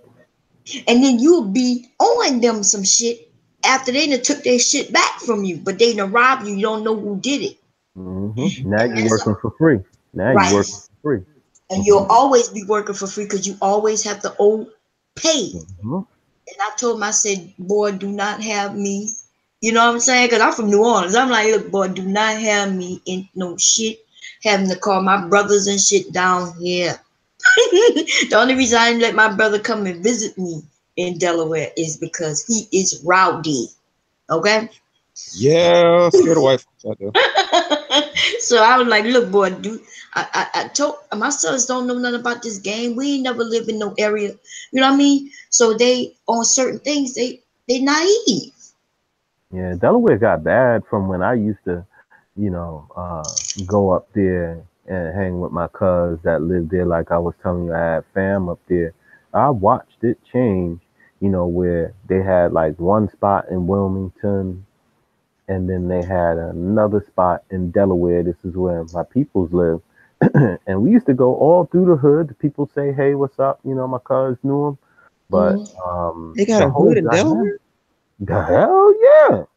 Delaware, what's it like? No, what's it like up there? I ain't never. It ain't like it used to be. I know that much. Remington murder rate is as high as Chicago. I don't even know why people always mention Chicago. Yes. They're keeping quiet. They're keeping it quiet about Delaware because, yeah, right, Wilmington, boy. I'm like, man, I ain't trying to be rolling up through there no more. Chicago's history is about gunfire. I mean, Capone set that off with that damn St. Valentine's Day massacre. Yeah. Wasn't that last year when that young girl got beat up and died in that high school? That was just last year, wasn't it? Or year before? What you mean in Delaware? Yeah, remember? Yeah. Young black girl, they beat up, they teamed up and beat that girl to death in that high in school. The bathroom. Yeah, in the bathroom. Mm-hmm. Yeah. Beat her to death. Really? Yeah.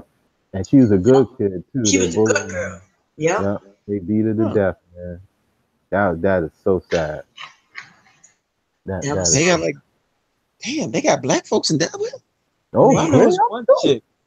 Oh shit! I was one black chick I know. She from Rhode Island. I'm like, the fuck? Yeah, further up north. Really?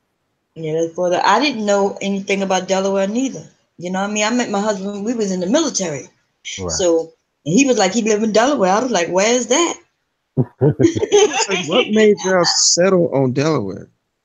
He's from Delaware. Her husband's from Delaware. That's interesting. Yeah. He's from Delaware. So I've been away from my family for years. You know what I'm saying? You seen the change. Yeah, that's a little fascinating to me though. That's because I like to travel. I went to where I go to New Orleans during Mardi Gras. I loved it. Like I get the way it is. Well, it is gonna sound a little strange, but where was that? Metairie? I guess one of those little I guess that like these bridges I was driving under. They got some nice ass looking cemeteries, like Gothic type shit. Uh-huh.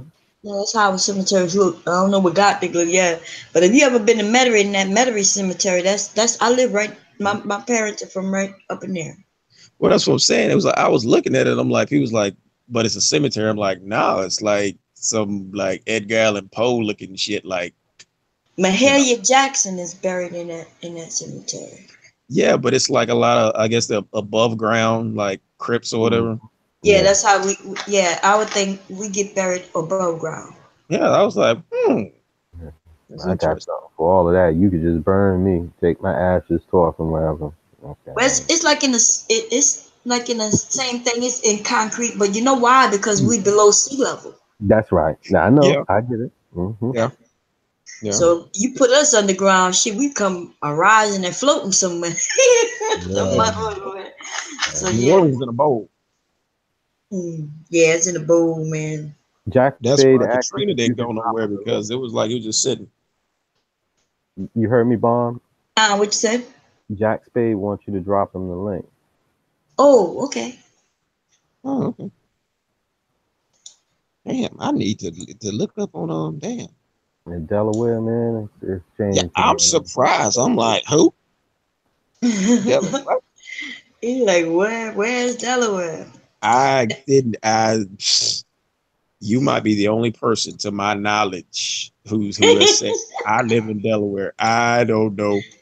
Nobody else ever said they lived in Delaware.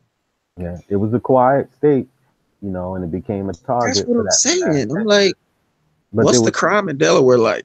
Like, what? But it comes. What do from they do illegal? It comes from that mass exodus, you know, leaving the northern areas of Pennsylvania, New Jersey, New York. New Yorkers destroyed the goddamn economy here. Well, yeah. I thought it was because of the Martin Luther King march. Remember when he marched to Washington? They was like, ah, shit, I ain't got no ride. So everybody's just like, fuck it, I'm just gonna stay up here. What's going on? Baby? Hi, Jack. How you doing? Hey, what's up, Jack? Can you hear me? Yes. Oh, I was about to say he don't know anything about that Delaware. Hell no! I'm googling this shit now. New Yorkers moved here. Go ahead. I'm trying not to snitch on myself, but I lived in Wilmington for a while.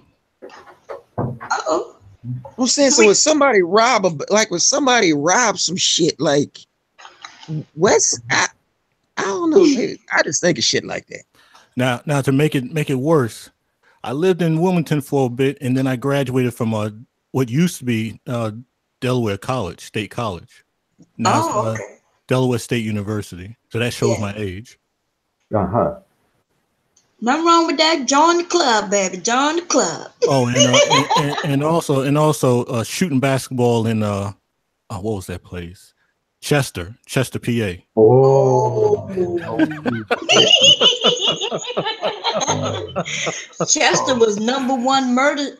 What? But that was about 2000 something. Ooh. It was the #1. Delaware? No, Chester, PA, which is right outside of. Oh, I was like, what the fuck? Jersey in Philly, yeah. Yeah. Let me Google that shit. Y'all don't got me thinking about this. So yeah, add my name to the list of folks who know where Delaware is. So that's 2 people.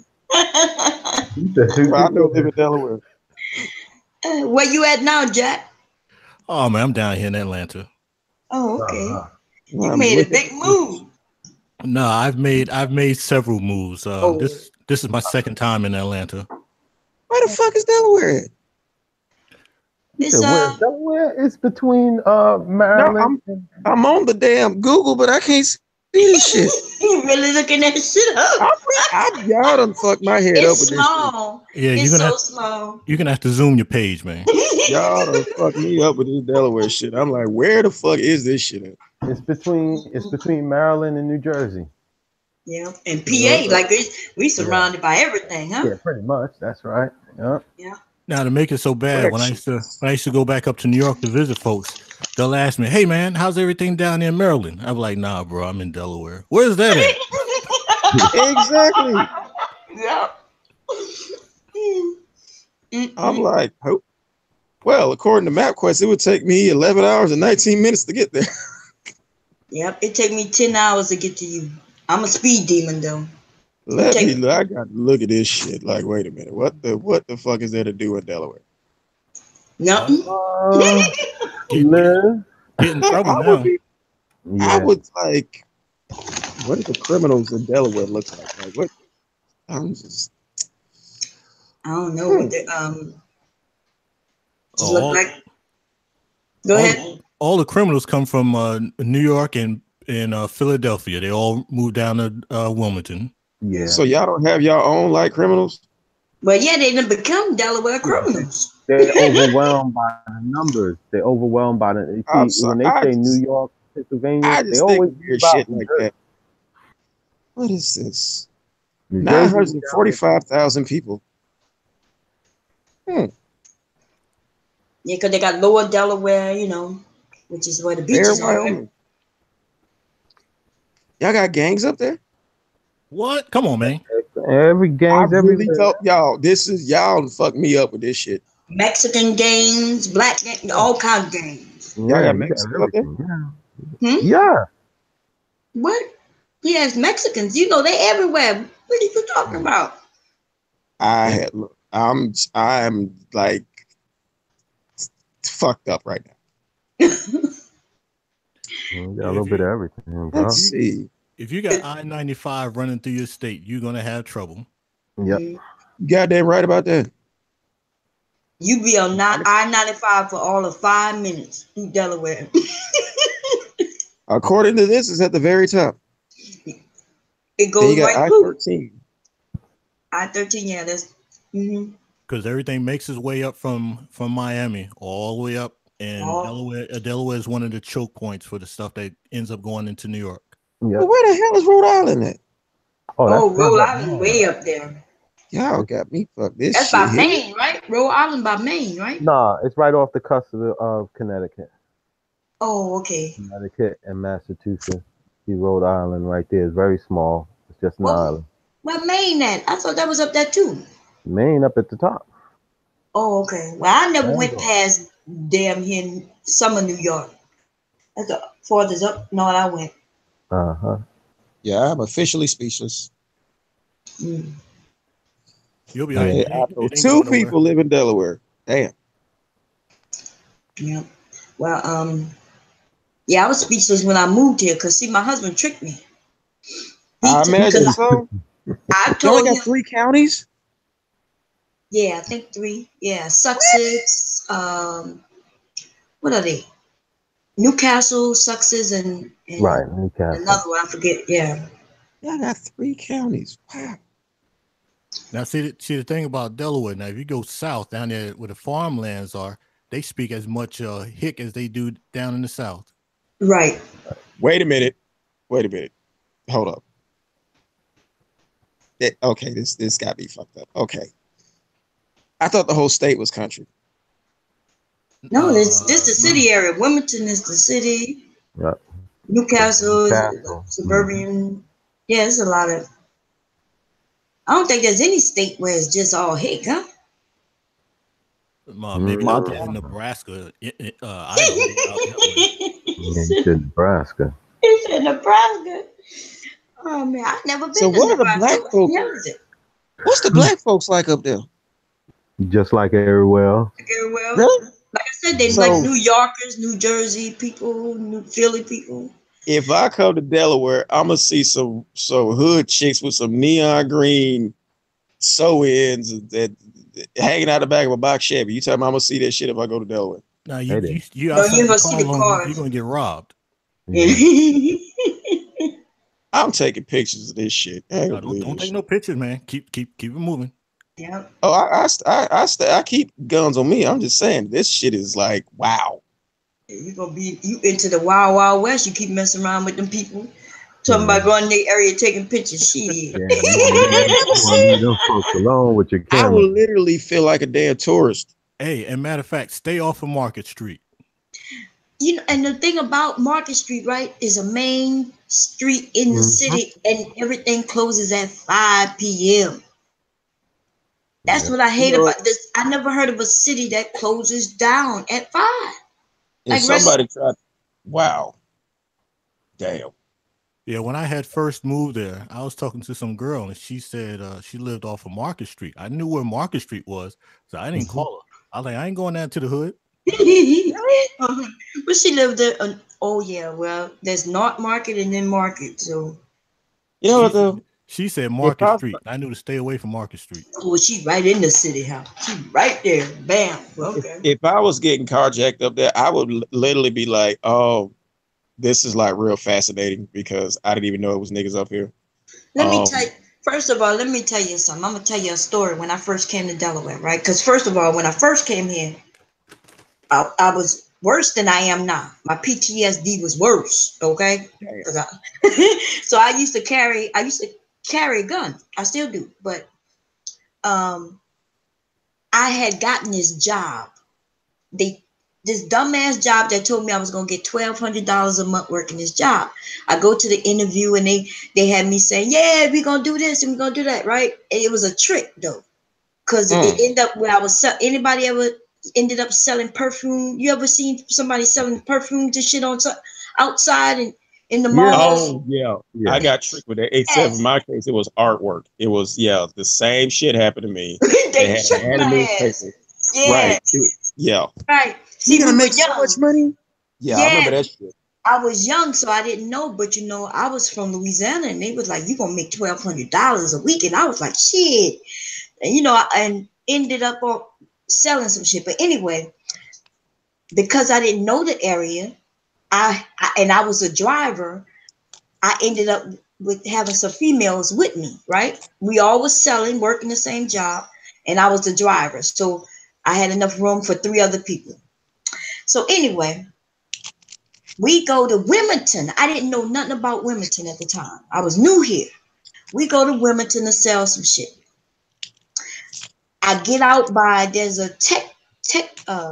it's a technology type of school. I forget the name of it. Dell Tech, I think. We get out there to go sell some shit. So what I do is I get out of the car, I go to the trunk, and I put my gun in the trunk, right? One of the females who was with me saw me, but I didn't notice that she saw me. So then after we leave that area, we decide we're going to go eat lunch. So we go to McDonald's. She didn't want, now it was, like I said, it was 3 other females with me. So we were like, we're going to eat. She didn't want to get out the car. It was this white female who was with her. She didn't want to get out the car at all. And I was like, I thought maybe she didn't have money. So I was like, nah, come, I'll buy for you. You know, I'll pay. And she was like, nah, I'm okay. So we all go in except for her. We go buy our shit. We come out to the car. This bitch is gone. Gone. So the first thing go to my mind is like, where is she? And then I go, oh shit. I go to check the trunk. This bitch then took the gun. Mm-hmm. I'm freaking out because the shit is loaded. You know what I mean? She got the clip. It's a Glock, right? I just gotten that shit too. She got my Glock. It's loaded. This shit. I don't know where she is, but I wasn't even thinking right because I'm looking for this bitch. I'm thinking I'm gonna go and beat this bitch up. But you know, if I would have did that, she probably would have shot me with my own fucking gun. Mm-hmm. I wasn't thinking straight. I just knew I was panicking. So anyway, I'm looking. I didn't find her. Come to find out, this female, they caught her on 95 in Jersey on the turnpike. Yeah. She was taking my gun to go kill her ex-boyfriend. It's been I wasn't in Delaware, but a week I had already got robbed. Man, it was scary and it was crazy. And she looked like you wouldn't have never thought she would have did no shit like that. She looked so innocent and shit. This bitch was crazy. Want to take homeboy out. It's like chicks from Savannah. Those Savannah chicks fine as hell. All of them got a felony. All of them. He said all of them got a Fine as a motherfucker, got felonies. I'm like, bitch, why are you robbing anybody? Fine as you is. Yeah. And they got like it's not check fraud. It's like they got armed robbery charges, murder charges. I'm like, damn. Damn. Mm. Yeah, that's wow. So you got your gun back? Oh yeah, I ended up. It took us. I think it took maybe 3 years to get it back. 3 years? Yeah, because you got to Oh, go with all through the a process. litigation and stuff. Okay. Huh? Yeah, I had to Yeah, go 'cause it's through a evidence. process. And shit. Yeah, it was evidence, and then we ended up getting it back. Wow. And well, my husband was fired up. He was mad. Yeah. He was mad. I didn't have a concealed carry for Delaware then. Like I said, we had just gotten to Delaware. That's why it wasn't on me, you know. So I put it. It was, but I never went anywhere without it. It would just be in the car. Oh, you can keep it in the car without a concealed permit. I know that. That's why I said. That's why I was in the You car. just can't throw that shit in the trunk. So what, she popped the trunk? Yeah, she was inside the car. It was easy to pop the trunk from the inside the car. I mean, so y'all went in and had lunch. What? And she just said, "Let me go back to the car or something." No, she never left. She didn't. Remember, I told you she didn't want. She said she didn't want anything, so we left her. But we didn't go. She waited on that gun. Yeah, she was waiting on that gun. She's from New Jersey. She's from New Jersey. What do you expect? I didn't even know Especially that. Camden. She from Camden. I already know she got a goddamn gun. She might. I don't even know where she was going. Like I said, I was new there, and we all went in, ordered our stuff, and walked right out. You know, because we didn't want to leave her out there. I felt bad. I felt like she didn't want food because maybe she didn't have money. So Well, I ended up buying her some nuggets or some shit. And that bitch then took my gun. So who ate the nuggets? I don't even know what happened. I didn't eat. And then I got pissed off at the mother women who was with me because I didn't know them bitches, and now I don't even want nobody in my car. You know what I'm saying? I'm freaking out. I'm ready to call police. I'm telling bitches, I don't know how you gonna get home, but I'm about to call the police. We go certain areas of chicks you don't fuck with. Camden, New Jersey, Gary, Indiana, Chicago, East St. Louis. Don't fuck with none of them. Yeah, that's what I heard. I don't know. Serious. I heard about East St. Louis, but you know. No, fuck with no bitch from East St. Louis, because they ain't scared to go to jail. They don't give a fuck. Like, when you got to talk to their ass before you go in the store, like, look. Look now. When we go in there, okay?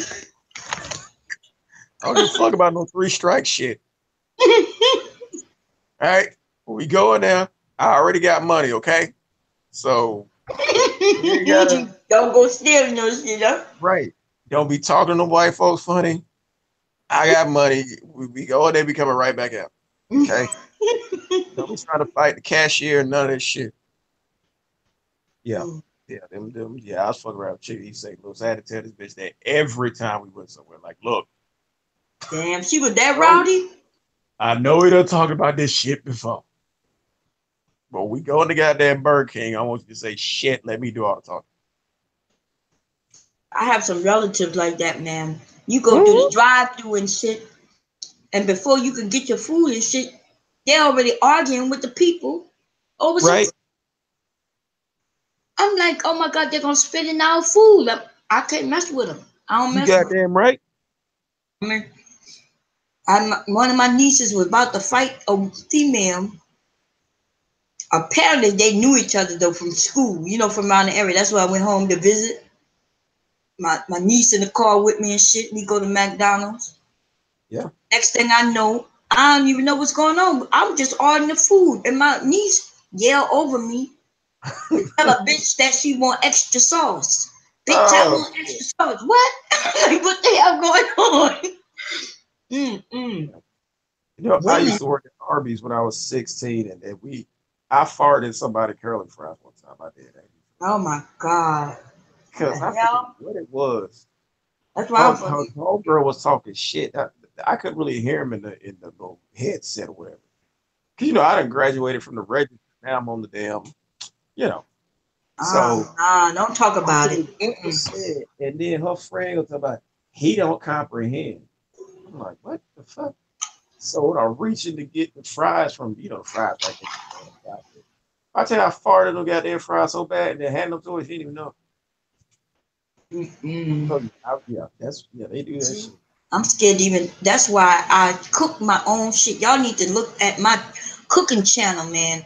I'm gonna cook whatever y'all want me to cook, so y'all can cook it. Okay? Make it real easy. Make it real easy. You saw my fishing. You saw when I caught that carp. Did you see that video? You were fishing somewhere.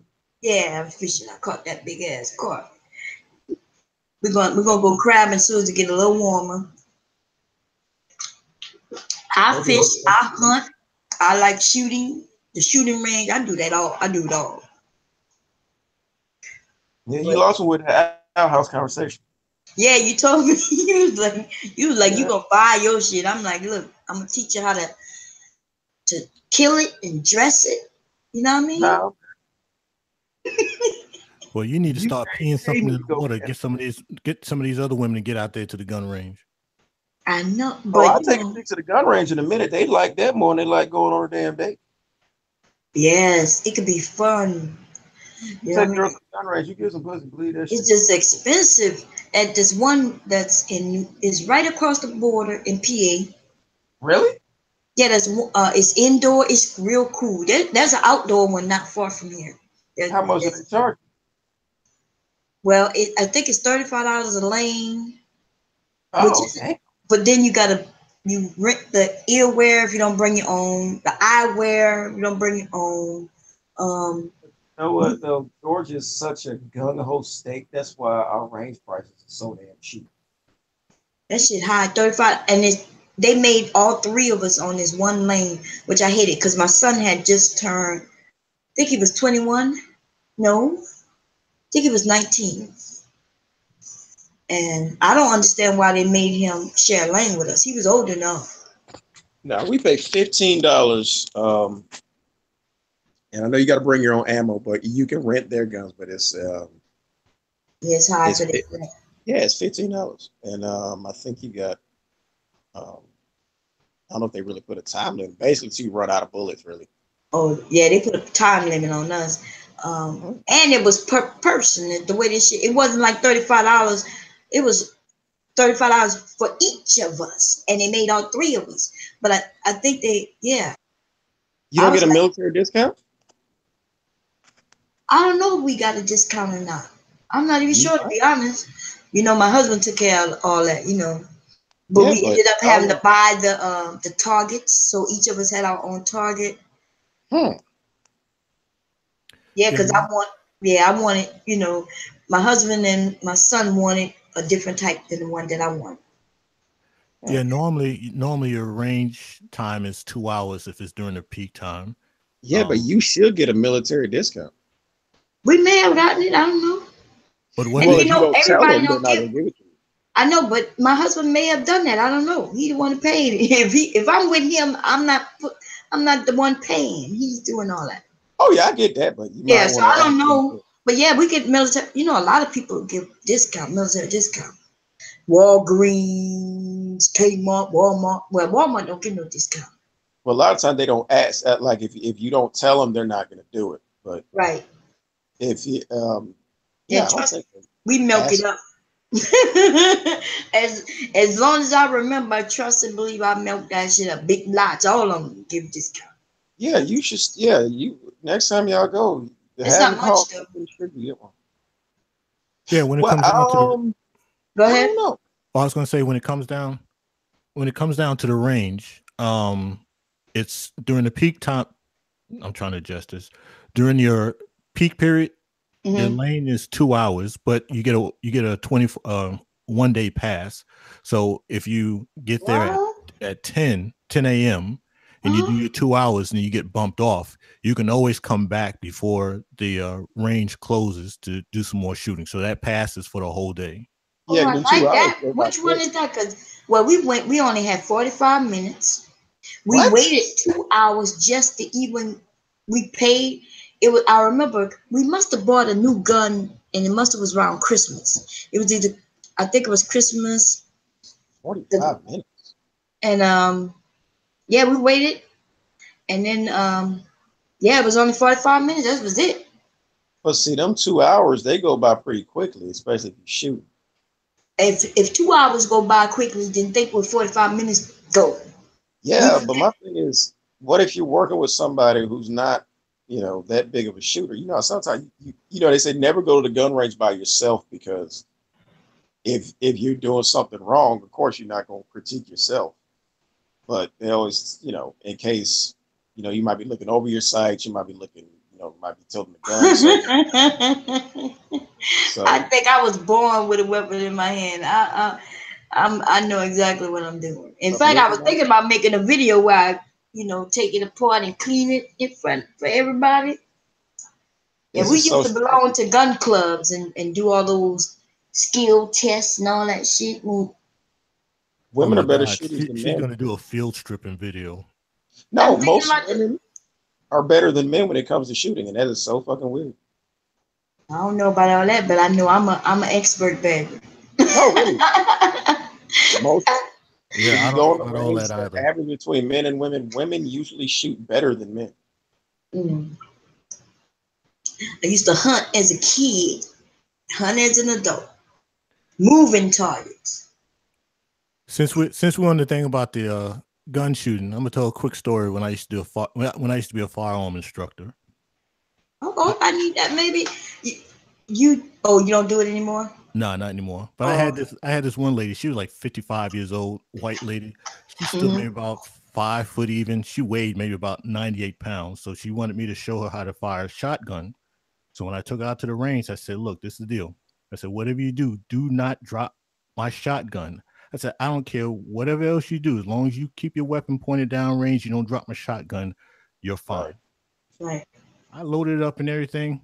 She took the first shot. Bam! Boom! Boom! Yep. I saw that shotgun go up in the air.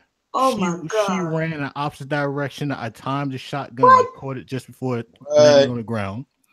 She says, I'm sorry. I said, hey, you're good. I said, what did I say?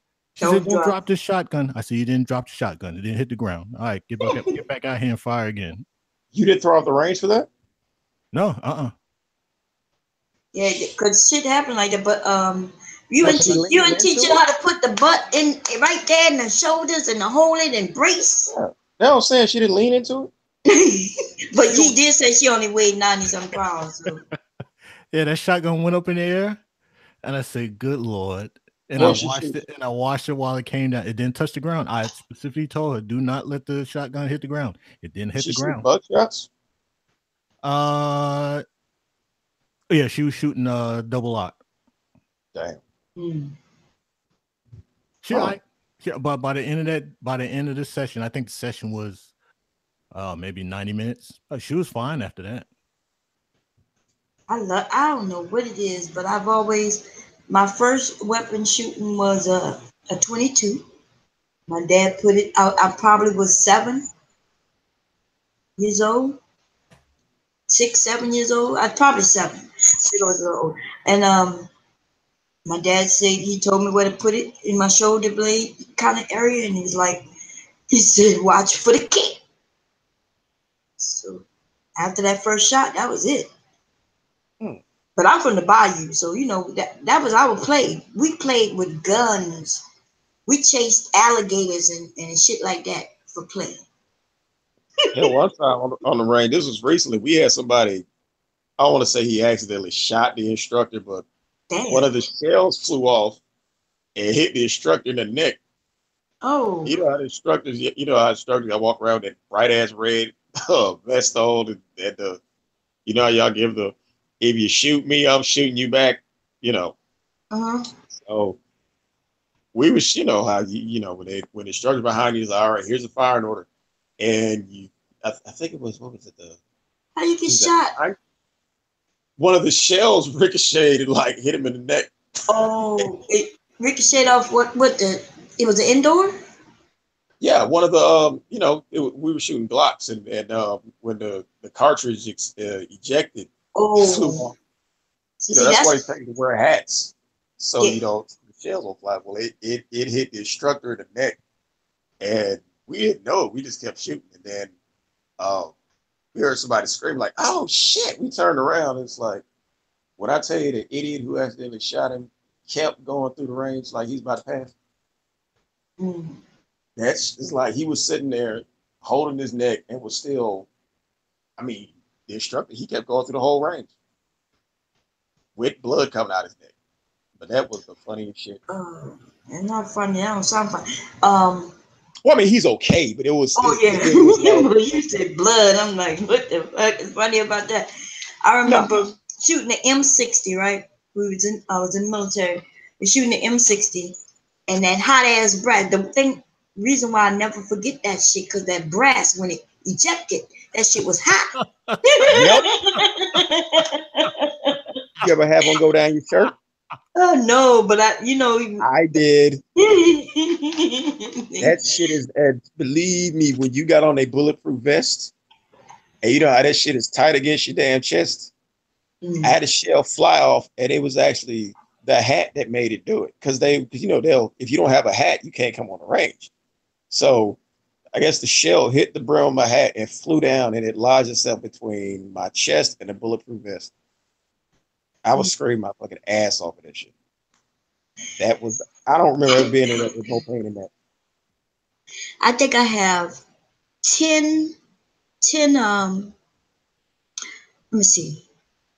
I'm not sure how many shotguns we have and rifles. We have a lot, right? We have a lot. But I think I have 10 handguns. And my husband, he thinks I'm weird because you know what my favorite one is? The cheapest one I have, which is what they call them? You got a snub nose revolver or something? No, I don't have no revolvers. It's a high point. My high point, for some reason, I like better, and I think it's because of the weight of the gun. Like, it's heavy. Watch your mouth about the high points. I got 6 high points. So you like it too, right? My pockets like them. Yeah, well, yeah, they're good with the cost. Hell yeah, I think the last one I bought was a 45, and I think it cost me $86 on sale at Cabela's. Really? Yeah, you can get when they on sale. First of all, they are cheap, but when you catch them on sale, like at Cabela's or something, you catch them for like $80-something. No, my bottom bitch is I have a Taurus 44 Magnum. It's got 454. It has an 8-inch barrel, like a Dirty Harry type gun. Oh yeah. That thing's a fucking hand cannon. Yeah, I know. I can't handle nothing like that. First of all, my hands are too small. I can barely shoot the motherfucker. I can't handle nothing like that. So I was shooting. Where was I? I was shooting. I was shooting my Glock 34, and I kept hearing this sound going pow, pow. And I look over, this dude had the exact same gun. He had a Taurus 454 Magnum with an 8-inch barrel. He only had 6 bullets, but he was damn destroying that damn target. When I tell you, I ran back in there and bought one of them shit so goddamn quick. It was like, I think $800. My friend just told me last week there's this gun. It's a shotgun, but it's a semi-automatic shotgun. Have y'all heard of that? Yes. Yeah, I've got one. You got one? Yeah. I was like, wait a minute, it shoots shells? He was like, yeah, it shoots shells. Like rapid fire shells? No, it operates just like a regular automatic. What it does is air feed. So when the round fires, it cocks itself. The air from the round pushes the barrel back, and then it loads again, just like a regular AR-15. So you don't have to cock anything; it just keeps cycling the next round. Yeah. I was like, wow, I never heard of it, so I wanted to go check it out and see what it's about. I want to, because I'm still trying to imagine how is it it's shells, right? Right. So it's the only difference is, and just imagine like a AR-15 that shoots shotgun shells. That's the only difference. Right. Oh, okay. So I own one, and I also own a pump action. Yeah, I have a pump. So the only thing with the automatic is you just have to be mindful that you might get a double feed. That's the only problem. And you have to be careful with your shells. You have to make sure that your shells are consistent. Like you may use Winchester and it works fine, but if you go and try to use another round, it may not work. So each one has its favorite rounds, in which and some has the rounds it doesn't favor. Oh, okay. Hmm. So Yeah, you so what do you used think to about be a instructor, so you know a lot about weapons, huh? That's the lie I tell. So how do you feel about the governor Which governor? or judge? Which governor? Well, hell, I'm not that big a gun guy. I think it's the one that shoots. Was it 4 different caliber rounds or something?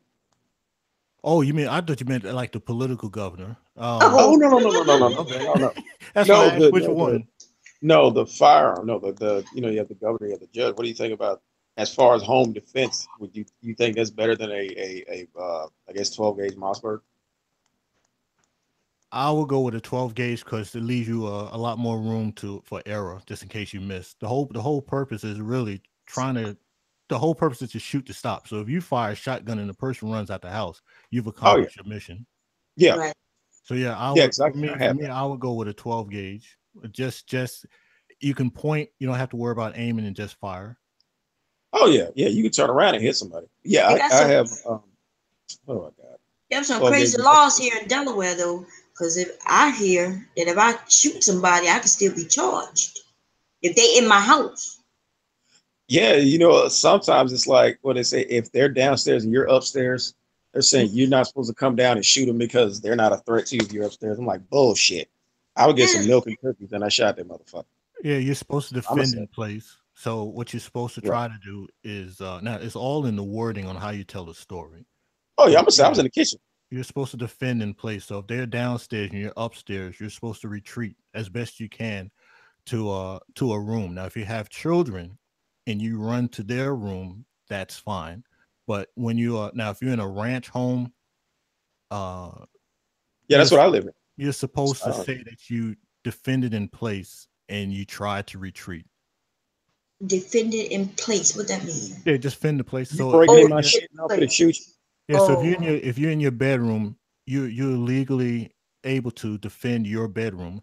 So if you live in a two-story house, you can legally defend your upstairs. I'm gonna say I was going downstairs and fry some chicken and the motherfucker just popped in my door and I capped him. All right, that's Like fine. I always fry chicken with my gun on. Just make sure you make sure your story's consistent. You'll be all right. Oh yeah, yeah. Our instructor tells us all the time. He was like, "Look, if you ever shoot somebody, call me for what?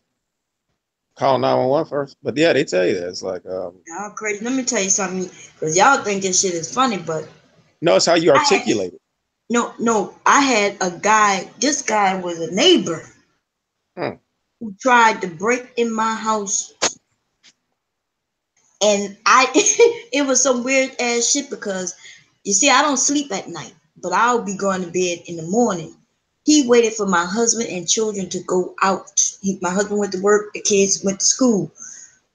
The only reason he didn't get me is because one of my sons ended up missing the school bus and came back home.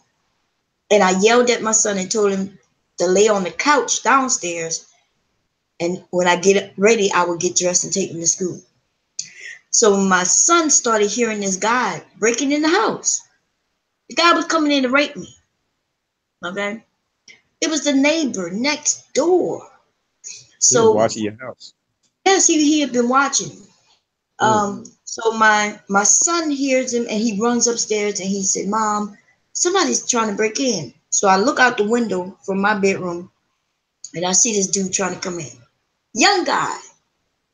Um, so I didn't know what to do, like, cause I can't really, like, I didn't know, should I call the police? Cause he wasn't really in yet. I didn't know what to do. So what I did, I got the shotgun out and gave it to my son and told and I opened the window so he could see my son holding that shotgun right there as he was trying to come in. That was Uh-huh. the weird. I didn't know. First of all, I don't want to shoot nobody, but you know what I mean. Why is this dude trying to come in my house? Yeah, in some states they're a little bit more lenient when a female shoots through a window or shoots through the door. Not all, not all Right. instances, but Yeah, they're a little bit lenient, a little bit more lenient with females shooting through doorways and windows. Depending on the type of day too, because I know in Georgia's like if somebody's beating on your door at 3 in the morning, you can put a few bullets through the door because they look at it like Damn. anybody who's beating on your no, I'm saying they look at like anybody who's beating on your door at 3 a.m. is not looking for no, sugar or ketchup. Right. But So what they beat, like he was literally trying to break in. He had already gotten through the screen door portion and was coming through yeah, the door. put a cash And in. yeah, but I didn't want to shoot him, and then he was still outside. And Delaware do have them laws. I heard that if I shoot somebody in the home, I could be charged. That's all I heard. I don't know the specifics, but I don't want to shoot anyone anyway. Well, it's all how you articulate it, because I mean, they're gonna ask you what happened, and it's Yeah, like, but well, I don't want to shoot. I don't want to shoot nobody. No, I don't want to do that. Yeah, I don't want to do that never again. I don't know. One thing I have to try to remind all my, especially the female students, is your whole objective is to shoot to stop. I say you say something about shoot to kill, I'll be sending you a Christmas package while you're in prison. I was like, don't shoot nobody in the head. I heard that if you shoot them to hurt them, they can sue you. Yes, they can. Yeah, you're supposed to when you're in court, you're supposed to say that you fired center mass with the intent to shoot to stop. They say shoot to kill. Yeah, I'll be sending them a pound for their Christmas package because they're gonna be doing some time. Yeah. And it's bad if you can shoot like a marksman, because they tell you don't wear your sharpshooter badge in court, because you can't say oops if you shot him in the leg. That's what I'm saying. Like, why can't I shoot him in the leg? You know what I'm saying? As somebody who is a competent shooter, they're gonna have a hard time convincing the jury that they didn't mean to shoot that dude in the leg. But that's what I would want. Like, I'm a competent shooter. I'm an expert. Like, I'm an expert. Now, whatever you say, I'm a girl. I bet you I shoot better than you do. You don't know. I'm saying, if it goes to court, you better walk in there in a damn sundress and act like you know how to shoot. Yeah, so wait, but what I'm saying, instead of shooting them in the heart and killing them, why not just shoot them in the leg? No. You're supposed to say you fired center mass to the mass to shoot to stop. Yeah, because if you're scored on the gun range, you don't get no points for shooting a target in the leg, because I think it was the center mass. That's all 5 points. Right, but what I'm saying though, that center mass is murder. No, I don't want to kill nobody, right? No, if you attend a formal firearm training, they're going to train you to fire center mass. That's all they teach you to fire. Now, if you aim center mass and you shoot the dude in the toe, oh, that's just the way it goes. But yeah, you're supposed to aim. You're supposed to say you aim center mass with the intent to shoot to stop. So what is because maybe I'm getting this wrong. What is center mass? Center chest. Right, that's what I'm saying. So that's what I'm saying. But I don't want. So this, I guess, this is what I'm saying. Instead of do you like fruitcake? Do you like fruitcakes? No. Oh, chocolate cake. Yeah. Okay, I'll be sending you that for your Christmas care package. But you know what I mean, though. So they would rather me shoot him, send him as to kill him, instead of just stopping him in the leg. Right, but remember the last time you went to like the range, you put up the targets that had like the little silhouette of the bad guy on the front. No, right? I already listen. I can I can show you where I shoot all in the head. I can do this. Listen, I'm great at shooting. Okay? Don't do that shit. What I'm saying though, I guess I'm questioning the law. Why would they want me to shoot Cinemax to murder instead of just just shooting him to stop him, like you said? Not Cinemax. What they call like the good faith thing. That yes, you can probably get a headshot, but like you said, it's a shoot to stop. So you're trained to shoot center mass. I mean, hell yeah, you shoot him in the chest, it's a wrap. Right, that's what I'm saying.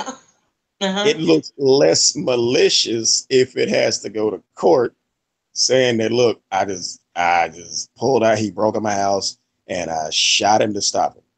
If the police show up and you only got one bullet hole in the forehead, then okay. I'm not talking about the forehead, but the leg. Like I stopped him by shooting him in the leg. Then he couldn't he couldn't come forward anymore. He Oh couldn't. Lord, you know, I've dealt with your kind in 2 of my classes. He can sue you.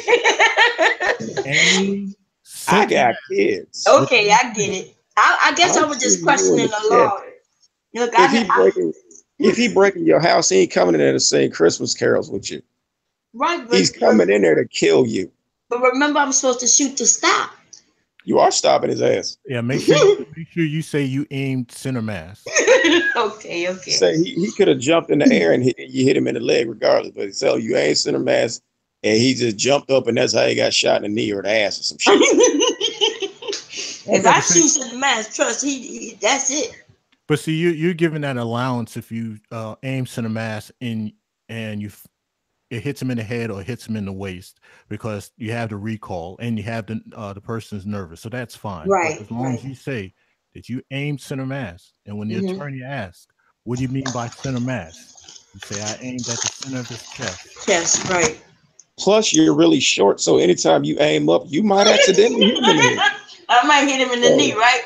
exactly. Center mass for you is his kneecap. So you might be able to get away with it. I've been subpoenaed more than enough time to know, huh? validate someone's shooting, validate the justification of someone's shooting, and if the person says, "Yeah, I aimed center mass and with the intent to shoot to stop," I slam on. I wish I could slam on the table. Bam! That's it. She's gone. She's out. She's walking. Right. So when you go to court for shooting a bad guy in the leg, make sure you told him, "Look, I shot center mass." Yeah, And make sure you cry. because I did hear that you could be sued. Like somebody could be breaking in my house and I shoot them to stop them, but because I done maimed them or some shit, they can sue me. Like, bitch, what you breaking in my house late at night for? Just shoot the motherfucker they break Just in make your sure house. you say. You can tell you're instructor. You like, look, I don't give a damn what you saying. Just Center say mass this. with the intent to shoot to stop. Matter of fact, call your instructor before you call 911 after you shoot them. And get the words directly, right? Because guess what our instructor tell us? He was like, look, if you have to kill somebody, call me first. That's crazy. Or if somebody, if you lose your weapon, throw away the box too. Make it look like somebody broke like your duty weapon. Like, look, if you lose your duty weapon, throw away the box too and tell them that somebody broke in your house and stole the shit. You're supposed to keep it separate from your you're supposed to keep the weapon separate from your magazine. Where? Well, if talking about in a vehicle or some shit. No, if it's like your duty weapon, you know, if somebody, you lose that shit, throw away the box too. Tell them somebody, but just throw a brick through your window. Tell somebody broke in and stole that shit. But your own personal weapon, because I think what is it they have, and a lot of agencies sell their guns to pawn shops. So there's a lot of APD Berettas on the street now, which is crazy. Because a lot of them, I saw one of them. They don't have no deals. Actually, the pawn shop here they're not allowed to sell no weapons. The one that that's right. You up north. I think it's just the one here in Delaware because I went. I used to like to buy a lot of guns. I just used to like pretty guns, and I really like Glocks and. Oh yeah, those are better because they. I still like my 44 Magnum revolver cup, mainly because it looks cooler. But that's too much for me.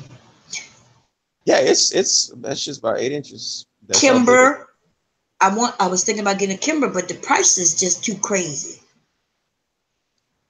On a Kimber. You know what? That's under my price range. Yeah, that shit high as hell. It's high. Yeah, they got these one. I forget who sold this handgun, but that shit looks like something out of a damn sci-fi movie. I can't remember who makes this damn pistol. It doesn't even. I don't even think the thing shoots bullets. It just looks like something out of damn Star Trek or some shit. I can't remember the name of the damn pistol.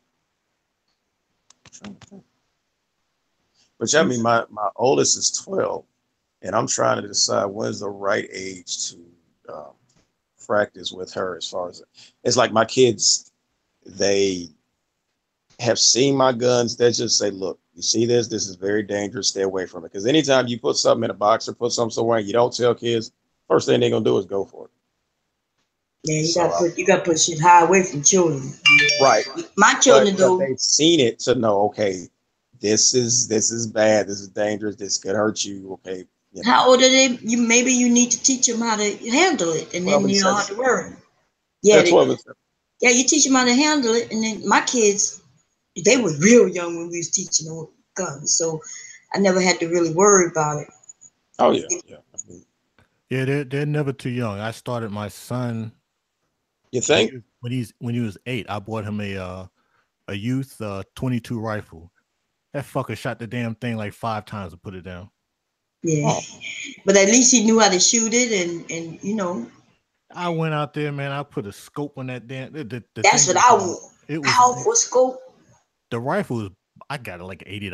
A little 22. I mean, I went out there. The damn scope was more expensive than the damn rifle. They high as hell. Them damn scopes, aren't they? I thought about putting a scope on my 44 Magnum. I mean, it's big as shit. So I see people like, I watched a couple YouTube videos. Guy, he put a damn rifle scope on his. Yeah, that's like, yes, I bought it for his birthday. Like I said, that fucker went out there and shot it like 5 times and put it down. So he didn't want to shoot anymore. You won't mess with it no more. Well, at least you know what kind of kid you got, you know. And pissed me off. That was something else. Oh, you thought y'all were gonna bond over it? Yeah. Yeah. That fucker. My kids, my youngest son, he was a natural. Like for real, it was. I didn't think you could just be a natural, but I guess he get it from his mom. And then their dad know how to shoot as well. But he was putting them right in the center mass. Bam, bam, bam, bam, bam. And I don't think he never shot a rifle though. I think only handguns. You don't have any difference between shooting a well, you say you don't shoot revolvers. I know a lot of people, they have trouble transitioning from a revolver to a Glock. And I keep telling them, it's like, stop thinking about it. That's why you keep, you know what I mean? Some people, you know, some people be on the range, they will talk themselves out of shooting well. Yeah. And well, I shot a revolver, but I just don't like them. I don't know. It's only, 6 shots? Yeah, it depends on the revolver. Oh, okay. They got more with like, what, 8? What's the most? A revolver? As far as I know, if you can go 5, 6, and 7s. There probably is an 8, but it's a smaller caliber. Oh, okay. Yeah, I've seen. I forget which one has 8 rounds, but I know mine has some have 5. Well, mine has 6 rounds, and I look at it like, because it's a hand cannon, I only need 6. Yeah, that thing big. Good God, that thing you talking about? Yeah, it'll blow a head off with one shot. That's like a shotgun power when you just shooting it, right? Basically, yeah. Yeah. My hand's too small. The whole barrel and see the damn bullet. Yeah, because I've got a Smith & Wesson 38, and that's what we had to fire to qualify with. So I just bought it just to practice for the for qualifying.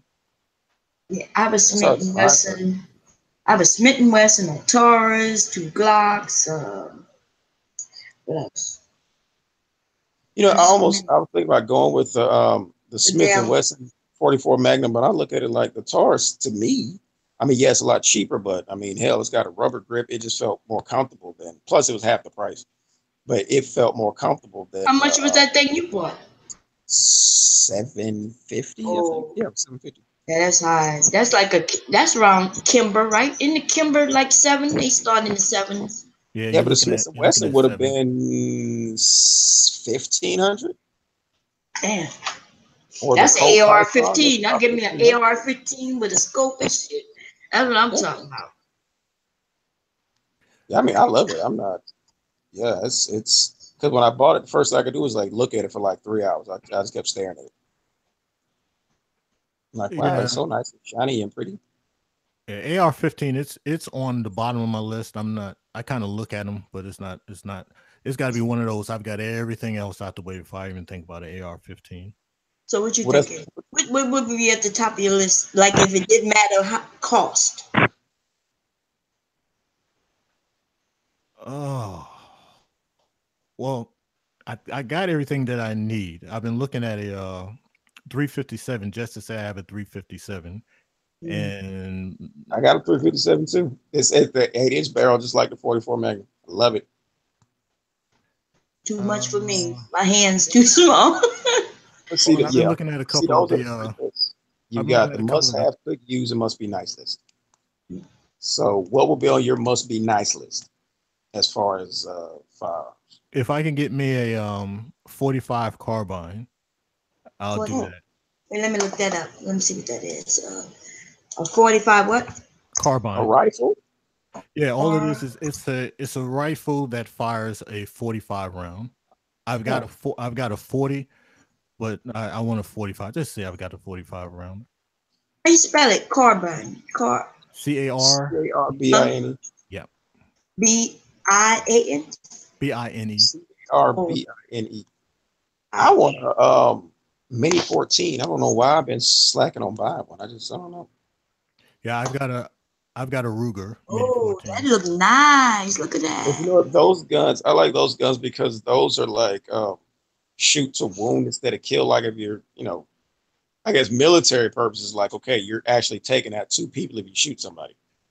Because you got the one guy you shot and you got the other guy who has to take care of him. So that's. Oh, look at that. That shit is nice. That is nice. Now, which company you looking at for that carbine? Actually, wait, let me see what I'm on some. Is this say Pew View Tactical? I'm not sure if that's a brand or that's the. Okay. Is that a brand?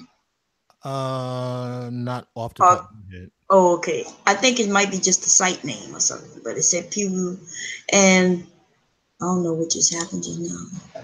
Yeah, so basically, it's just a rifle that fires a 45 rounds. So since I have a 45 and I have boxes of 45 rounds, I want to try to keep all the firearms close to what I already have in my gun safe. I don't want to have to run out there and buy ammo just for one particular gun. Handgun. Yeah, that makes sense, right? Yo, I'm about to crash because I can't even keep my eyes open. Okay, yeah, we're gonna have to chat again. I know Fridays y'all might not want to come, but that's my Freaky Fridays. I can't come in Freaky Fridays. Don't do that. That's when the women, everybody gonna come. We're gonna be talking about Freaky Friday. But yes, why don't y'all do lives? You got people who's put. How about you? Why you don't do any lives? Do you do videos, by the way? Who, Jack? Yeah, Jack. No, I'm good for this for maybe about 3 weeks, and I'll throw it down and go on something else. I know, huh? I don't even know how I got stuck over here. I got stuck all in that Sasaray bullshit. Yeah, the people who can do it week after week, month after month, year after year, even though I may not care too much for their content, I give them credit. I'm good for about 3 weeks, and I'm jumping on something else. Yeah, I ain't gonna lie, I'm getting bored myself. Because it's been about 9 months. I think when we first found out she was pregnant, but that's something wrong with her. But I'm gonna just let that shit go. Talk about it once in a while, but I'm about to, for my regular channel, I'm gonna do some cooking, and as it warms up, I'm gonna do some hunting team and shit like that. What you call it? Field dressing? You talking about like? Oh, field stripping. Field stripping. There you go. Thank you. Yeah, I think I want to do something like that with my weapons. I'm just afraid that if I, with the cheap guns, with them high points, I might not be able to put that shit back together. I don't know. Nah, you won't be able to. They have people that could do it online. I don't even do that. I just clean what I can, and hell, if it gets too bad, I'll just dump it and get me another one. Yeah, because they are cheap like that, right? So you suggesting that I don't touch those then, the high point? Because I got one 9mm 9 and a 45 on the high points. Don't try to field strip them. There's a special tool you have to purchase. Then you get the special tool, and then if you push one of the plugs out and you can't get that plug back in, you just got yourself paperweight. You got a nice, pretty paperweight. Oh, I'm glad I talked to you, because I sure was gonna, I was gonna pull it out and see what I could do, because I've never done it on those ever. Actually, I haven't done that in so long. Like, it was a military weapon, so I've never done it on a handgun. Yeah, Um, there's a gentleman. Let me see if I can find him real quick. Oh, wrong thing. What is his name? He is uh how you pronounce? Oh, I'll spell it. I can't pronounce it. It's mhm. HICKOK 45, and he has quite a few videos of Film field stripping. stripping. I believe he did one on a high point. I believe. Oh, okay. I'll check it out. I'll just search them up and see. But yeah, you know, first I'm gonna look at somebody's video and make sure, because even though they're cheap, I still don't want. You know what I mean? I don't want to mess them up. Yeah, I wouldn't even worry about field stripping it. Just do your general cleaning, and it's not like you're putting thousands upon thousands of rounds through it. So yeah, don't even I worry about field stripping it. Yeah, I think I've only I think I've only used it, both of them, the high points, once at the shooting range, just once. Because I heard that they are throwaways, like they say that you can only use them so long or something like that. Yeah, unless, like I said, unless you're firing several times a week during the month, yeah, then you can worry about that. But yeah, just normal shooting that normal people do, nah, Um, I wouldn't even worry about it because I've had all of my high points. Oh man, before 2010, I know that much. oh yeah, for a while. And the only thing I've done is just casual cleaning. Oh, okay. Yeah, I'm gonna try. I guess I'll do that, and I'm gonna take your advice because I don't want to mess them up. They cheap, but I like them. Like I don't know why, but with the like with my Taurus and Smith and what, they so light. So when I and also you know the when I pulled the trigger, it seemed like it's a long pull. True. And so I'm right about that, right? Because that's what I feel like. It feel like I had to pull back so far, but with the high point, it's just like bam, bam, That's true. and I like Now, that. now the other ones you can adjust them. Now, how you adjust them? Each firearm is different, so you're gonna have to find the owner's manual. Oh, okay. Hopefully, in the owner's manual, it will show you. If not, you know how YouTube is. They got just about every damn thing on YouTube. You're right. Oh, so it can be adjusted? As far as I It's, know of, oh. they should be adjustable. As far as I know of. Oh, okay. See, I didn't know that. I just figured I like these high points. I was like, yeah, the weight also, it helps me with the recoil. It's almost like with the lighter guns, I get this, I think it's in my mind where the way because I'm pulling so long, I just, I don't know. Now I've got the High Point 380. That's my favorite fire carry on. I carry that Oh, one all the time. yeah, let me check that out. A 380. A 380. I'll go to see. Now that one, when I purchased it from the pawn shop, and the first time I took it, it was smooth. Smooth. Yeah. If hopefully it never happens. If I ever have a home break in, hopefully it never happens. I'm gonna grab that and the shotgun. Mm-hmm. Now I've got a 9 mil, I've got a 40, I've got a 45, but yeah, if my life depended on it, I'm gonna grab that 380. Yeah. That shotgun first now. Right. Oh, so you feel, see, because I don't know why, like the shotgun, because I'm so short. Um, I feel more comfortable with the handgun. So, but you think for self defense, the shotgun is better, That's me. I mean, you can get 20 of us in a and room everybody be different. and Yeah. everybody be different, and everybody will have a pretty legitimate reason why their pick is better. But yeah, for me, it's a shotgun. Yeah. My husband he said he took a plug out. So I think legally I'm only supposed to only have so many shells in there, but we have more than, Yeah, you it know. all. Oh, when you purchase it, now I haven't purchased a firearm in ages. Last time I purchased one was maybe 2009, I think. I think we bought these shotguns in like 90 something. That the shotgun I'm talking about, where it go boop, boop. Yeah, they got this crazy law. If it's still in effect, the shotgun is supposed to be able to fire 3 rounds. Yeah. And then you take the plug out, and then it can hold 6 5 in a barrel, and then 5 in the chamber, 1 in the chamber for a total. Yeah. Yeah, that's what he told. He was like, I took the plug out, and he was like, it's illegal. I'm like, well, why would you make it illegal in case I have to shoot somebody and the cops come? But yes, some idiots. We'll put the S on there. Some idiots came up with that dumb law. It's supposed to have been to protect the wildlife. But yeah, you can take it out. Oh, okay. Yeah, when I bought mine, I know it was in the Mossberg. That's the pump action. It had that damn little plug in there, so it gave you instructions on how to take it out. Oh, okay. Yeah, he told me he took it out. I didn't know what he meant. You know, I just know mostly how to use weapons than, you know, the scientific shit on them. You know what I mean?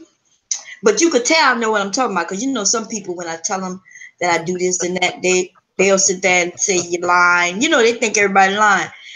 But I'm having a whole conversation with you. You know what I mean? But it's all good. It's all good. But yeah, that 380, I'll grab that 380. Now I also have a normally if I have someone that brand new, never fired before, especially my ex-wife, when I try to show her how to fire a firearm, I've got a Walther P22. Oh. It's a 22 caliber, it's a little pellet gun. But yeah, everyone that I start off on firing, I give them that just to show them the basics of how to operate an automatic, how to clear it, how to load it, how to if you have a jam, proper holding, how to work the safety. Yeah, so you get that, shoot cans and stuff around. If you want to shoot some mice and stuff like that, vermin, it's good for that also. They have some powerful pellet guns, right? Pellet guns and what they call them? When we was kids, they called BB guns. Yeah. Yeah. But now they shoot pellets. Yeah. Those things are real powerful. Oh yeah, they're enough to somebody get hurt if they're close enough. Yeah. But yeah, they go you got the pellets, which is just the BBs, then it goes .177, and then you go up to the 22, and then if you can get a 25, it goes up and up and up and up. Yeah. But yeah, everyone that I know that has never fired a firearm before, I start them off on that 22 just to get them comfortable with holding the firearm and aiming and everything. And then if they're good to go, I'll move them up to the 380. If they do well with the 380, I move them up to the 9mm. If they're good with 9mm, I move them up to the 80. I mean, up to the 40 until they say, all right, that's enough. Right. That's what I'm talking about. I don't know. And you could tell, like, those of us who deal with guns or weapons, right? Because you're referencing them as firearms. I'm referencing them as weapons. Because, you know, in the military, it's a weapon. Yeah. That's not a gun. That's why I say weapon also. Right. And you could tell, you know, just the terminology that people use, you could tell that they know what they're talking about. I just make it sound good. Yeah, it do sound good, though. Look, I might change it to firearm as well. I'm like, okay. Just to make it proper. So if I got a class and somebody say gun, I'm like, no, it's your firearm. You know, there's times I'll say, hey, your gun. I said, oh, I got to catch myself here. Yeah, well, in basic training, they straighten us real fast, you know, because, yeah, tell us it's not our gun. And then I watched that movie, too. What's the name of that movie? I know you know what I'm talking about. Damn. When they say, this is my... Full Metal Jacket. Yes. Well, I knew you was going to know. I think everybody know that damn movie, right? No, not all now. I had to check somebody. Oh, really? I had to check somebody. Yeah, someone was talking crap, right? So I ran the part about the you will not laugh, you will not cry, you will learn by the numbers.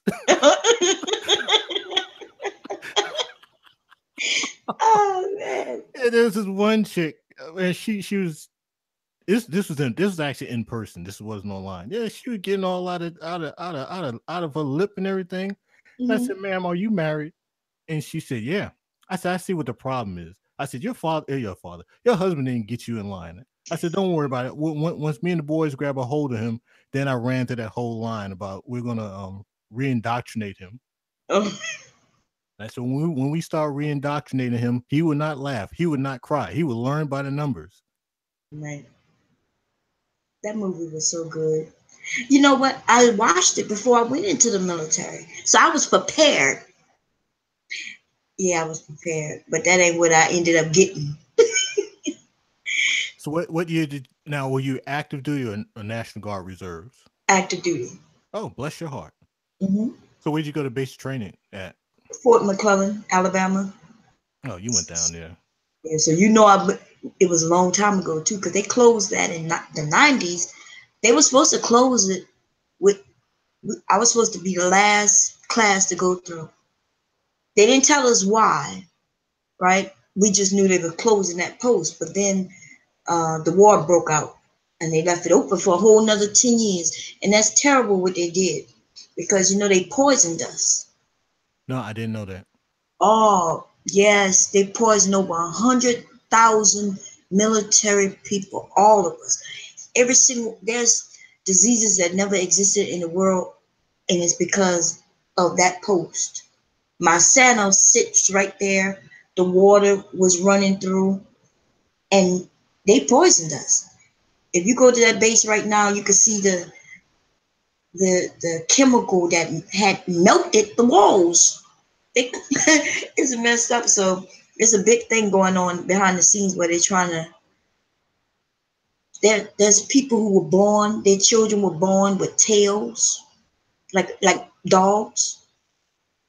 No, Um, I didn't know that. I mean, I knew they used to have the MP school there. right, the MP and the chemical.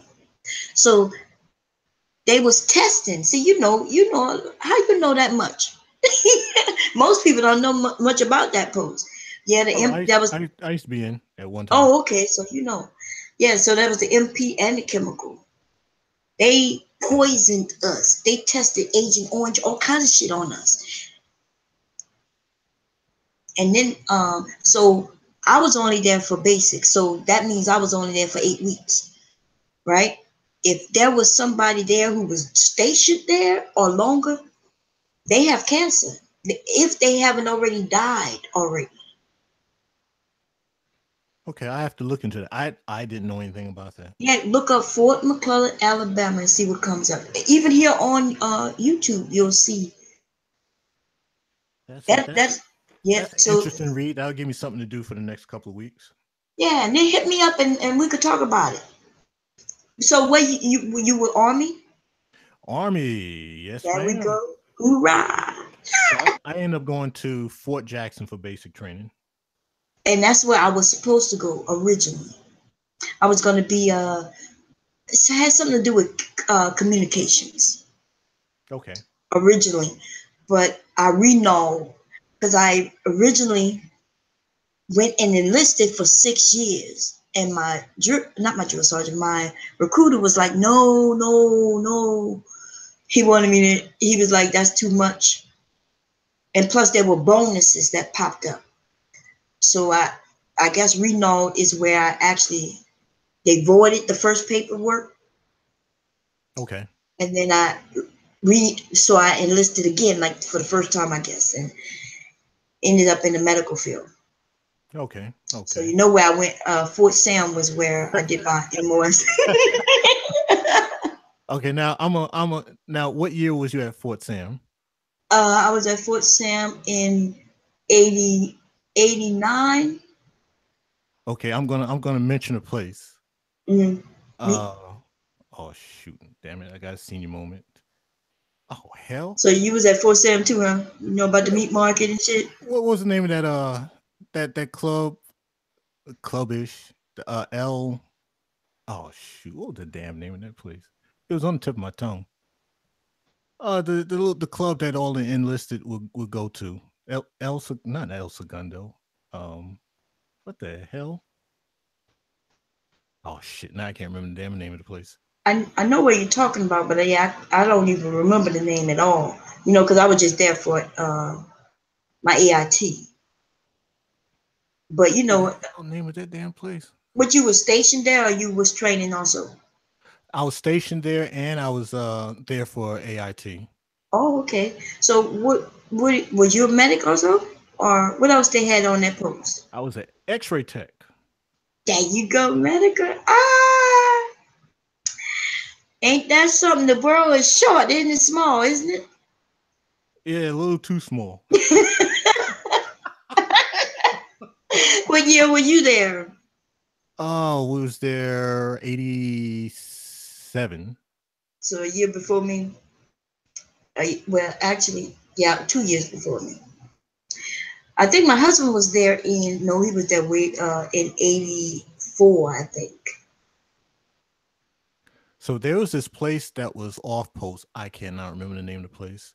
So you had the officers that was in the medical branch. So we would Mhm. go to this place. So it was, I mean, I was like my late teens. So we'll meet these girls down at this one place in San Antonio, and then we end up seeing them again like Saturday or Monday up in the AMED building. And they were Mhm. like, "Do I remember you?" I was like, "Nah," because I got on enlisted rank on. They got on O2 Officer. rank, O1 Oh. rank. I'm like, nah. Ah, Do I yeah. remember you from such place? I'm like, no, not me. Ah, let me tell you, basic and AIT at Fort Sam was so different because we didn't have drill sergeants. Right.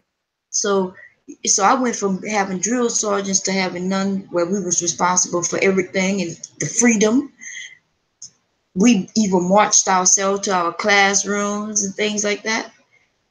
It was, but Fort Sam was, yeah, I liked it. It I was enjoyed nice. It it. was nice. You know, everybody was talking about what they called it, Fort Resort. I was like, this ain't no damn Fort Resort. Compared to a lot of places, yes, it was like a result. So when I first got there, because they when I got there, they'll let you bring your car. So Right. I had my car. I go downtown to San Antonio. So I go into the mall that's right next to the Riverwalk.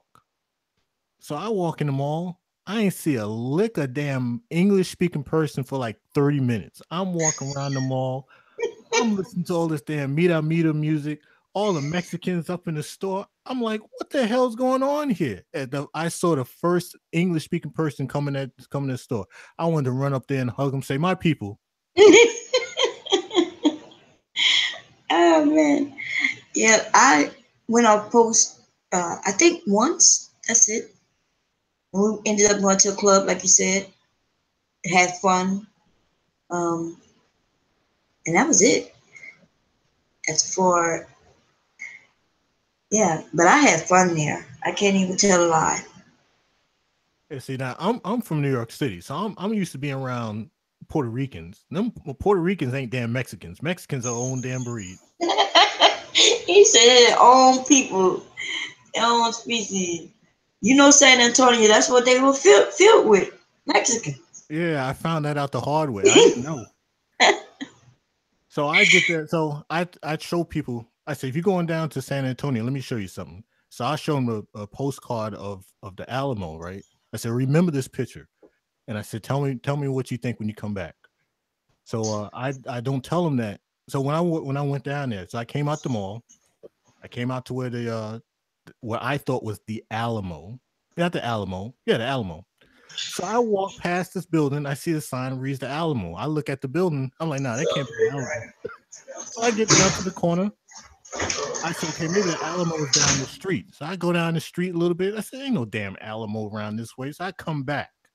I pass that sign which reads Alamo. Now the sign is pointing to my left. I said, okay, let me stop being a genius here and turn to to this building that reads the sign here. I look at the building. I'm like, you got to be shitting me.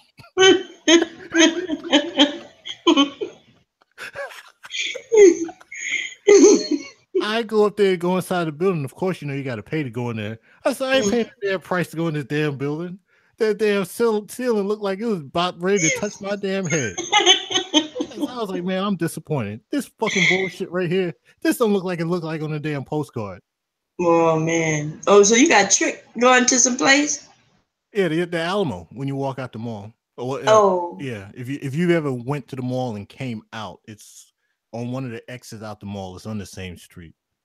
Okay. I don't remember going to a then mall. I found out that's not the Alamo. The Alamo is all the grounds. That's the church. I said, okay, that makes a lot more sense. Oh, you ended up at a church.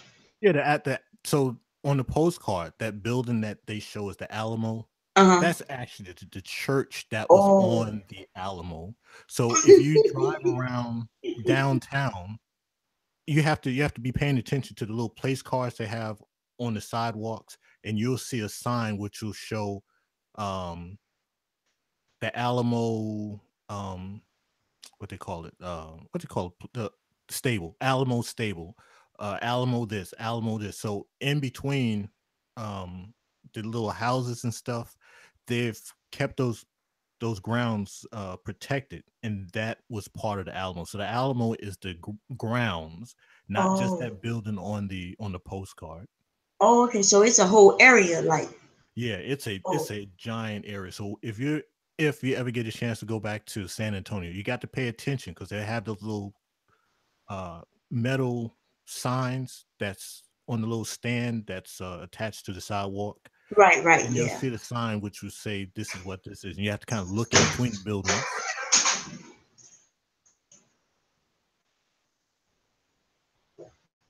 But I like San Antonio. I never got lost because everything there was flat. So the only thing I had to do is just make sure I kept my eye out for BAMSI. No, that's not BAMSI. Damn it, what the hospital is there? I forgot. The hospital that's there. As long as you can see the hospital, you would never get lost. Right. But you had a vehicle, so you was able to get around, like you said. I got around all that doggone place. Well, so were you already from Texas, or you drove?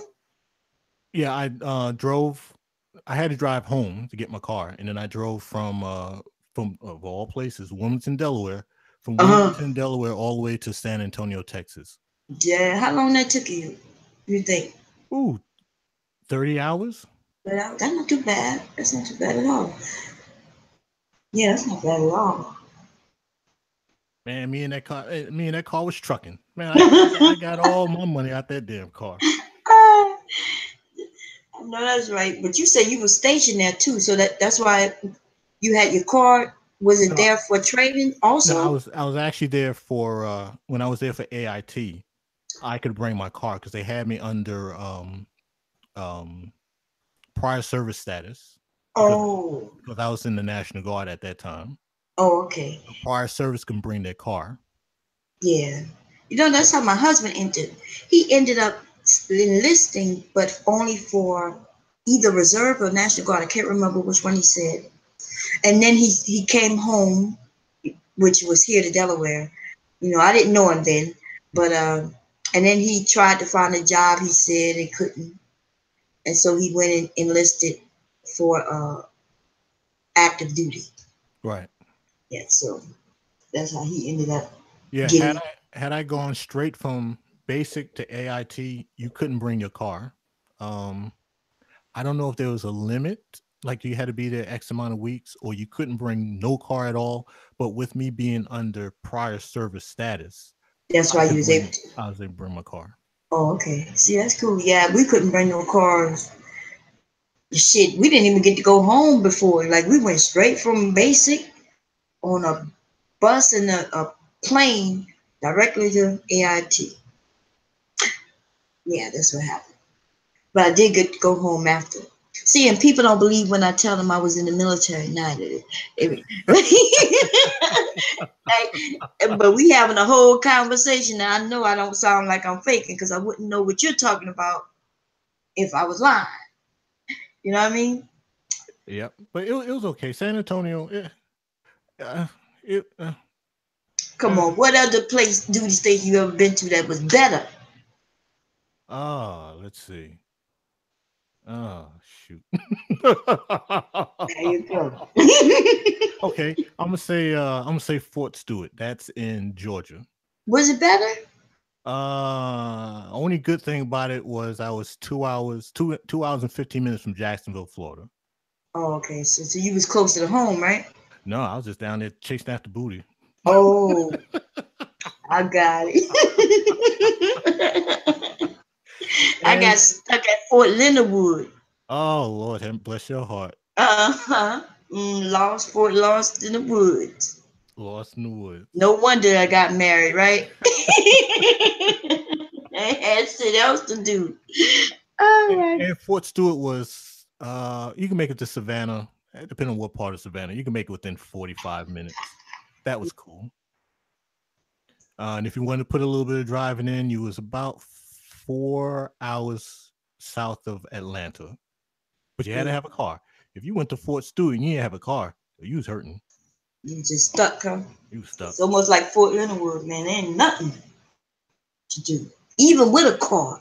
The closest mall was 2 hours away, either St. Louis or Columbia, Missouri. Yeah, they really is lost in the woods for real. Hey, grumpy old man. Grumpy old man is also prime military. Okay. And then I was at Fort Gordon. Fort Gordon's okay. Fort Gordon's all right.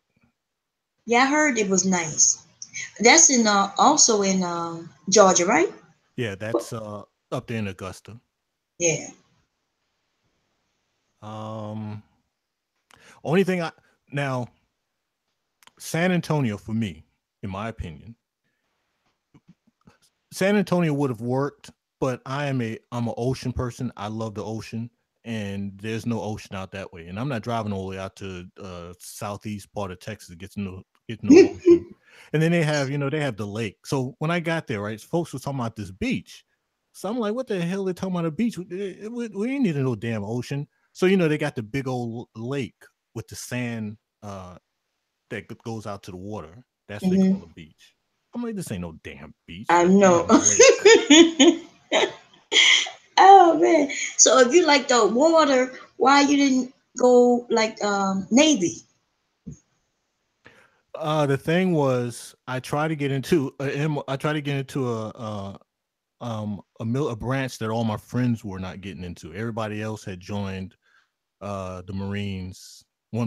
Two was in the Navy, so I wanted to be different. I didn't want to be like everybody else. Okay.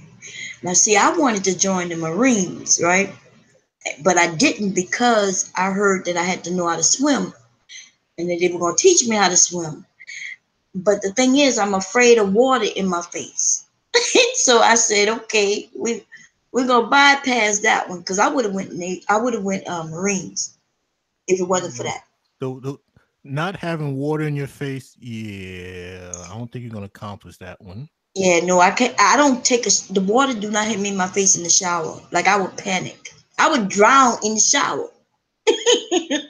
Lord have mercy. I don't know why. I think it's because when I was a kid, I remember my aunt, we lived on the bayou. I remember swimming with her and she would duck us under the water and hold us there. And I think that's why I have this fear of water. But my fear is drowning and burning to death. I can understand the burning. Yeah. The drowning, like I just really can't. And then, or maybe I also can't take a shower by myself. Like if somebody's not in the shower with me, I can't take it. And I think that's because of that movie when I was a kid. What is it called? Psycho? Is that Psycho? That's correct. Where the female's in the shower and she get killed. I was a young kid when sitting down watching that movie. I will not take a shower, even if my husband, he had to be like in the shower with me. He can't be out the shower because then I think he gonna come and kill me. He might get angry at me. Well, you was messing up his Xbox time.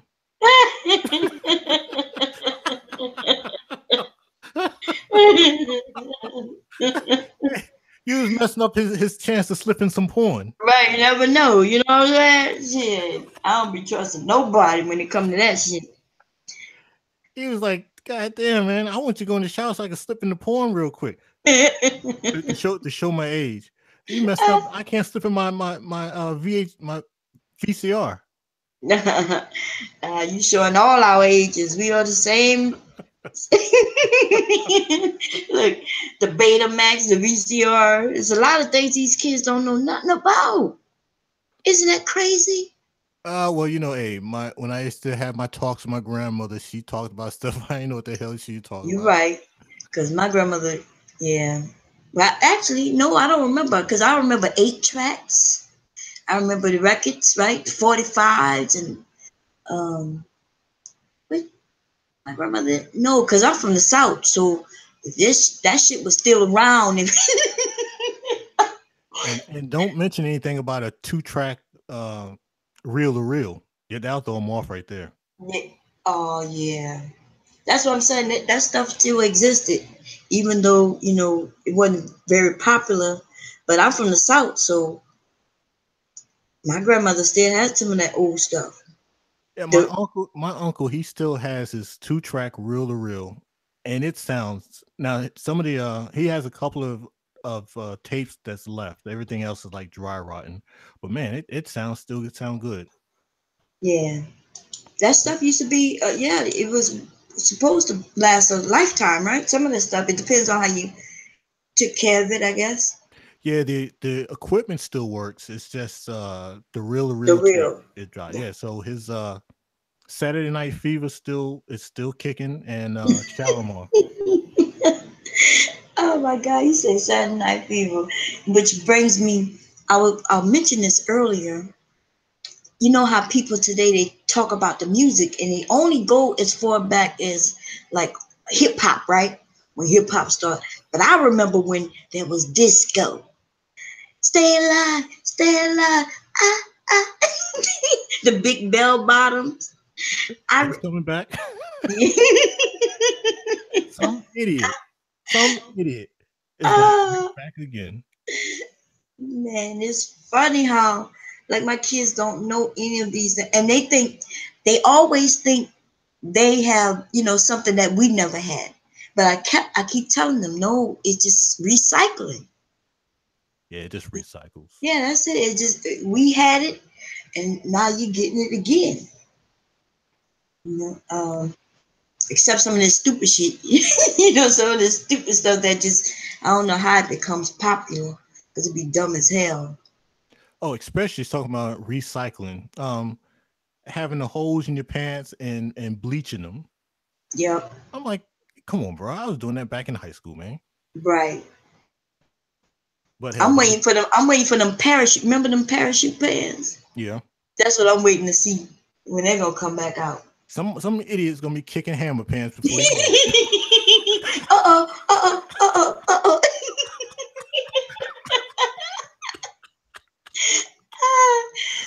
Only thing it takes is one video, and some idiot is gonna bring hammer pants back. Yes, they are. But at least they have some room instead of like they're wearing now with the damn pants. Too tight. First off, the pants are too tight, and you can't wear it around and sagging.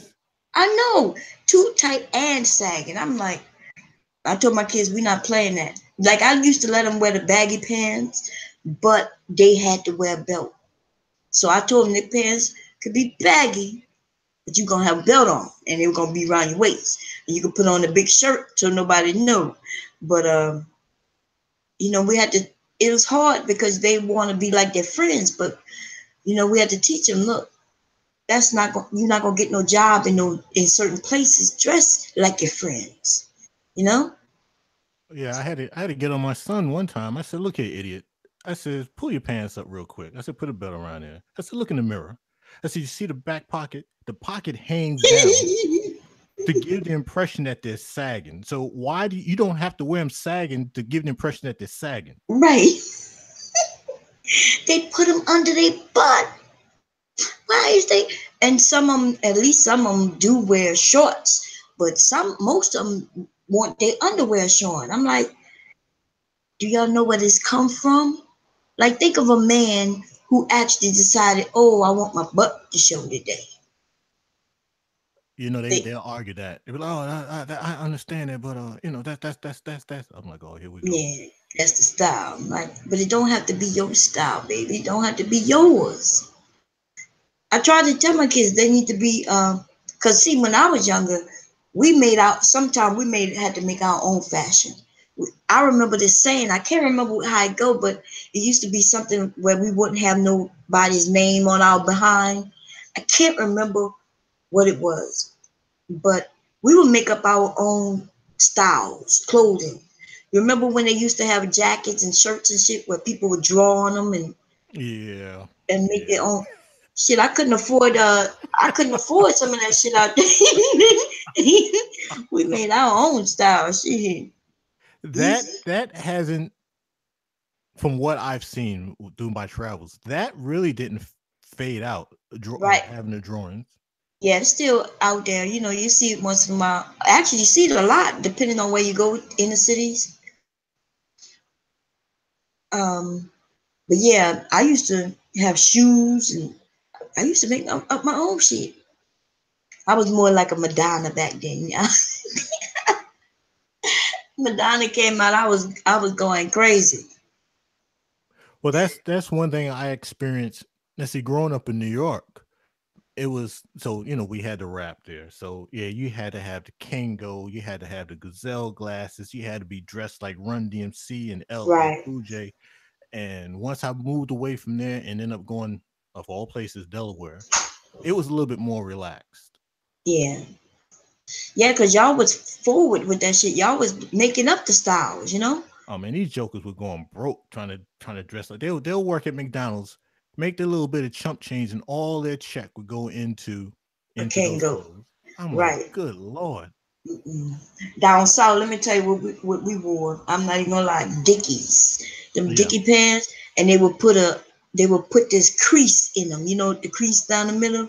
That would be so sharp. But Dickies was cheap back then.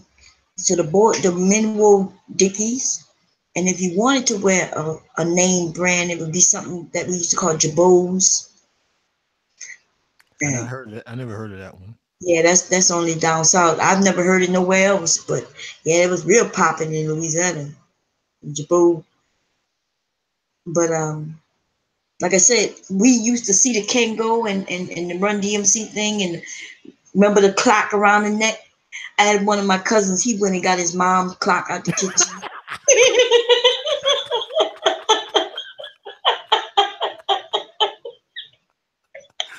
Lord. He literally got the clock off his mama's kitchen. I'm not even lying. Was he cool with it? Cool with it. That's all that matters. That's all that matters. Man, but back then, we were just making shit up because we would see you all do it, through the movies, through the videos and the movies, like Beach Street and that was another one. Beach Street and Electric Boogaloo, right? Oh yeah, that was L.A. Yeah. Oh, I thought was that L.A. Yeah. Electric Boogaloo was L.A. Crush Groove. I'm gonna mention something that you may not remember. No, I remember Crush Groove. Was that New York? Yeah, we had Crush Groove. Oh, okay. We had damn it, Senior Moment. Now you got me thinking. I'm going way back. I can't remember. It was Beach Street. Beach Street, yeah. So Beach Street was New York, right? Yeah, that was with Fad Five Freddy. Oh man, I'm going way back. Uh-oh. What you talking about? I'm with you. Shit, you ain't going far back than me. I'm with you. I might snitch myself out. Dickies with white t-shirt. Grumpy, you know what's going on. I put the link in if you want to come in, Grumpy. Grumpy is 30-year military, he said. And yeah, we had a conversation before. He's a pretty cool dude. Yeah, but bless your heart there, Grumpy, if you're still out there. Yeah, Yeah, Beat Street. Like we really, the music came from you all because I remember the first rap song was the one that said chicken that tastes like wood, right? Yeah, that But they was had oh shoot, Sugar Hill Gang. yes. So y'all was controlling. I don't think y'all knew. Well, I know you know it now, but y'all was controlling the whole goddamn nation. Yeah, yeah. How's it going, guys? How you doing, Grumpy? I'm just chilling and saw you guys chatting, so popped in. Yeah, we going down memory lane. Yeah. Nah, you going down memory lane. I'm gonna bury all this and forget it. You gonna act like I don't know what is the best. Come on, be honest. Wasn't it? It was the best time. You know, people said the 70s was the best time. They ain't know any better. Well, the 80s, the 70s was a good time too. We was kids then, and that's when we didn't have a care in the world because we were so young, you know. But the 80s is when we were teenagers. Yeah. Now the 80s is when someone asked me to be an adult. Oh, well, you know, the late 80s, I became an adult.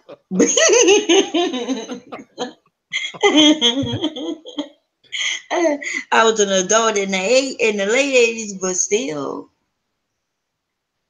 But now the thing that you was telling me about not wanting to get your face wet, get your hair wet when you're in the water. Oh, I don't care about my hair. It's my face. Face. I don't want to drown. I don't want to drown.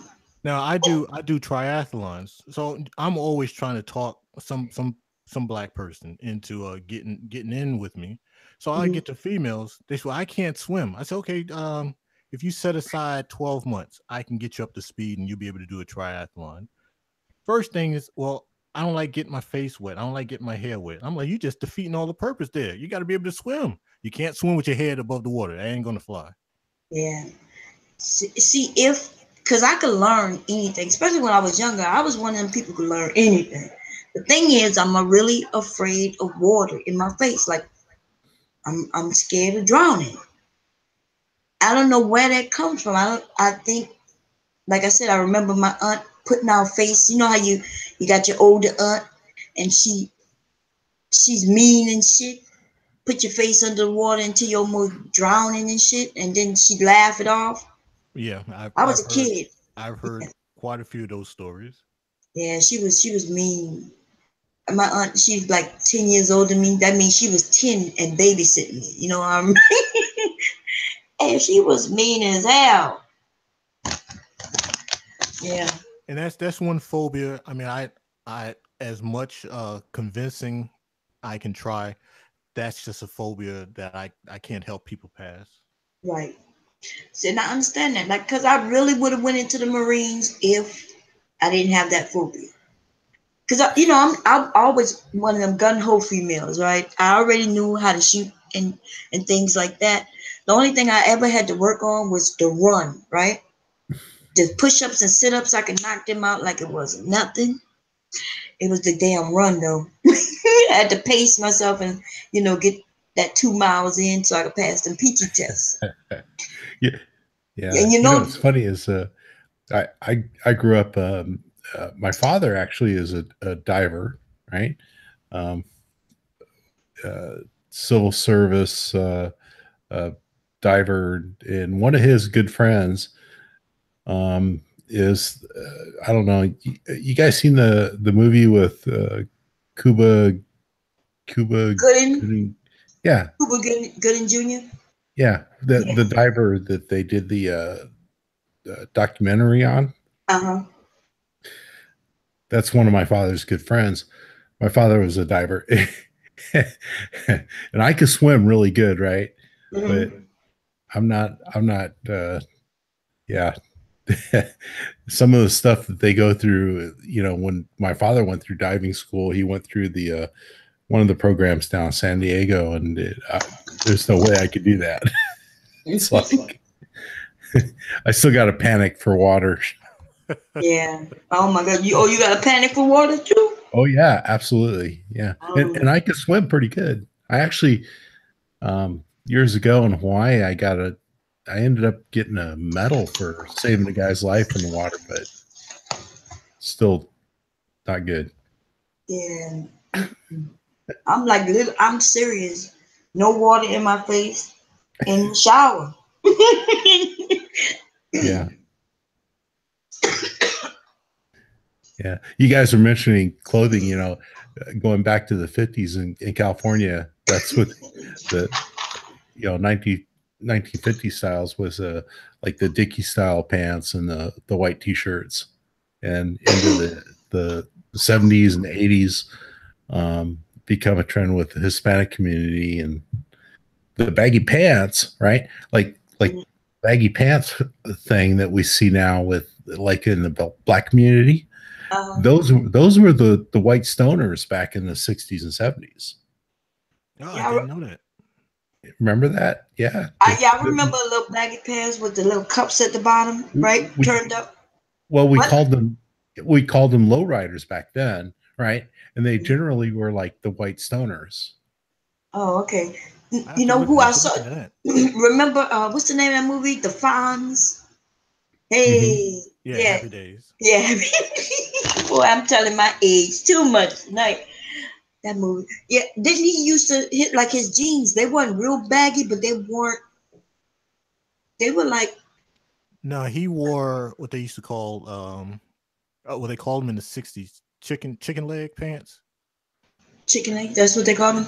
But yeah, he wore his where the cuff was a little high, so you could see the socks, and they were tapered. Oh, okay. Yeah, I remember him because we did that in Louisiana. We started tapering out. They did that to them Dickies. So I think it was culture. I think it was specific to that area where we lived at, because they weren't very expensive and they made them fashionable. Yeah. Well, I remember like in the 60s and 70s when I grew up, like mom, she pressed everything. Everything was pressed. So you had creases in your pants, that type of thing. Right. And yeah. So in Louisiana, they started creasing so hard that it would end up with a white line. Like the crease would be so yeah, to where even when the crease wasn't there, it looked like it was there because of that white line that that ended up being there. Now in New York in the '70s, you was G if you stitched your crease in your jeans. Oh yeah, I remember when they were doing something like that too. Mm-hmm. When you had that, you was good. You was good. Yeah, I remember when tucking in your shirt was cool. I know, ain't that something? Now they're making shirts that's untuckable shirts, right? Yes, right. I have me 3. Oh, they cost me an arm and a leg. Oh, yeah. I tuck in my shirt now, man. Everyone laughs at me. What the hell? It shows our age, right? Some of the things we do. There's a company, I cannot remember the name, and I'm not going to look for them. But yeah, they sell these shirts that's not made to tuck in, and I bought 3. They cost me. Oh, this was during Christmas time. I had my Christmas bonus money. So they run like $85, $90. Yeah, they're expensive. I heard. Expensive. Men's shirts and shit cost a lot of money anyway. I guess it depends on where you shop at. Yeah, because we don't buy things too often, so they're trying to get all they can out of us out of that one shot. Right. That's what my husband told me. He was like, look, the way the mall is set up for men, so y'all can go through the door. Instead, you don't have to go through the mall, but you know how some of the stores you can go in the store from the outside? Yeah. He was like, they set up that way, so soon you go in that way. The men clothes are right there because men don't want to shop. Y'all want to get in and get out. Isn't he right? He's correct. Yeah. Yeah. He said, y'all don't see all the colors women see. Well, like you go through the mall today, right? And it's like, just recently they put like Dick's Sporting Goods, right? And then you got maybe a Best Buy attached, depending on the mall you go to. But other than that, it's all pretty much women and children in there. Right. Yeah, because for the men, they'll go in there. So they're like, okay, with the guys, we got to get the $80 out of them with one item. But the women, they'll pick up $5 here, $12 here, blah blah blah blah, and then by the time they leave, they've spent the $80. $80, right? It's true, because they all our stuff they'll put a sale on, 25% off there, 15% off there. But they know they're gonna get that $80+ out of us. Yeah. Men, you right, because y'all will go in for and get. If you going for one pair of socks, that's all you're going to get. That's all right. That's all right. A woman goes in for one pair of socks. She ends up with a shirt and a skirt and shoes and all kind of hat. Well, guys generally go, okay, I need something, I'm gonna go get it, right? Mm-hmm. Unless they go to like Lowe's Lumber or something. But yeah, they'll get you like that at Lowe's. Right. Well, yeah, Lowe's or Home Depot. Yeah, Home Depot. But that's my Christmas store. That's it. That's the only place I go to browse. But that's y'all two area, with y'all into tools and things like that. Yeah, I got to be well disciplined when I go to Home Depot. If I go there just to buy some batteries, I grab batteries and get out. I'm telling you, you know what the trap is, right? Is this whole deal with light bulbs, right? Like, they start out with the regular light bulbs, and then they go to the fluorescents, and then they go to the LEDs, and then I think that's a trap. That is a trap, because I'm telling you, guys will go in there and they'll look at light bulbs and they'll be like, it's crazy. I don't understand it myself. I'm like, the cheap ones is the ones I want to get, but then I'm like, but they're not as light anymore. Like the LED, what you call them? They so light and bright. Yeah, they are. Yeah. But are they a lot on the energy though, or not? Oh yeah, they're well. You got the regular light bulbs that are like 60 watt. Then you got a 14 watt fluorescent, and then it's half that to the LEDs, right? Mm-hmm. And then the LEDs, like we use them in our kitchen chandelier type thing, right? We got 5 light bulbs. You put them in there, but you can reach up and unscrew them, and they're not going to burn your hand. So you can just turn on 2 or 3 and then just unscrew them depending on how much light you need at the time, Oh, okay. Yeah, but they're expensive. Oh my God. but I think it's a trap they put men in, right? Like, we're all thinking about this shit. So we go to Lowe's or Home Depot, and now we look at light bulbs, Yeah, it's kind of like shoes. Yeah, they get you, because I'll go in there and I'm like, I look at the light bulbs. I said, wait a minute. I don't remember where a box of light bulbs are. Hey, maybe I need to buy me a box of light bulbs, because since I can't remember where the light bulbs are. So yeah, I go in there to buy one thing, and then I walk by. I said, wait a minute. I don't remember ever seeing that ruler. Where in the hell is that ruler? While I'm here, let me buy the ruler, because I can't remember what the other rulers are. And buy something else. I was like, oh man, they got this screwdriver on sale. Matter of fact, the screwdriver I got is too long. This other one I got too short. This one it's only $8.99. Yeah, I need to buy a screwdriver.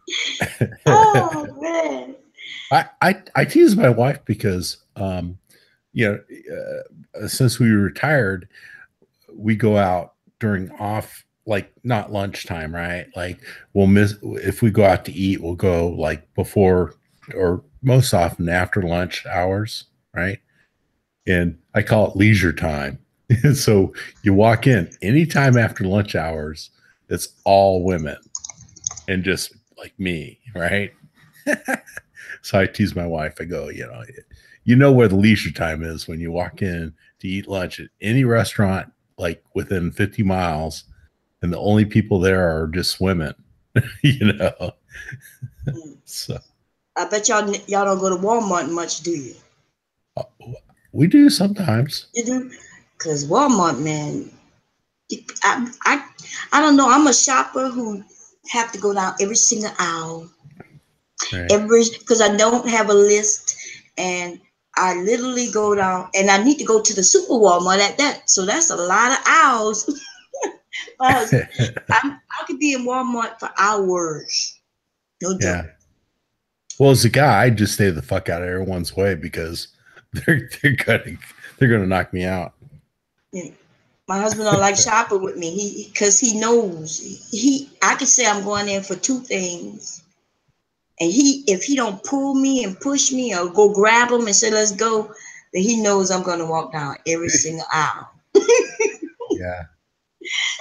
Because I'm always thinking we might need something that I just don't remember. And I'm gonna see it if I go down every single aisle. That's true. Yeah. But I think the guy thing, at least my experience is like if I go to Walmart, right? Like I go for very specific things, so I know where they're at. I go get them and I check out. Yeah. Right. And definitely if I go with the wife, it's like, okay, just let her go and do. Let her do what she gonna do, right? Yo, it's peace in the family and all. That's how it is in my household, man. My husband. Oh, you go. No, you go ahead. Oh, I was gonna say I'm not that bad with Walmart, but Home Depot and Lowe's, you might as well forget it. That's right. Yeah. Do you use your tools a lot? No. You just buy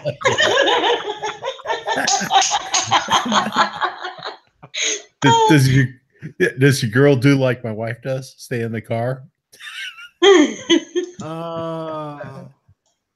Let's see. I'm trying to remember when I dated someone and I actually had to be involved with her at Home Depot. Nah.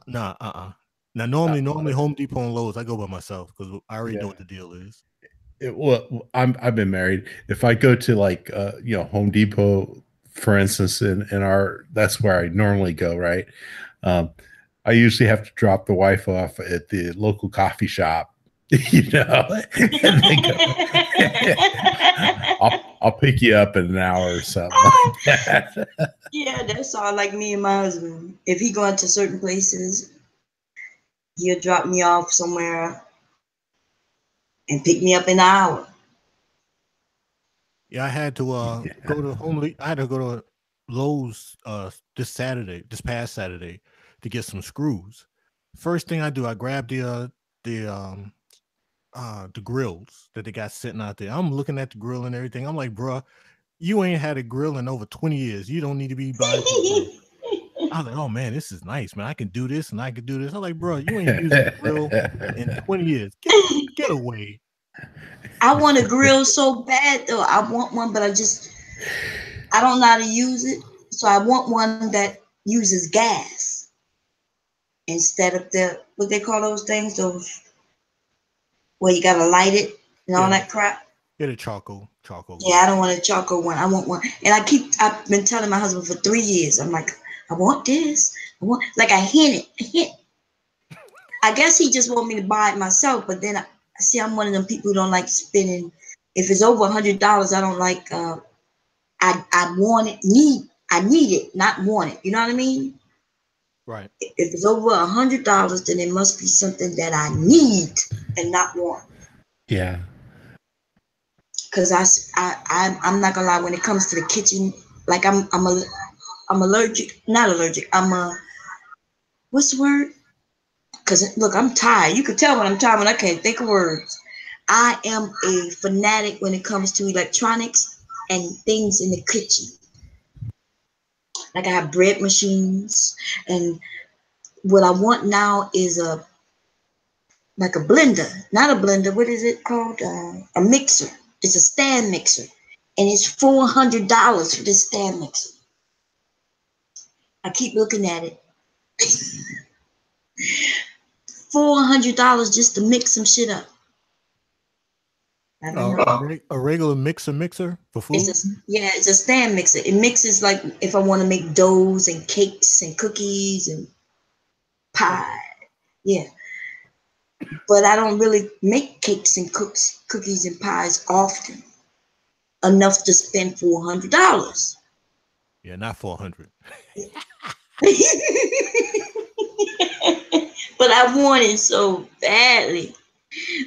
But I wanted that bread machine too.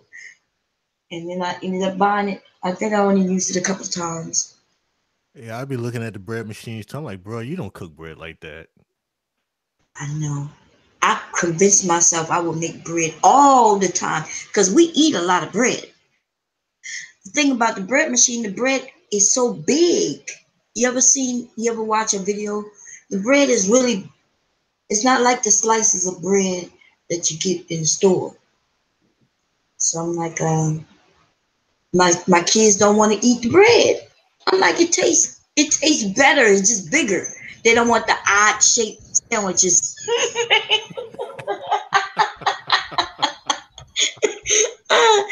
That's crazy. Yeah, I make bread pretty often here. I don't do the bread machine, but like I'll mix some dough with and I do the whole sourdough thing. So I culture my own yeast, Oh, and really? yeah, and but I'll when I mix it up, I'll make like and I do this every week. I'll make like a batch, and then I'll cut it into like 3 parts, and then I'll put it in a Tupperware, put it in the refrigerator, right? So I can use it for, I could throw it in the oven and make bread. I can also take like these I call them blunts, um, pull them out of the refrigerator, and I make pizza every week, right? With homemade dough, and they're pretty good. Yeah, Yeah, see, I have the bread machines that also makes the doughs, and everything for the right, pieces right. if I want. So it's just easy because I don't have to do all that kneading, all the kneading and putting. So, but yeah, I just don't do it. I cook a lot, but I don't. I'm gonna put on some bread today, I guess. Yeah. I You think I'm you gonna make don't some cinnabons. You ever made cinnabons before? no. Ah, do you eat them? They're so good. I have my moments, those moments where I'm good to go with the cooking, and then other times I'm just too lazy. Yeah. Well, I decided, since I'm older and I don't do nothing anymore, not too much, that I wanted to get into the cooking, just Yeah. cook different stuff. Because I'm used to cooking the Creole and the Cajun dishes and things like that. But now I want to learn how to make some different things. Yeah. We're that, because we're older.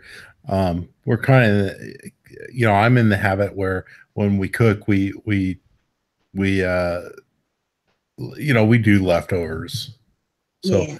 you know, cook, uh, and that's like the whole idea behind making bread dough, for instance, and then separating it into 3 or 4 different containers, and then stick them in the fridge, and then use them for different things. I can make a baguette, or I can make a pizza dough and have pizza, and the same for like meals. If you can cook a meal, and then have leftovers for another meal. For example, we cook like a half like chicken, right? Um, um and being able to use that the next day uh for tacos, right. or A chicken something like salad or that. something. Yeah. Right. Do you have a stand mixer? No, we don't. Oh, okay. Because I was gonna say, Yeah. see, I want one now since you have one. so, so you knead your dough by hand. Yeah, I don't really need it, right? That's the thing is, like when I make my dough, right? There's 2 ways of doing it, and I have both my sourdough yeast, which is something I culture and I have to take care of, but you can use aftermarket yeast and proof it, but you really don't need to need the dough, right? Oh. A lot of people do that, but I don't. I Yeah, I mean, saw videos where people said they don't need it, and it looked the same as the one where right. the people. So I just never knew because I'm just starting to learn how to, do the breads. You know what I mean? Right. Yeah. Just people say, need this 5 or 10 minutes or something like that. Yeah, that's too long, man. Put all that muscle behind that stiff. Throw the yeast in there, throw the water, the salt and the flour, and mix it up. Let it rise. Throw it on the counter and flatten it out a little bit. You may knead it a little bit, right? And then cut it into parts and save. I'll just cut it into parts and save parts in a Tupperware in the refrigerator for tomorrow or the next day or something like that. But really, you don't. Yeah, you really. I think you don't need to knead it like they're saying you do. Okay. Yeah, I'm gonna try because I just don't want to do all that kneading. It just seems like a lot of repetitive work. They say knead it and then sit it and let it rise, and then take it out and knead it again and sit it and rise. I'm like, God damn. Yeah. Right. Well, just like when you do the key to bread is like, mix your dough and everything in there, right? Take that thing and stick it in the fridge for 24 hours or a day, right? So I'll throw everything, yeast and salt and flour and water, mix it up, and I like to do it pretty dry, and you can stick it on the counter or throw it in the refrigerator, and for the next day type of thing, right? Pull it out and get your spatula and throw it on a floured surface, kind of spread it out and fold it over a few times, get some more flour in there, so it's firm, and then just cut it up into for your next few days that you might use it, and then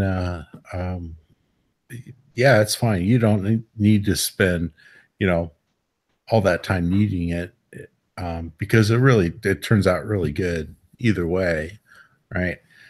But when you cut your bread, right? When you do you slice it all at once, or you slice it as you need it?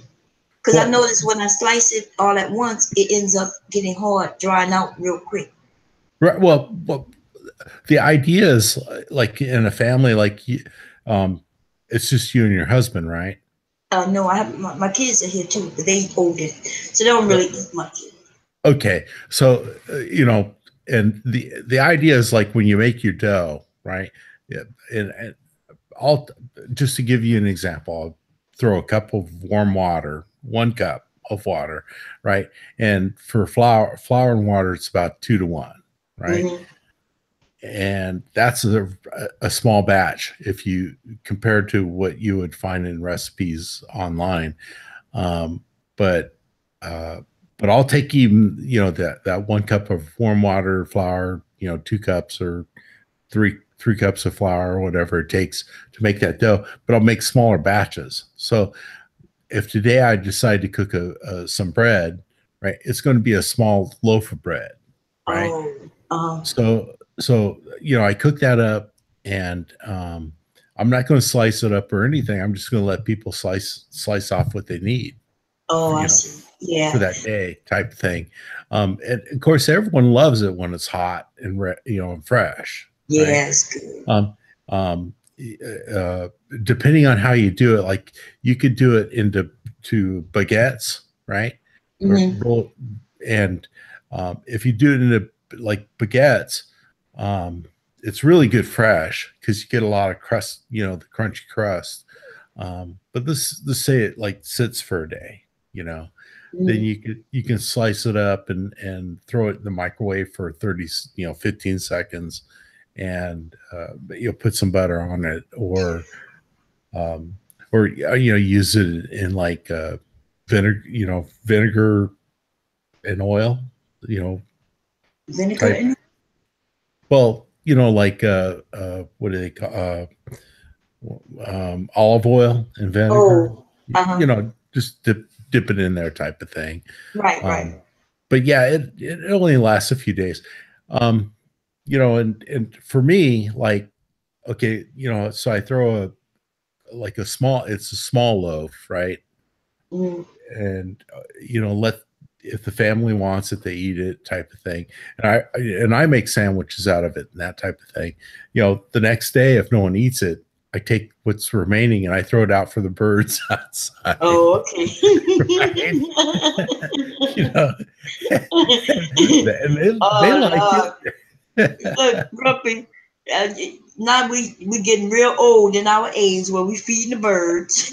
That's right. Right. And I got another small loaf that cost me what, 50 cents in flour and sugar and water or whatever. You know what I'm saying? Yeah, yeah. So you It do it in, saves. yeah. It's big savings with money, and you know what's in your bread instead of Right. there's one that I want to try. They say that it makes it soft, but I think I have to use milk, powdered milk in it. Have you tried that? Mm-mm. There's a recipe where they use powdered milk, and it's Yeah. like a Korean, and they say that it comes out spongy and soft like the Right. regular. I'm just gonna try it, but I don't know. Yeah. Well, you know, the thing is that most folks don't understand, right? Is you know how they say white bread is bad for you, Yeah. right?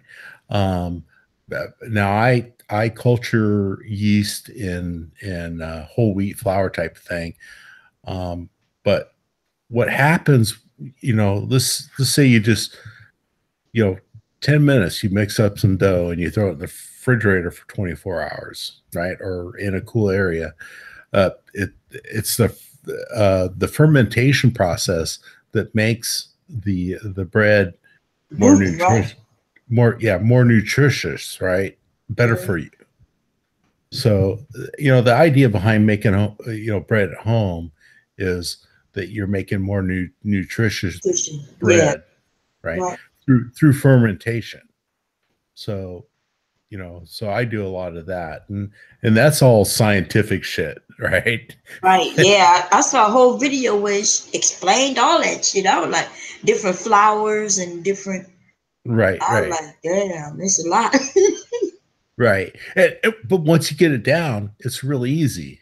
Yeah. It's you know, I could run downstairs in like 15 minutes, get all my shit together, and then I could start fermenting that, you know, and then tomorrow I could take all that, uh, you know, that fermented uh, uh, bread dough and slice it up and have it ready for a few other days. It's just a matter of you know, learning what you're doing uh, you know, making it efficient for Right. your lifestyle type thing. Right. Right. But a lot of people, you know, they do things, or they just make things harder than it really needs to be. Because I'm impatient, like you said, you're gonna come down and do it and then put it in the refrigerator for a day. I'm like, I might want to make me some cinnamon rolls, but I don't want to wait. I don't want to Right. start on it today and wait to make it tomorrow. Yeah. So Yeah. so it's like that. Like that's why I haven't made my sweet potato pies yet. I'm gonna make these fried pies. The sweet potato's been in there for 3 weeks, probably a month now. Right. But because I Yeah. have to make the dough and then they want me to put it in the refrigerator. And I'm like, oh God, I just want to make the dough and just start baking, frying some shit. I don't want it to be 2-day process. Mm-hmm. So That's true. yeah. But I understand them. I'm gonna record it because I'm gonna make these pies before the sweet potatoes. Do they go bad? I think I Yeah. had the sweet potatoes for about 2 months now. Yeah. So I don't want them to go bad on me. I might grow them, put them back in the ground, and see if they grow some more or something. I don't know. Well, they had this thing called, what is it, friendship bread, friendship roll, something like that. French bread. I know it's like a Louisiana bread. That's friendship bread, something like that. Yeah, it's one of those. It takes you 2 or 3 days to make it. Oh, damn. Yeah. Mm-mm. No, That's just we're not that's gonna be just doing that. that's just information that passes by my ears. Yeah, we're not gonna be doing that. That sounds like a lot of friendshipping. Because I was supposed to be making a chocolate cake with espresso, instant espresso in it. So Oh, that's I went out there and I had to order the instant espresso because you're supposed to put that in with the cake. I was supposed to have done this a month ago. Still ain't got around to it. yeah. You just like me. That's a shame. We need to stop. Cause I was all hype. I went on Amazon, got the order the espresso. It has to be instant espresso. Oh, I was okay. like, yeah, when I get this, I'm gonna do this. I'm gonna do this. I got that damn thing and left it sitting on the counter. I ain't touched that. It's been sitting on the counter for a month. It I ain't got sounds that cake good yet. too. Espresso cake, huh? Yeah, just take ordinary chocolate cake Mm. mixing, and then I think you're supposed to use maybe Would you use a cake mix box? A box? yeah. I'm too lazy. Oh, I'm too lazy to do it by scratch. nah, but it's easier. It ain't. You know what's in that box? Flour, baking powder. That's it. Maybe a little sugar. That's it. That's why I stopped using, like, flour is cheap as hell. So you'll get a cake mix box. It is cheap, like 99 cents, maybe $1 something, right? Let's But try. Let's you try know this how again. much flour costs though? Mm-mm. Like literally that cake mix uh in the box really is just flour and baking powder. A little bit of baking powder and like they might put a little sugar in it. Everything else you gotta add anyway, like the egg and milk or water, right? That's true.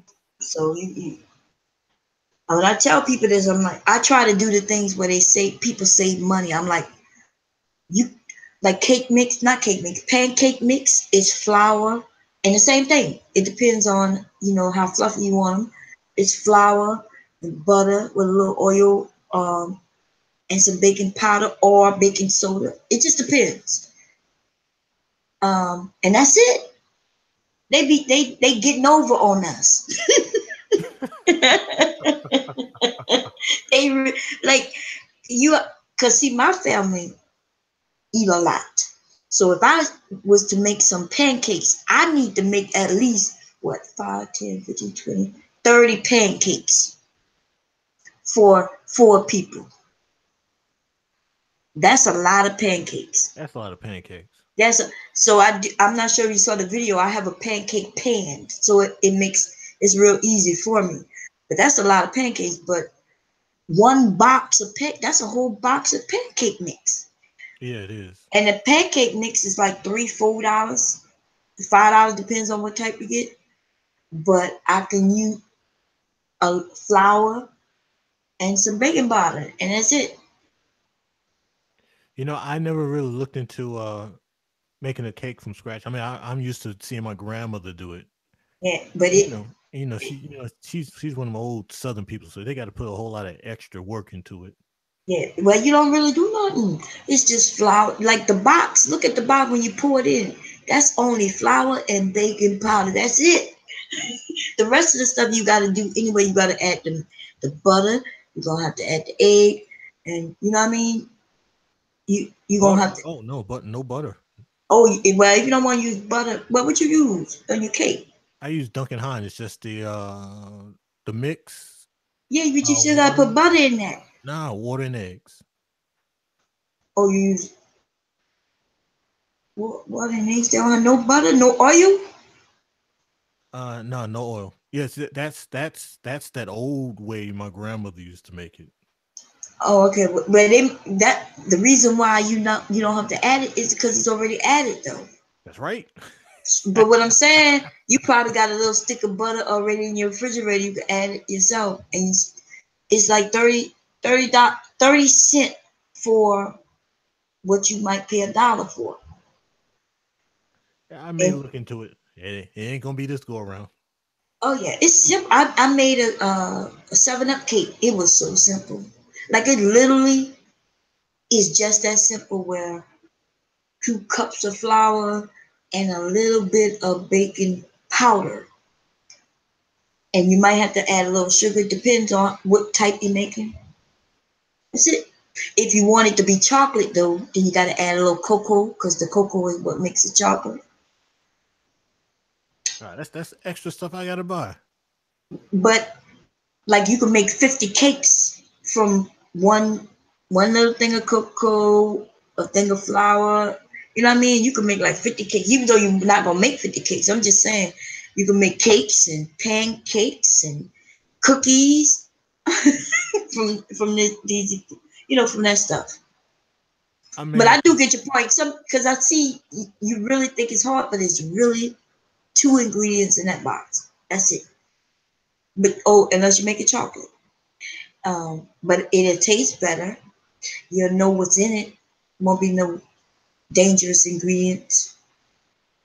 yeah, I may have to look into it. The only reason why I did the espresso thing, That sounds good. I didn't even know anything about the chocolate coffee. So I had fixed a cake a couple months ago. It was chocolate, and I said, "Man, I wonder how this tastes if I put some coffee into it." And then that's when I started doing the research, and I found that you can use instant coffee, but if you want that extra kick and a little bit of extra darkness to the chocolate, you use, I think it's either a tablespoon or a teaspoon. I think it's a tablespoon of espresso, and that would give it that extra dark, deep dark color to it, and give you a slight taste of the coffee. Okay. Yeah. Well, I know cocoa makes chocolate. So even like people was the velvet, what is called red velvet. Did you know red velvet cake is only chocolate cake? People were going crazy over red velvet cake, red velvet cake. And I was like, well, what makes this red velvet? It's chocolate cake with red dye in it. That's it. Red dye. Surprise. Yeah, red dye doesn't give no flavor. So it's literally a chocolate cake that's colored with red dye. That's it. That's what red velvet cake is. People going crazy. Ooh, I love this cake. I love this cake. I'm like, but it's chocolate cake. I never thought about it. I'm so serious. Look it up real quick. I'm telling you, red velvet cake is chocolate cake, and they put some red dye in it to make it red in color. I wouldn't be surprised. Oh, and also it's got it's an oven baked chicken with espresso. So I'm gonna try that also. Oven baked. Ooh, that sounds good. Look, I show people how to fry chicken. I'm not sure if y'all know my cooking channel.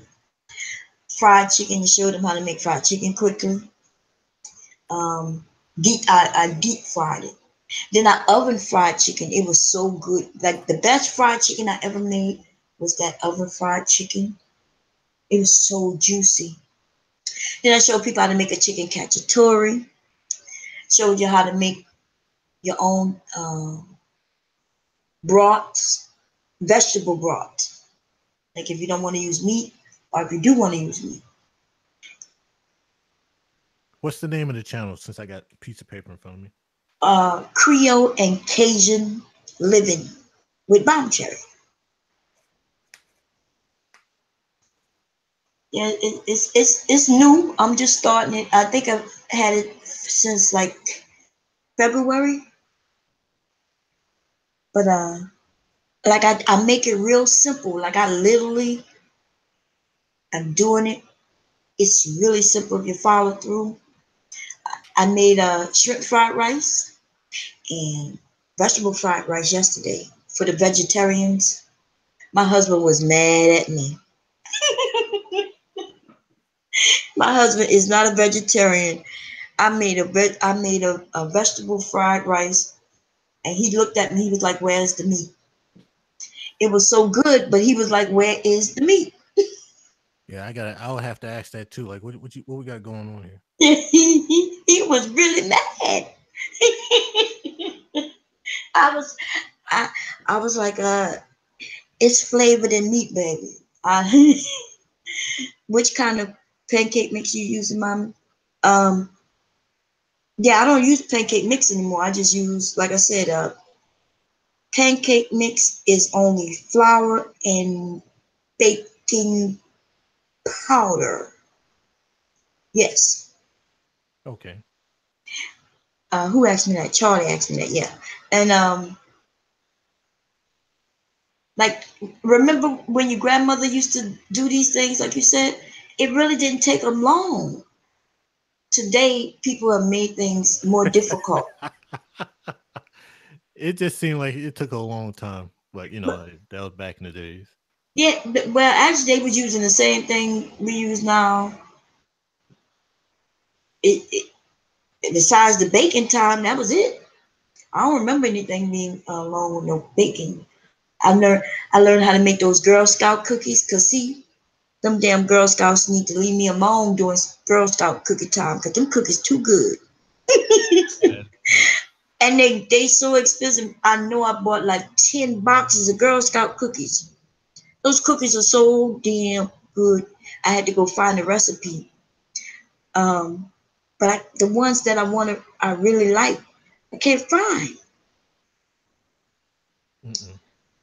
Okay, I I, found that chicken wings with coffee rub. It's 1 tablespoon of ground espresso coffee, 1 tablespoon of paprika, brown sugar, salt, cayenne peppers, dry oregano.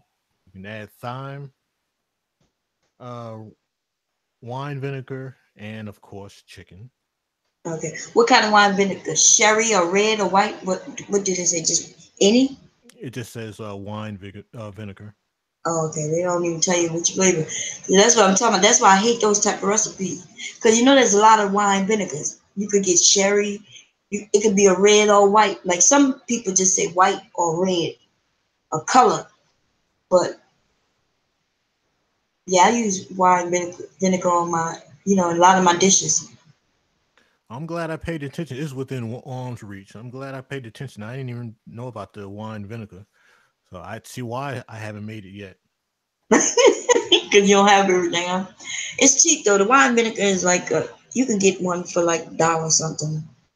But then you gotta know which flavor you're going for. Yeah, it just reads wine vinegar. Yeah, I looked at it and I saw, oh, that sounds good. I only thing I saw was the espresso and the chicken. I didn't even read the rest of the stuff. And then the paprika, right? Paprika don't have no taste. And Yeah, there's so many things. Is what the paprika for? Is for the color. yeah. To give it that red color. Man, I can miss me on that color crap. If it's not adding flavor, I think it's a waste of, you know. Can Yeah, you make a I don't know what a micro cake is. Let me see what that is. yeah. I may have to do it this weekend. I have everything except for the wine vinegar. Oh, that's a micro cake. That's I didn't know that's what that was called. It's like this little cake with all these thin layers. I'm glad I paid attention, man. I would have jumped down there and got everything all set up. Like, damn it, I ain't got no wine vinegar. Oh Lord, have mercy. Wait, is this some? We gotta make sure that's what that is. Micro cake. Let's see. Yeah, this would look like this cake with all these thin layers.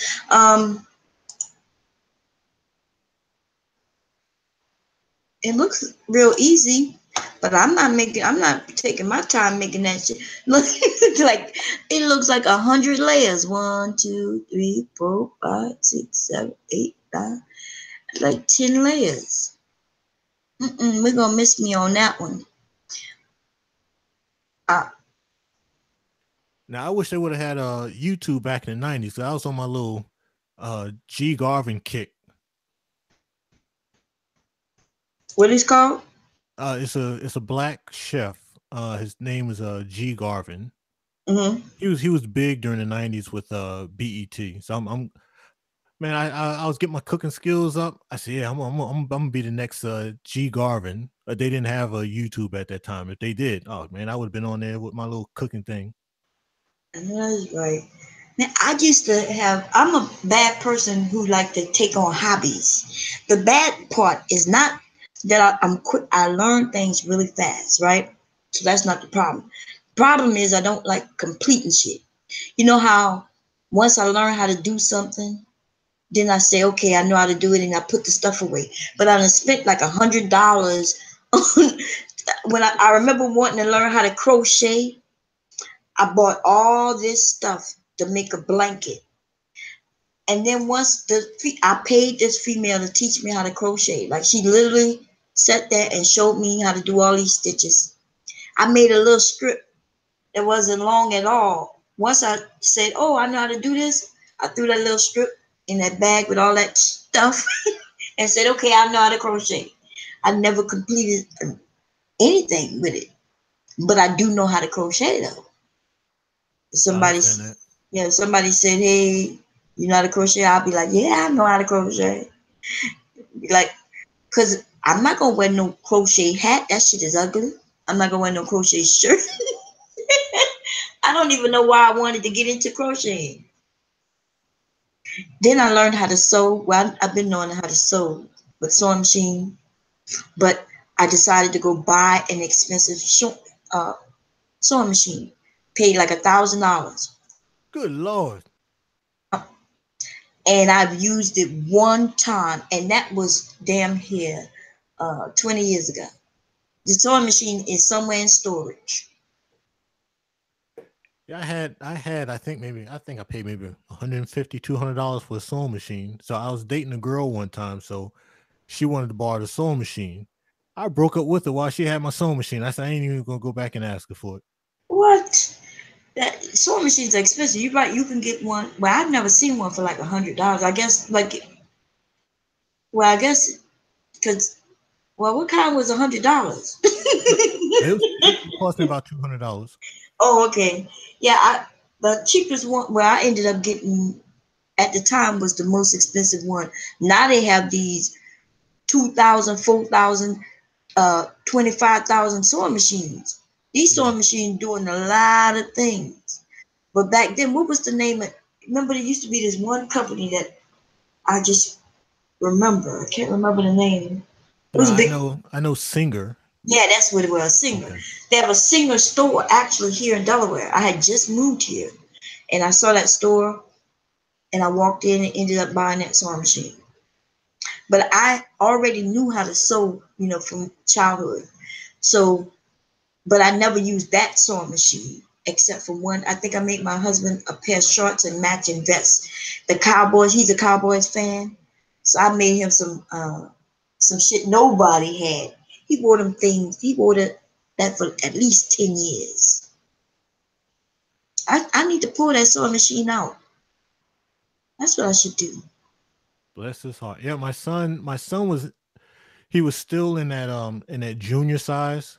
But then when I was looking at the men's small, I said, it's going to cost me less to buy a men's small pants and just, cut the legs down and take up the waist instead of buying a junior size pants. So then that's when I went out there and got a sewing machine. Yeah, it's pretty simple with a sewing machine, right? But our age, they taught us this shit in school. Like, especially where I'm from, we had home ec. Home ec taught me how to cook. Well, I already know how to cook for my grandmother and my mom, but taught me how to sew, which I already knew how to do for my grandmother and my mom as well. They don't have that stuff anymore. That's why these young ladies don't know how to cook. They don't know how to really clean. Yeah, I just watch my grandmother. So when I got the sewing machine, I was like, okay, yeah, I believe I'll do this, and I do this. And when we did the first one, I was like, okay, that didn't quite work, but he won't know. And then I just adjusted from that point. So with the in the military they have the West Point cuff. So I said, okay, I know what this West Point cuff is. So I said, if I do that, then that might work. And then I started getting better and getting better and getting better. I said, okay, I got it down. Save me, like I said, save me money. But then they stopped making men's small pants. They went junior to men's medium. Isn't that something how they change everything? Just like with women, our pants took a whole change. They want us to think we're smaller than we are. So, like a few years back, a size 12, right, turned into a size, wait, if it was a size 14, it turned into a size 12. Yeah, They it was did. tricking American women to think that you might have been losing weight or some shit like that. I've had a couple. They try to run that by me. I'm like, look, it's not you. They just changed the numbers. Yep, that's what they did on us. At least I knew it. Shit. I'm like, look, it is what it is. I can lose weight or gain weight. Gain weight and lose weight. I'm tired of going up and down, to be honest. Shit, I say whatever it is, it is. Okay? But this year, because last year I didn't get to go walking or anything. I had surgery last February. I had a serious surgery. So I didn't do anything the whole summer. But this year, I'm going to walk. And walk some of this weight off. And if it don't come off, it's okay. I just don't want to gain too much more, you know? Yeah, I'm putting people on blast on Facebook. All my Facebook friends talking about what they were going to do this summer. I put them on blast starting January 1st of January. Oh, you did. Oh, you doing that with that New Year resolution thing? Put people on blast like that? I got tired of hearing that crap. I'm like, all right, yeah, whatever. As soon as January 1st hit, put them on blast. I'm still putting them on blast. Yeah. See, I don't do the. See, cause it's cold up here. Where are you again? I'm down in Atlanta. Oh, see, it's warm there. It was warm today here for the first time. It snowed like last week still here. I believe it. So, and I'm a Southern girl. I don't go out. I'm telling you, I'm not lying. I do not step out of that door unless I have an appointment. Otherwise, my son, I make them go to the store. I don't like the cold. Yeah, I still have one high school friend, and then one guy I went to college with. They're still in Delaware. Oh, okay. Because I went down there for my senior year of high school. So my mother's one of those jobs that were relocating from New York City to Delaware. So I went down there. So we did, the high school tour. So I'm from Brooklyn, New York. The school I went to, the closest thing we had to white was Puerto Ricans. So I get down there to what I call a Brady Bunch high school. They had white girls there. That was it. That's all I need to say.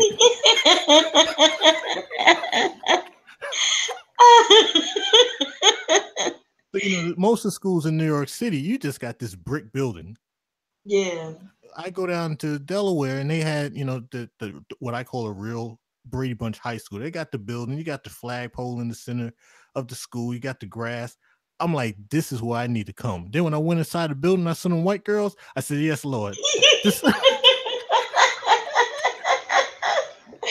Oh my God. This is where I need to be. So my mother said, do you want to move down to Delaware? I said, yes, I do. She said, but what about your friends? I said, fuck my friend. I didn't tell her that. I said, you got new friends. I already got plans to get the hell up out of New York as it is. We're just going to start this thing a year early. I know that's right, man. New York, though, man. I hear y'all have a lot of culture, and you could tell your accent. I can always tell New Yorkers. I can tell New Yorkers, and I can tell people from New Jersey. The way y'all speak. Yeah, it like I said, when I was there, it was during the 70s and the early 80s. So it was I guess we could say the old New York. Now things have changed.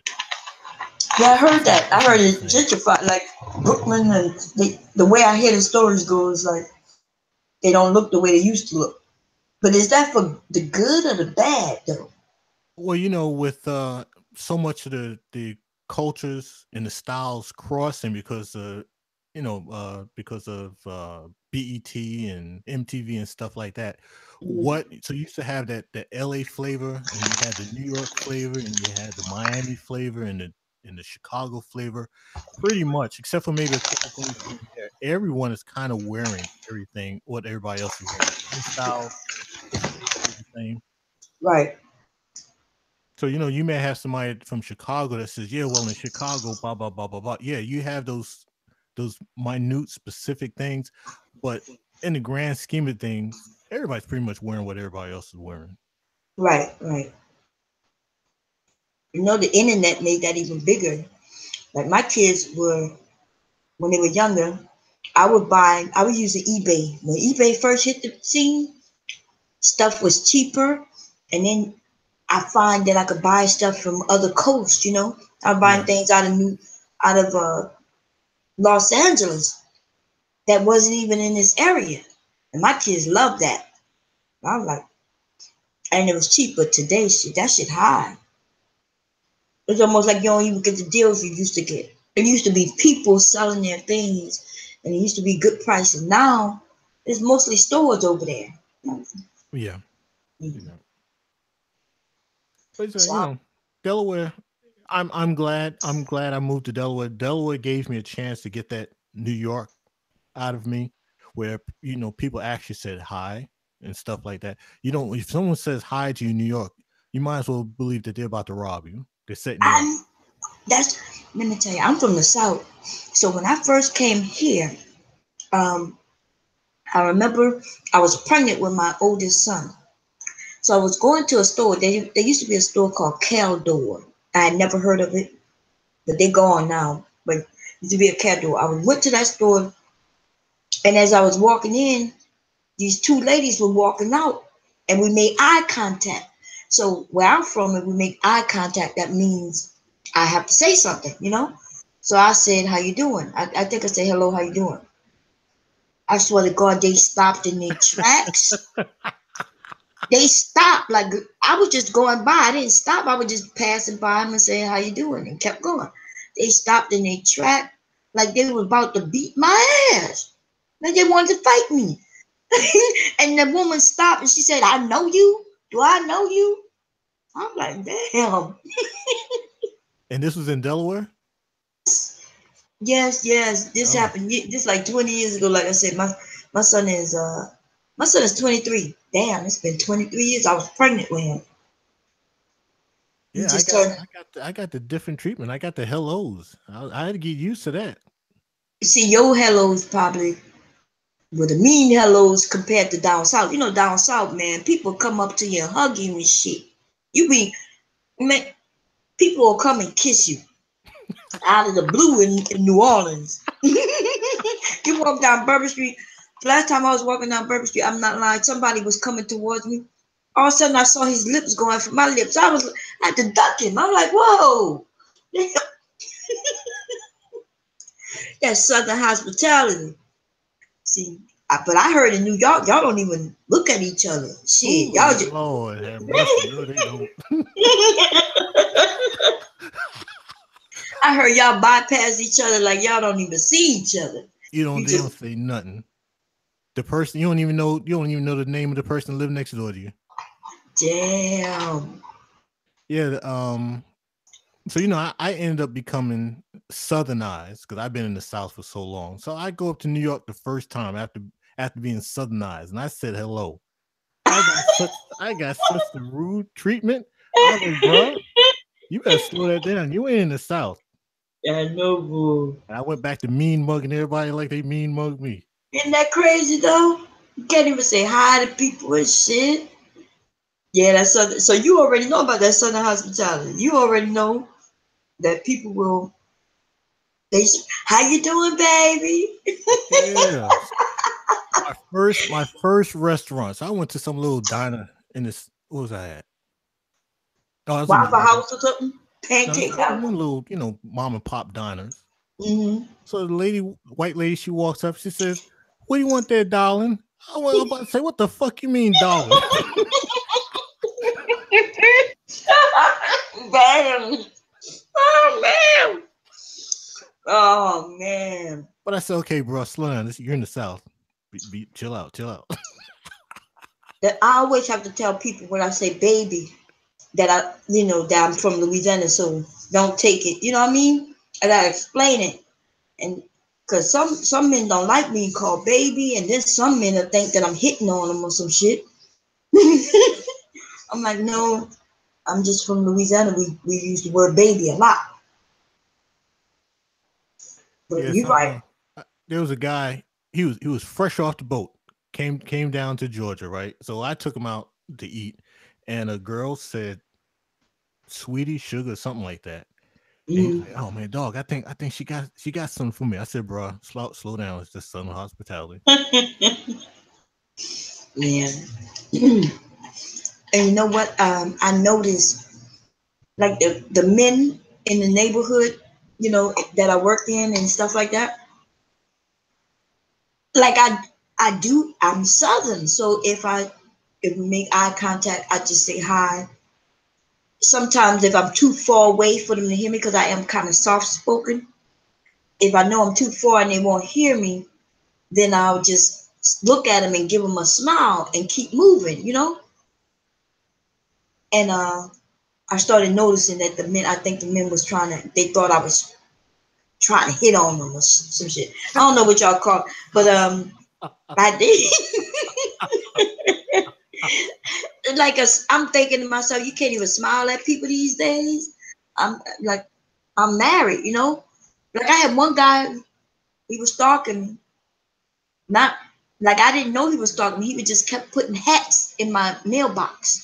Every Friday, this man was putting hats in my mailbox, but I didn't know who it was.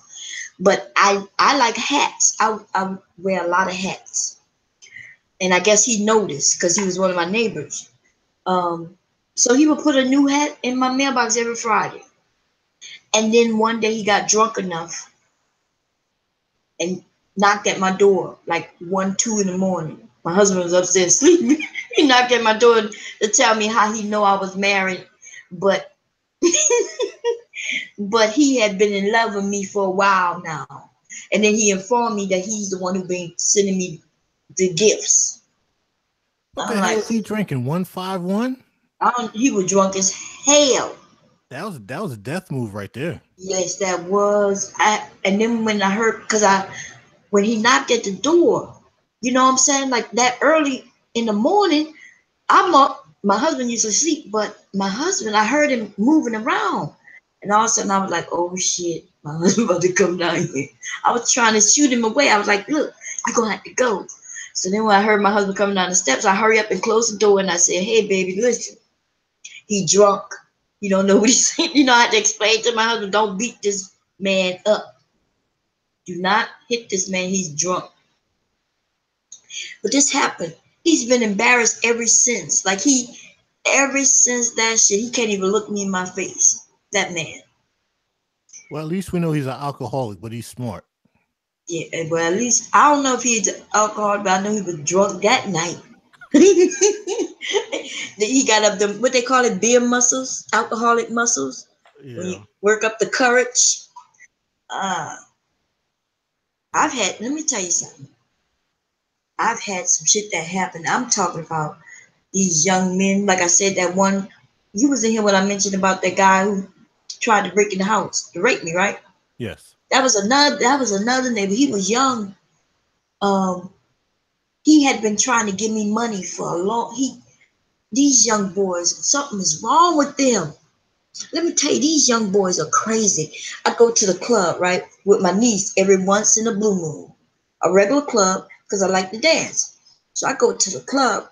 All of a sudden, all these men are dropping money on my head. Like I'm a stripper or some shit. What state was this in? This is a double. These men are crazy. I'm telling you, men stalk me. Men follow me from the grocery stores. This has been happening all my life, but this shit is getting crazy. Well, you know, they got that polluted water and soil up there in Delaware. Maybe that's what it is. Because I'm telling you, when that girl when she put my addresses and phone numbers and shit out there like that shit was scary because she don't know that what I deal with. You know what I mean? What I deal with. I'm that one who always had to give some guy some number, a phone number. I'm giving out my phone number. In the summertime, that's when I really go out. I don't go out in the winter months. Summertime, I go out. I can't, these men, I tell them I'm married. They'll say, can't you have a friend? I'm like, I'm married, dude. I'm married. But you can have friends. No, my husband wouldn't like that. Well, just take down my number. They like get real crazy to the fact that I'd be like, okay. Like, I don't know what to tell. I don't know what to say after I already told you I'm married. I already told you, you know what I mean? This is not cool. And now you almost forcing me to even take your number. You know what I mean? So I say, I'll take your number. Then they pull out their phone and they want my number. Now, I used to could give them a fake number. Back in the day, you could give them a fake number and shit. Yeah, it's called Google Voice. Yeah. Well, now that's a good thing. But what I do now, because I do have an iPhone, once they call, I could just block them. But the thing is, before I can give them a fake number, like I mean literally any number. But you can't do that with cell phones no more because they call you right then and there. Lord. Talking about they're gonna lock it in. I'm like, shit. And before I even get home, like we just met at the goddamn store. We was at the grocery store. Before I can get home, he's already calling. I just pulled out the goddamn I just pulled out the lot. He pulled out the lot and he's already calling. My God. Damn, dude. Then I guess what I gotta do? I gotta come tell my husband, hey, I gave out my number again today.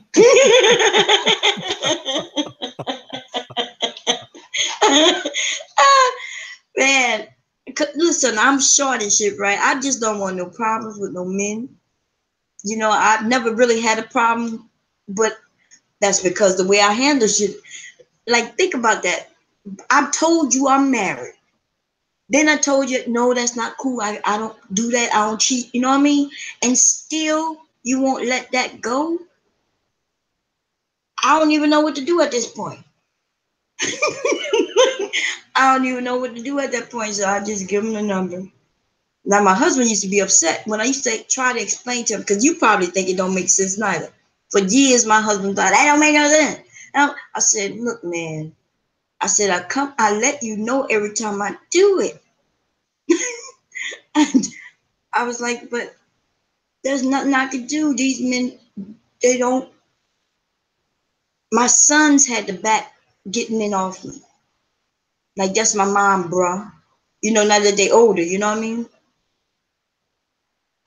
Nah, never had to deal with all that. But I know bless you all's hearts. Man, the thing, I think I had a conversation about, we was talking about catcalling, and some of the men were saying that catcalling shouldn't be illegal, and I was saying that catcalling should be illegal. And I try to explain to the men is because y'all don't understand, y'all like the men don't understand how far it goes, how bad it can get, and how young women are when it starts. It starts from a little girl being like 12 years old, even probably younger than that sometimes. And so I don't think it should be legal where you actually like end up in jail, just because you. But I think it should be some rule that'll stop the men from grouping up and doing that type of thing.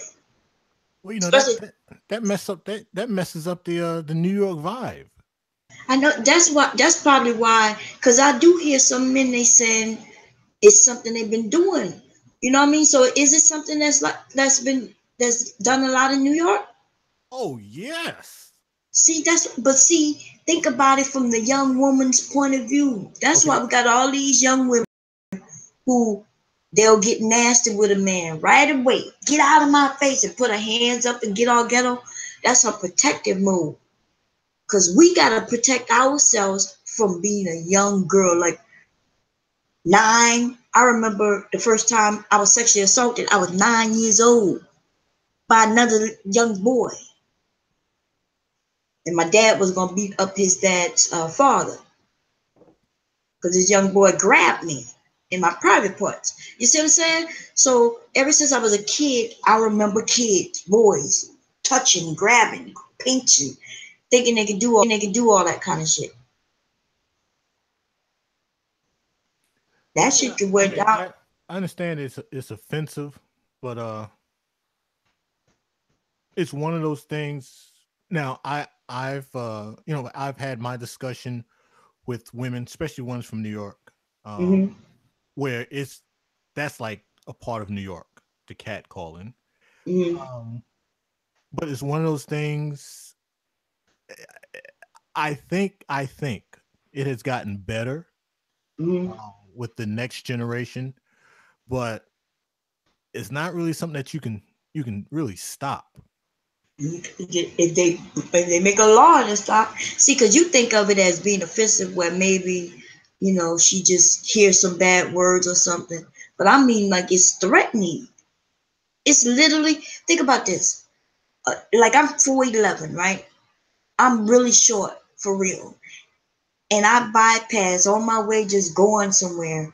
There's a group of grown ass men over there, hoo, hi, hey baby, ooh, nice ass. Like, I'm just trying to go where I go. Now I don't even know, like, and then they'll follow you. They might not follow you for very long, but they'll follow you. Don't know where it's gonna go. You know what I mean? Women have been actually attacked. It's really, so it's more about her state of mind, that now she's afraid. And that's why you'll have the women who will start cussing the men out. See, once she do that, then she thinks that, y'all all might no longer be interested in her, because you'll think that she's a bitch. We'd rather you call us a bitch and go about your business than for you to be ooh and following. Can I get your number? First of all, you don't really want my number, because it's 5 of you, and all 5 of you are asking me for my number. So really and truly, none of you want my number. You see what I mean? Now when it gets to that, then that, to me, that's crossing the line. Now, hollering at somebody, I'm laughing because I just remember how it used to be from back in the days. Was it in group though? Was it a group, or just like, if it's just you, that's different. But was it in a group? Oh man, and I can only speak for New York now. I can only speak for New York.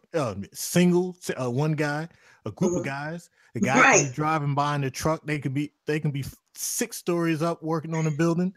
Oh, okay. Somebody drive by, hunt the car. Bert, hey, Blondie.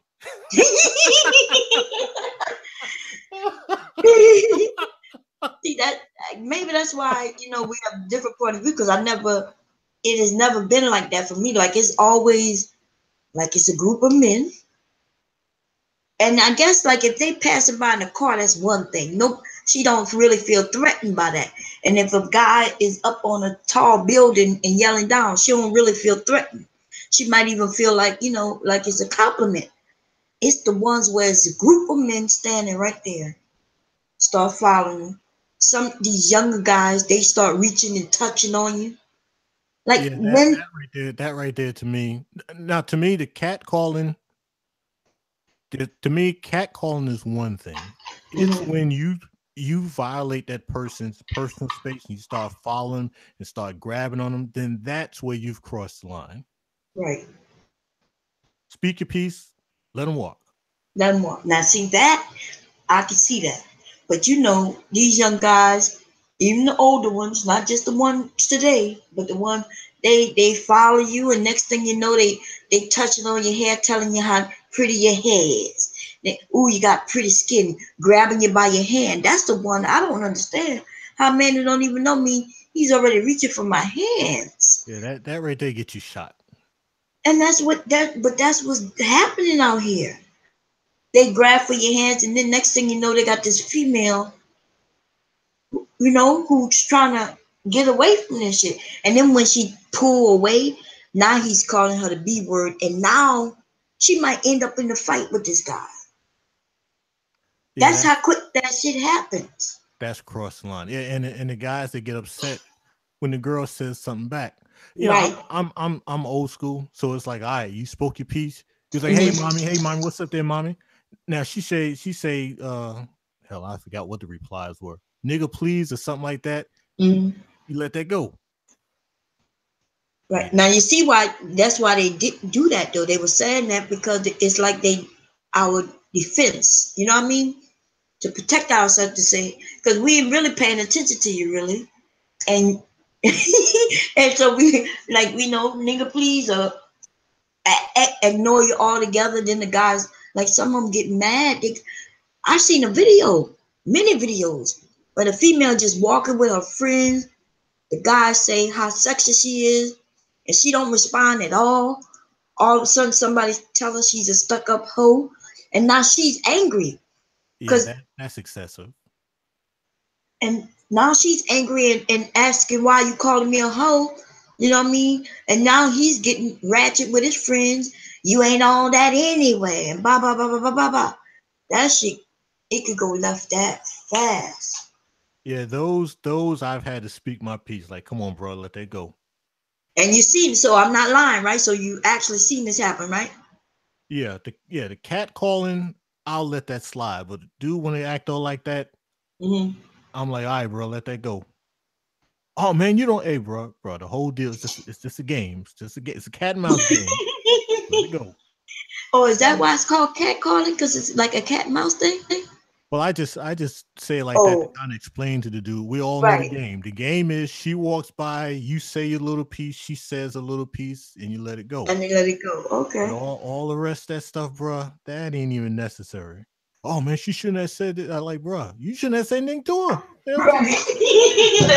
that's how they quick that shit go. It goes left real fast, and being a woman, like, it's scary.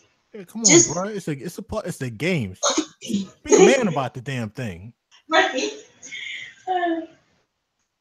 me a second there. But yeah, the one thing, get back on the being nice. Like I said, I'm from New York. I still get offended with these women down here in Atlanta. Oh man, these women down here are rude at McDonald's and place like that. I'm offended. I'm like, Jesus Christ, lady. What they tell you? What you mean rude? Like, oh man, I thought New Yorkers were rude when it comes down. You know, you go to the store, go to the gas station. You know, instead of them asking you, oh, they were like, "What you want?" Like, what the fuck? I want. Right. Yeah. What you got? What you want? What you want? Like, I want some gas.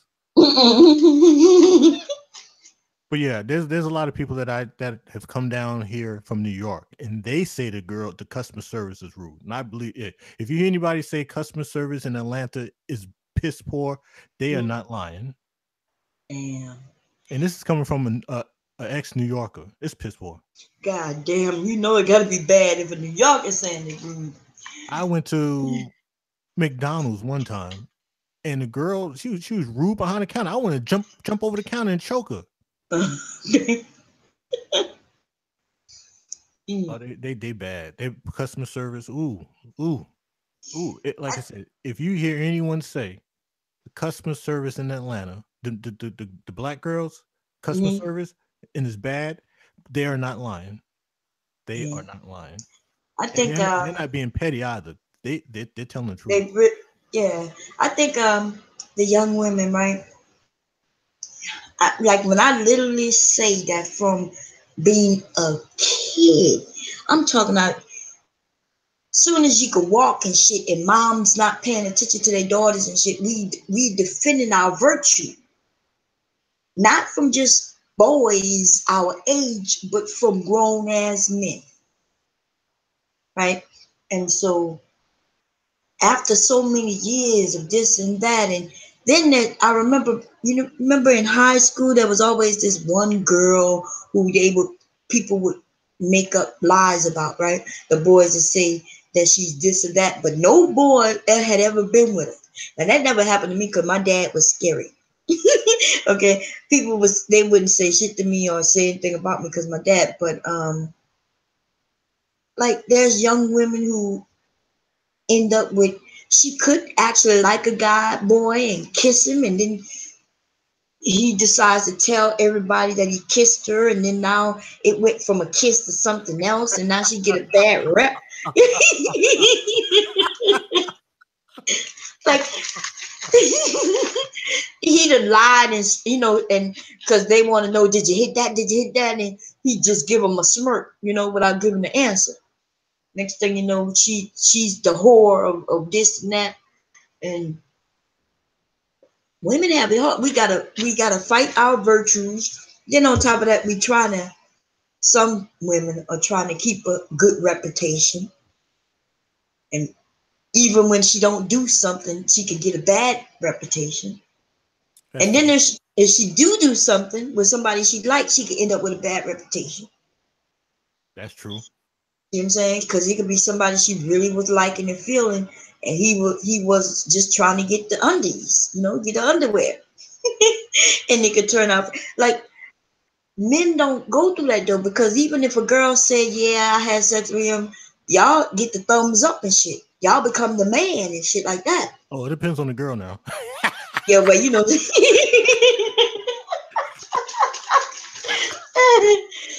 oh man. Mm-mm-mm. Now, this when I was in the army, we had this. She was a first lieutenant. She was cute now. Was she a first lieutenant? Yeah, she was a first lieutenant at that time. So she gave the drawers up to a enlisted, junior enlisted that was in the unit. Mm-hmm. And of course, he took some pictures and he ran and told everybody. I was like, damn, son, chick, you could have gave me something. I would have kept my mouth closed. Like, wait a minute, of all the people in the unit, you give some ass to, you gave it to one of the biggest mouth in the doggone unit. Ain't that something? Like men, instead of appreciating what it is that he had, the first thing they want to do is brag about it. Man, shoot, I would have got some of that. You would have had a pride out of me. I know, right? You be wanting to keep secrets so you can get some more, right? Somebody would have showed some pictures. This is you. I'd be like, that ain't me. Can you prove that's me?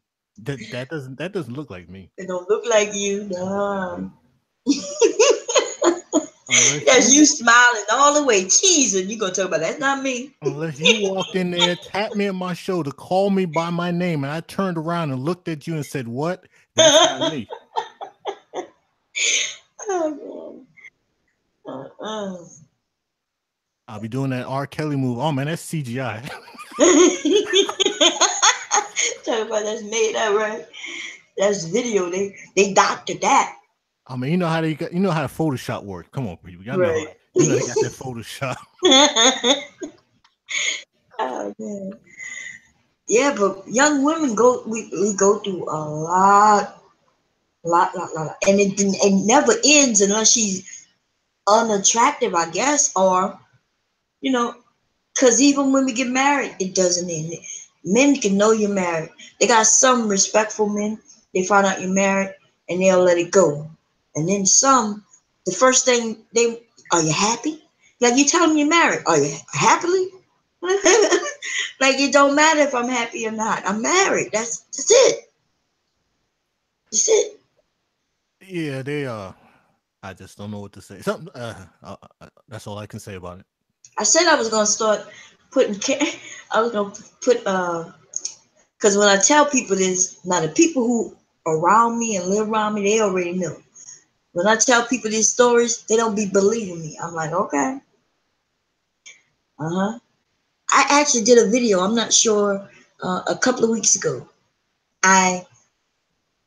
where did I go? I went somewhere, a doctor's appointment, and my son's headlights didn't work. I'm not sure if you saw that. Did you see that? No, I didn't see that one. I ended up doing a live because I had no headlights, and I went to Pep Boys, and Pep Boys wasn't able to fit me in to put the light bulbs in for me, the headlights in for me. So I looked at a video and I was gonna do it myself, but I don't know how to do anything with a car. I didn't know how to pop the hood. So I got on live and I was telling people, hey, how do I pop the hood to a car? And I was explaining to everybody what was going on. And then I said, watch this.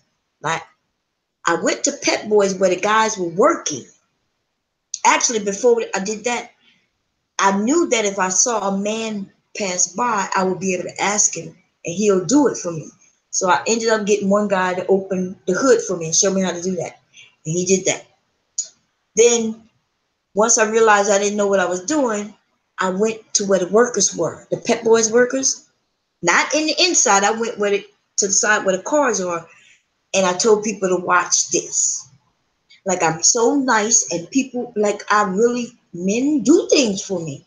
I actually got those men to put like, I didn't have to pay them. They popped it open for me and showed me where to put the bulb.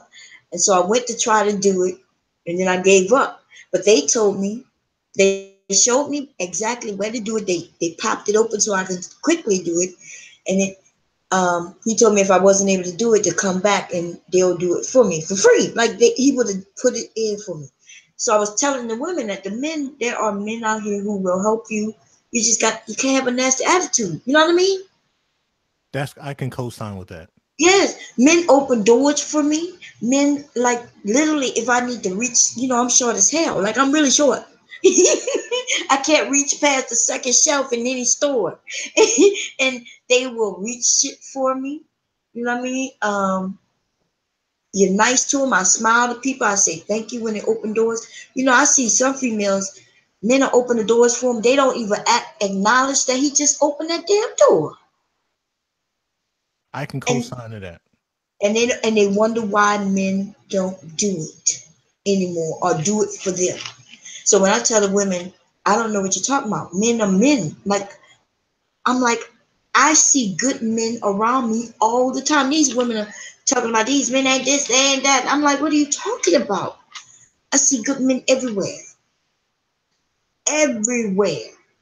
They don't see it because they don't want to see it, or maybe it's them. They not good women, so you know what I mean? They're not attracting to good men. I don't know. Yeah, a smile, a pleasant look, and a please. Oh man. Yep. I don't even have to say please, but I do say thank you. So you're right. Thank you. Yep. A smile. Can you get that for me? They don't have no problems doing it. And you say thank you after. And that's all it takes. I co-sign to that. But these young women, they don't, like you said, they cussing people out and what you want. That's why that's why they don't see these good men out here, because they running the men away before they can even say hello. Yeah, when that young lady said that, I give her, she had to be no more than 21 at best. When she said that, my ears went up. I was about ready to hop that counter. She made you mad, so it was real nasty, huh? It was like out of the blue. I was like, what the fuck? Right. I was like, calm down, brother. Calm down. Just make sure you never come back to this McDonald's again. Yes, I know that's right. I'll be scared. Like, yeah, and I'm even nice to the mean ones. You go to McDonald's, and they're saying something, and you could tell they kind of flip it with it. They don't cuss or nothing like that, but the way. And then I even talk them to being nice by the end of it. Like, I'll get to where you pay and ask her, why are you having a bad day, sweetheart? And start chatting with her, or tell her she's pretty or some shit like that. It can really change things around. But I shouldn't have to do that to get good customer service, though. I should not have to do that. But I don't know what's wrong with, like, I've been talking to you. We've been talking for hours, in case you didn't know. This thing been going on for 7 hours. Yeah, I think I got on at about hour 5. Hour 5, so it's been 2 hours. Yeah. I think you've been on longer than that. Wait. What we was talking about? The guns when you got on? Yeah, I got on. I was going to look at the chats, but there's been some ain't a whole lot of people been on the chat for me to go back and try to guesstimate the time. Right, but yeah, it was a while back. But anyway, we've been here a while. We've been chatting it up and talking about everything, and there's been no cussing at each other, fussing at each other. You know what I mean? Different people have come in. But the women claim that they can't have conversations here on YouTube with the men. I'm like, what are you talking about? I've had many chats with a group of men in the hangout with a group of women, and everybody's having a discussion. We're talking about things, but I don't know what's wrong with some of the young ladies. You know what I mean? Angry. I'll say it like this. It's okay. I'll say it like this. Really, it's the tone of the participants. So if let's say for example, you get a guy or a girl that kind of start getting out of hand, and then everybody else tells them to pipe it down. If those people can't understand to respect the group and pipe it down, then that's when it gets out of hand. Right, right. And I've had, like, I was in somebody's live last week, and I knew I was going into bad territory. Like, I knew, because I was going to explain some things that they didn't know, right? So I already knew, but you're right. It's about my tone. It's about, I'm letting him know I understand what you're saying, and I could tell him that he's incorrect without calling him a liar. You know what I mean? I could, like I told him, I said, I understand what you're saying, but you're wrong, right? I could do that, whether I was saying you're an effing liar and blah, blah, blah. Sometimes people just have to put their ego to the side, just put the ego to the side and have a discussion. Yeah, because I knew if I had a Google Hangout, I wouldn't have too many people because I'll give you 3 strikes. you get out of hand, I'm gonna say, all right, bro. Or I'm gonna say, hey, sweetie, pipe it down. They come out of pocket again. I'm like, hey, check it out. You got one more time. Yeah. They come out of pocket again. You're booted. I only had one hangout where but it was for drama anyway, right? It was with the Egypt and thing. We already knew how that was gonna work. You was there?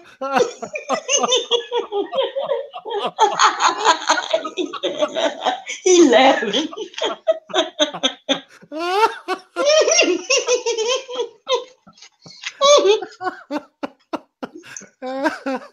Yeah, I was popping in and out. Yeah. So, but I knew that was gonna be that because it started off that way. Like, I actually started that live because I was decided I was gonna do some drama, what they call roasting now, right? But so that's what that was for, and some people started taking it serious.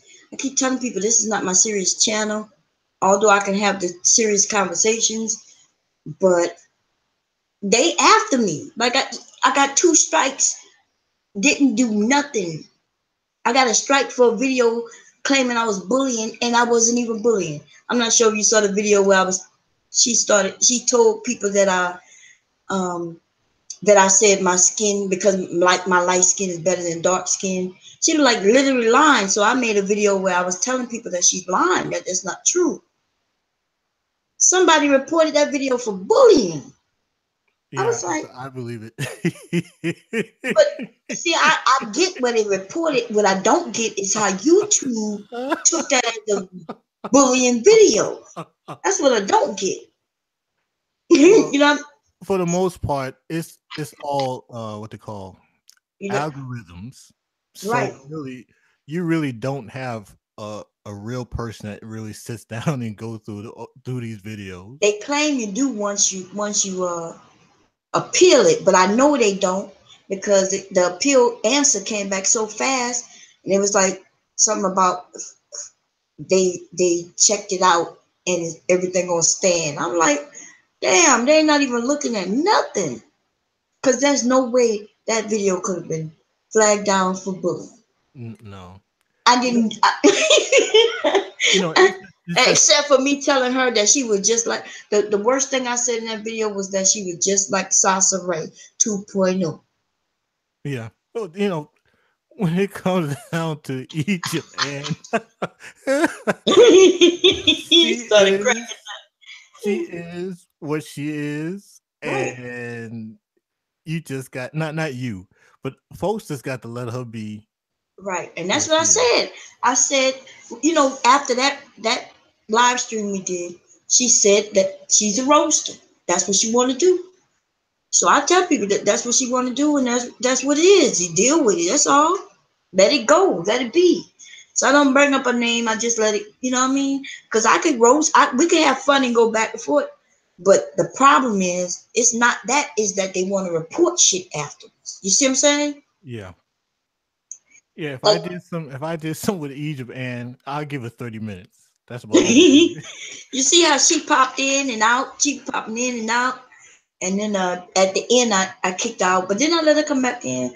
But yeah, because now the attack is she want to attack through JPV. You know, she figured she attack him, and I'm like, Yeah, she's getting other people involved who don't know what's going on, so they coming over. Like, I'm not sure if you know, but the last couple of videos, like, she has like 13 names. Each man was under that video like 13 times, different names. I wouldn't. Yeah, Egypt Ann is an old head on Google. She's been on the scene for a while. Oh, she has, okay. Yeah.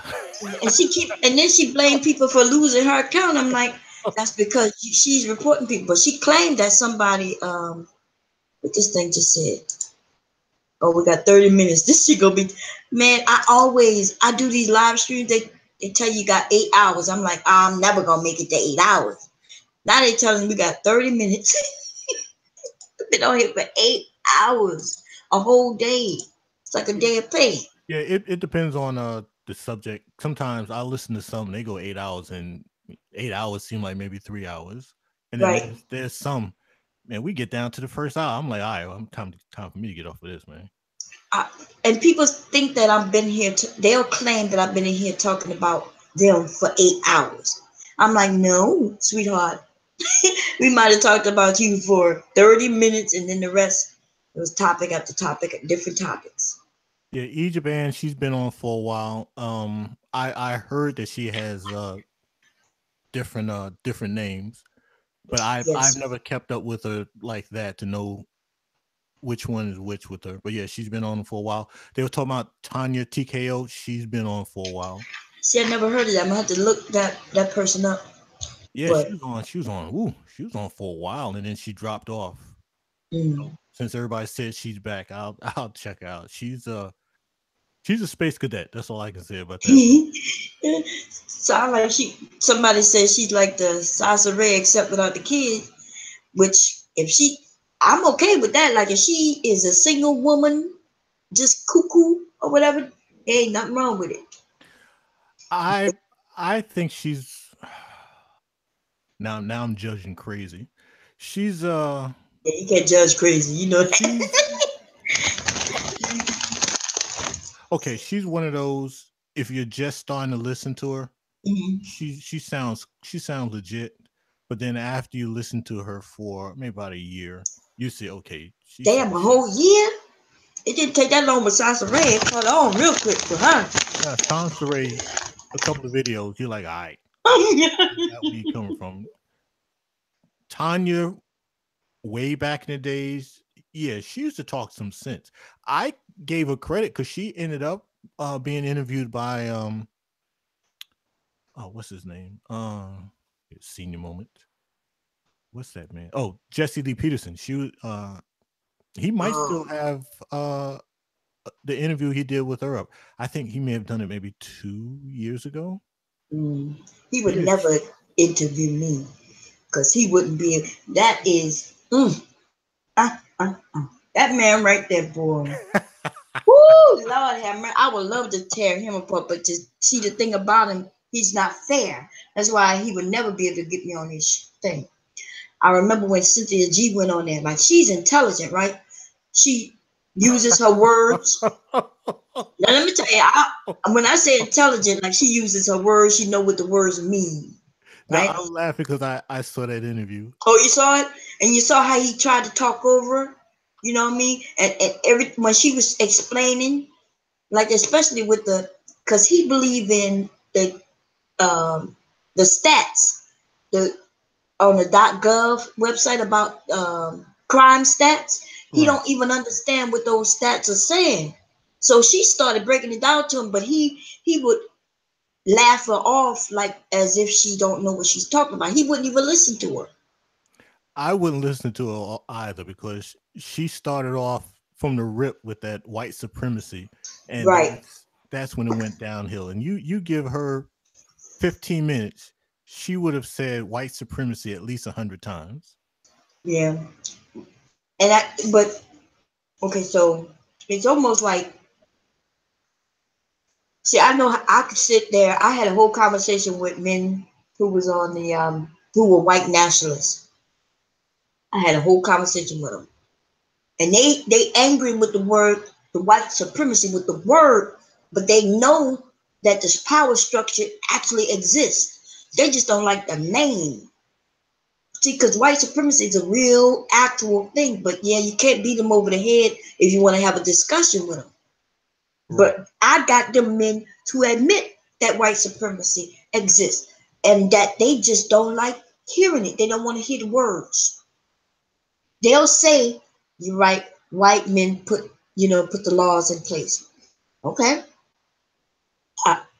I broke down white supremacy to them to the basic level.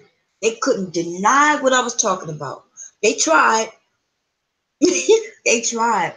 But it was something as simple as me saying how if white supremacy, right? If white supremacy was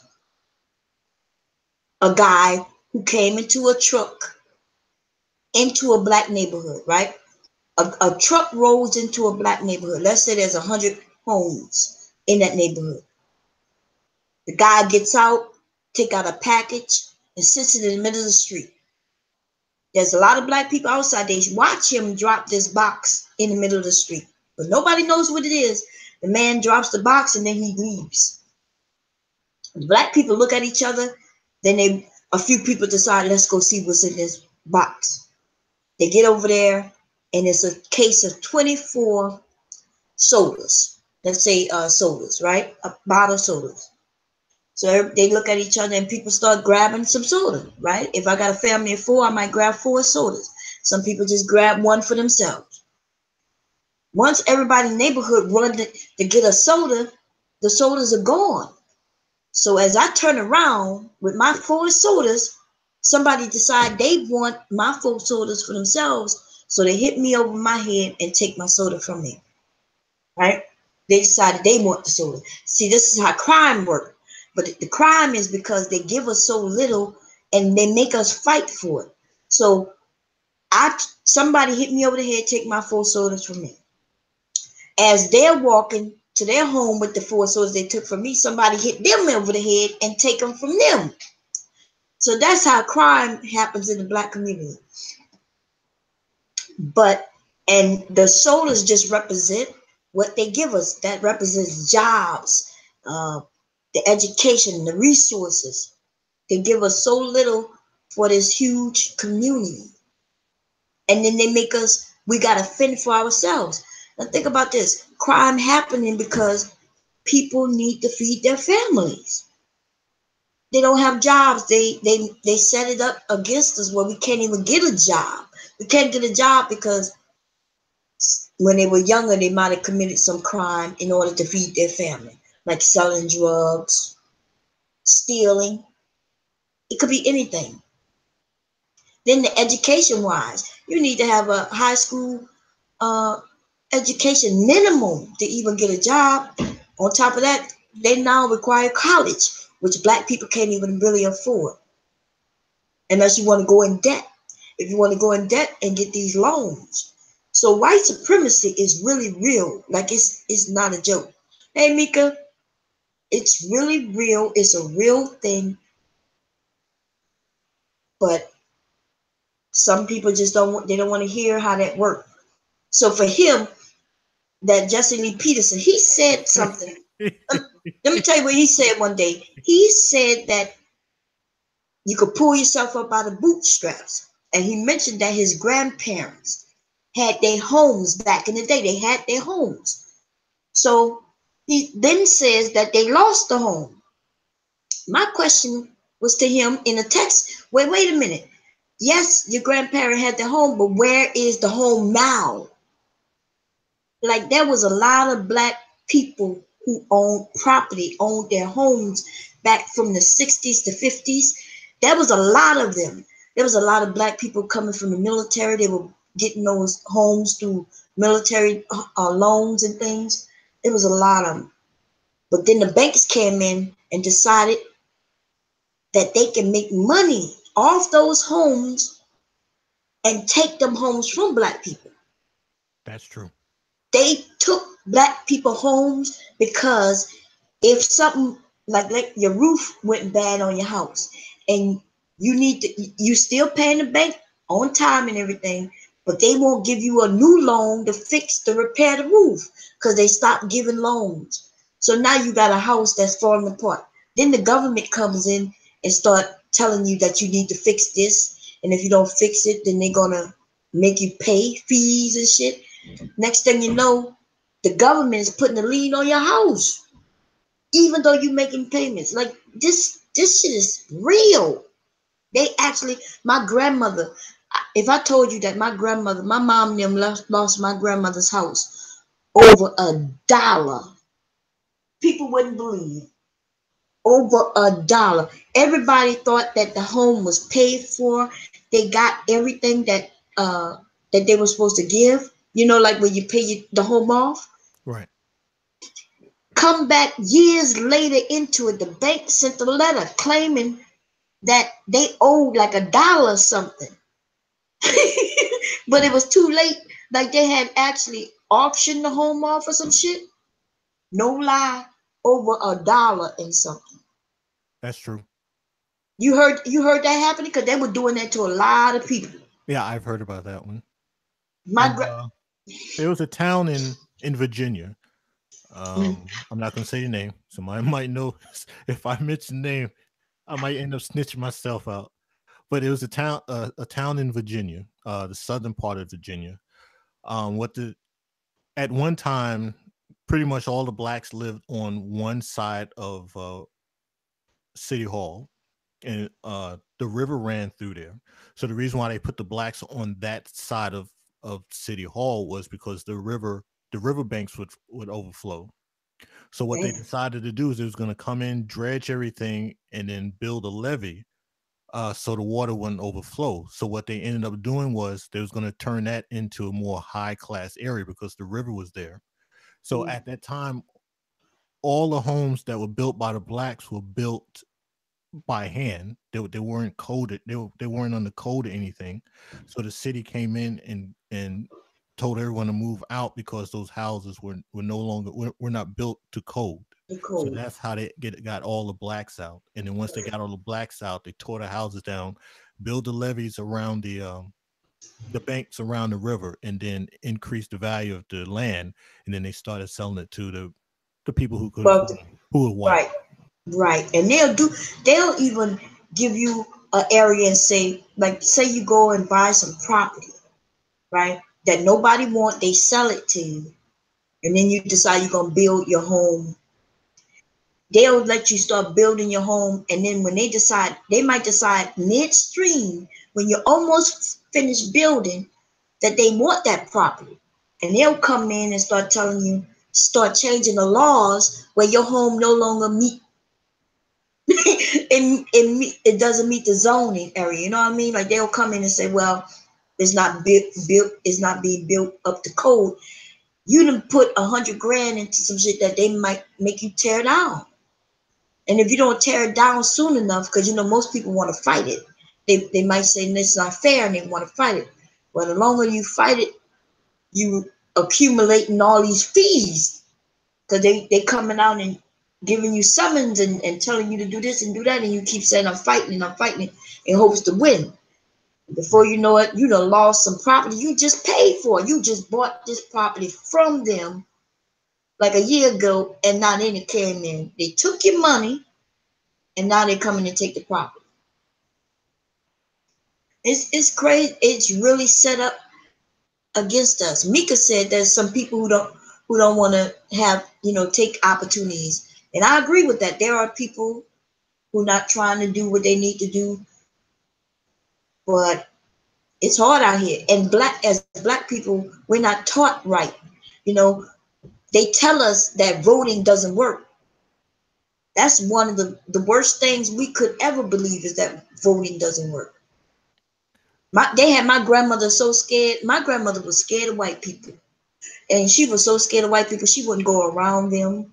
She wouldn't vote. Like she remember lynchings and shit like that, right? Right. So because of she was scared of white people, that means her children was scared of white people until they became angry. See, at first you could be fearful, right? And then when they became old enough, though, instead of being fearful of them, they became angry at them. Right. And then so your parents hand that shit off to you. They hand off them uneducated. They're not educated. That means they can't teach you what they don't know. And Well, so my thing with the voting, my biggest argument with everyone is with the voting for voting for the right thing. Everyone jumps on the presidential election. oh But yeah, that's the when wrong you one. talk to them about the city council, especially city council, oh Lord, city council and school board, Right. they don't pay attention. City council, school board, and district attorney, Those everyone is more focused on the president. president and the sometimes the governor and even sometimes the mayor. But when it comes down to the city council, who actually does run the city. city council tells the mayor what to do. Right. They're clueless about that. The school board determines whether or not you have to have your child standing at the bus stop at 6:45 as opposed to 7:10. Right. And for a lot of people, that makes a big That's difference. a big difference. You got to be to work at such time, and you got to wait to 7:10, or Right. that you have to have your child stand at the bus stop at 6:40 in the morning. Yeah, it's a lot. That's the thing. Like you said, they want to vote for the president, where that don't really count like that. But they won't do the local. The local is the most important thing because that's where you live. That's the people who control, like you said, things like your highways, your streets, your neighborhood, your city council, like you mentioned. Those are the people whom we need to be in control of. Yeah, they're the ones that determine whether or not, and the city planner, they're the ones that determine. Good and doggone well, y'all need a 4-way stoplight at that corner, and they keep that stop sign out there, and folks get in the accident left and right. Right. It's a lot of little things. It's a lot of little things. I keep telling people in your community, a community can get straightened out real quick, but you do need to have the power of your vote. Because let me tell you what I know. They don't know who you voted for, right? The candidates, the people who running do not know who you voted for last term, but they know that you voted. And they know if you voted Republican, Democrat, or they know that. So you'll notice that somebody who's running in your area, they may come knocking at your door. You wonder why they knocked at your door but not the neighbor's door. Well, they know that you voted and you voted Democrat or Republican, and nobody else. They go into the homes of the people who voted the last term. They'll take the time to knock at their doors. But if you don't vote, you have no power. I know I could call my congressman right now on his cell phone. Like I know him like that. But I started to get to know him because he knew I voted. He knocked on my door. That's how I got to know him. And then if I called to ask for help, before he even gets my phone call, they're going to check to make sure I'm a voter. You see what I'm saying? They don't know whether I voted for him or not. They just know that I voted and I vote Democrat. And he will call people back. But you can't call your congressman if you ain't voted. I'm telling you that they're not gonna call. People be like, I called him and left a message. He don't. Yeah, that's because your ass don't vote. He don't give a shit about you. And I'm not lying. That shit is true. He before they even call you back, they gonna check and run your name. And if you did not vote, you not getting no call back. And that's just the way it is. That and attending those town hall meetings. Right. And when you go in there, you can't be arguing 15, 20 different doggone things. You got to stick to 3. and all three have to pretty much coincide with each other, and it has to be consistent. Right. You can't be all over the place, look like a cuckoo. You know, because you know there's some of them, like that young boy who brother died. I felt sorry for him. That kid. Yeah, that was terrible. Yeah, when I saw that clip of him jumping on top of that table, I like that boy. That boy's crazy. And then when he started trying to get people to remember, he was like his brother name, and it was who you love, and I was like, what? Did you see when he went on that talk show? I gotta ask Mika something real quick. Uh-huh. Mika, what do you know about Mayor Dinkins? I'll be right back. You're not related to him, are you?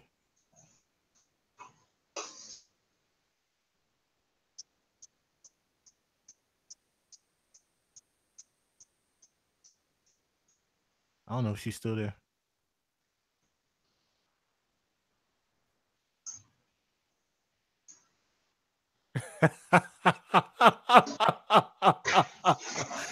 All right, you know I gotta ask. What part of Brooklyn?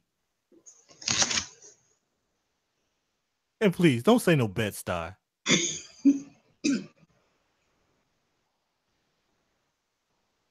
And don't say no Flatbush either.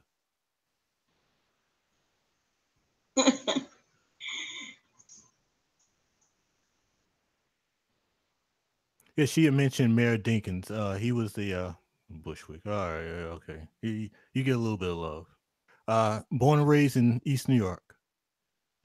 The Zoo. Yeah, Mayor Dinkins was New York City's first black mayor. Did he do a good job? That's debatable. I've heard he was criticized for being weak. Oh, okay. Well, they criticize Obama. They tear him apart, and he did all he could do. It's just that a lot of people didn't see what it was that he was doing. Like he was able to go to school when you couldn't go before. Like there was a lot of students couldn't get a student loan because Sallie Mae wasn't giving them. Right? You had to have good credit. Your parents had to have good credit before you get some of them student loans. And he said it that way. You was able to go to school. You ain't even have to have no credit, nothing.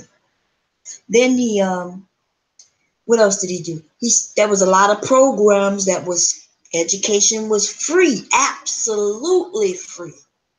You want to learn how to drive a truck, you want to do plumbing, electrician, all those things were absolutely free. People just wasn't looking it up. Absolutely free for you to get a trade. And on top of that, those programs that was doing that, they was paying people. They was giving people what they call like a what they call it, where they pay you, you know, a little money for transportation and things like that for you to get to and from class and shit like that. He was doing a lot of things. He couldn't just come to them and say, black people, this is for you, but he was putting these programs in place. And like if people didn't take, it wasn't like black people want somebody who gonna say, here go $10,000. You know, we had a grant in the neighborhood, right? And we put it up on the board telling people that we have $100,000 grant and to come out to give us ideas on what to do with it. Wow, you should see how many people came out. It was a shitload of people came out. And so we had the meeting. We're having a meeting. We explained it to them that we got a grant for $100 grand. But the grant was for the neighborhood. It wasn't for individual people. See, so we wanted people to give us ideas of what to do in the neighborhood with that money. People was pissed off. They thought they were gonna be able to come and get 15 grand for their roof, for this and that, for that. You know what I mean? And we're like, what are you talking about? This is a neighborhood. The grant was for the neighborhood. They left angry. But we ended up putting a homework club in there for the kids for after school, right? We ended up putting in new playground equipment that was old and rusted that had been in that neighborhood for years. We tore down the back park. Like we were doing a lot with that money. But the most important thing was the homework club. And then we took the kids on educational trips. I'm going to jump in real quick and ask Mika a question. Mhm. In Flatbush, what school did you go to? Because you know, in Brooklyn, you got a school and a church on each and every other corner. Because I can't. It's been a while. I can't remember what schools in Flatbush.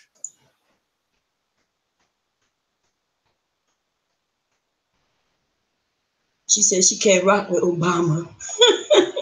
He can't either. He got two left feet. Mm. Okay, I've heard of Tilden. You know, well, you know, my mama made good money. I went to private school. I'm talking about see that. The whole thing is, I tell people I went to private school. They're like, "Really?" I said, "Bro, just about everybody went to private school in damn New York, and you know all of that."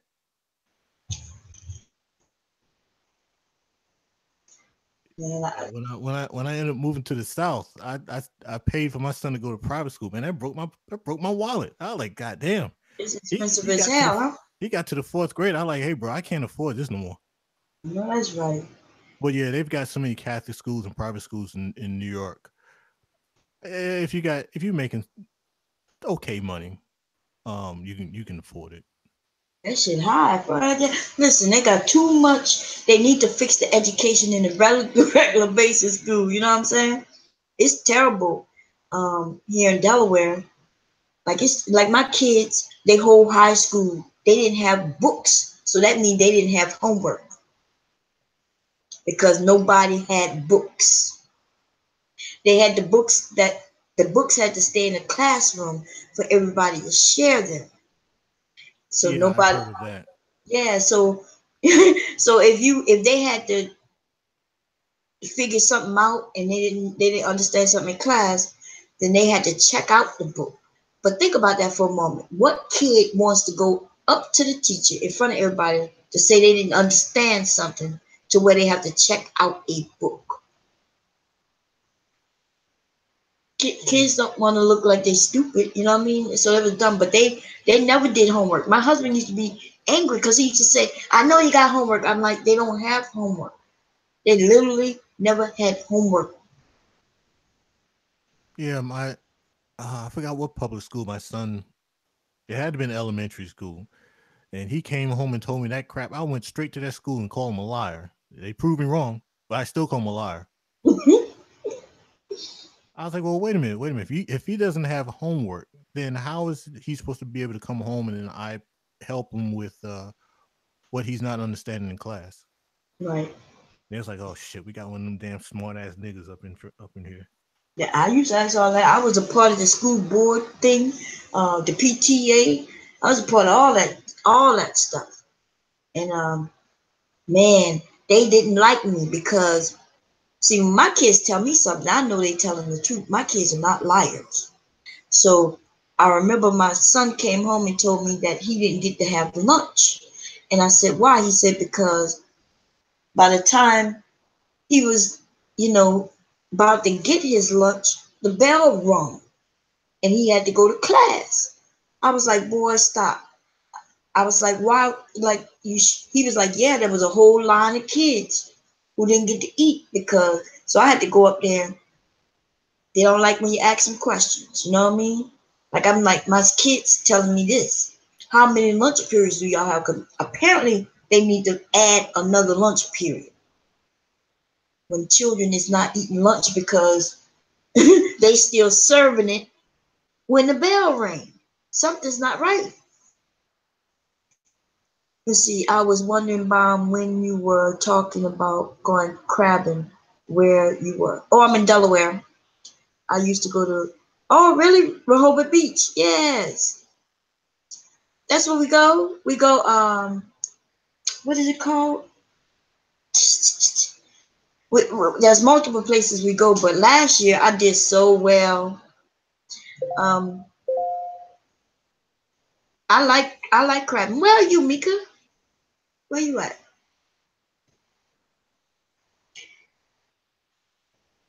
I love crabbing. I love crabs, and let me tell you, crabs cost too much. But Maryland, y'all have some good crabs, but I'm not paying that money. I'm just not doing it. Eastern Shore. I almost ended up going to the HBCU that was in Eastern Shore. Almost went there. They had their baseball program wasn't as good as Delaware State, so that's how I ended up going to Delaware State. What part of Georgia? Please don't say no Atlanta. Yeah, I mean, y'all in the same, y'all from the same area, in the same area, huh?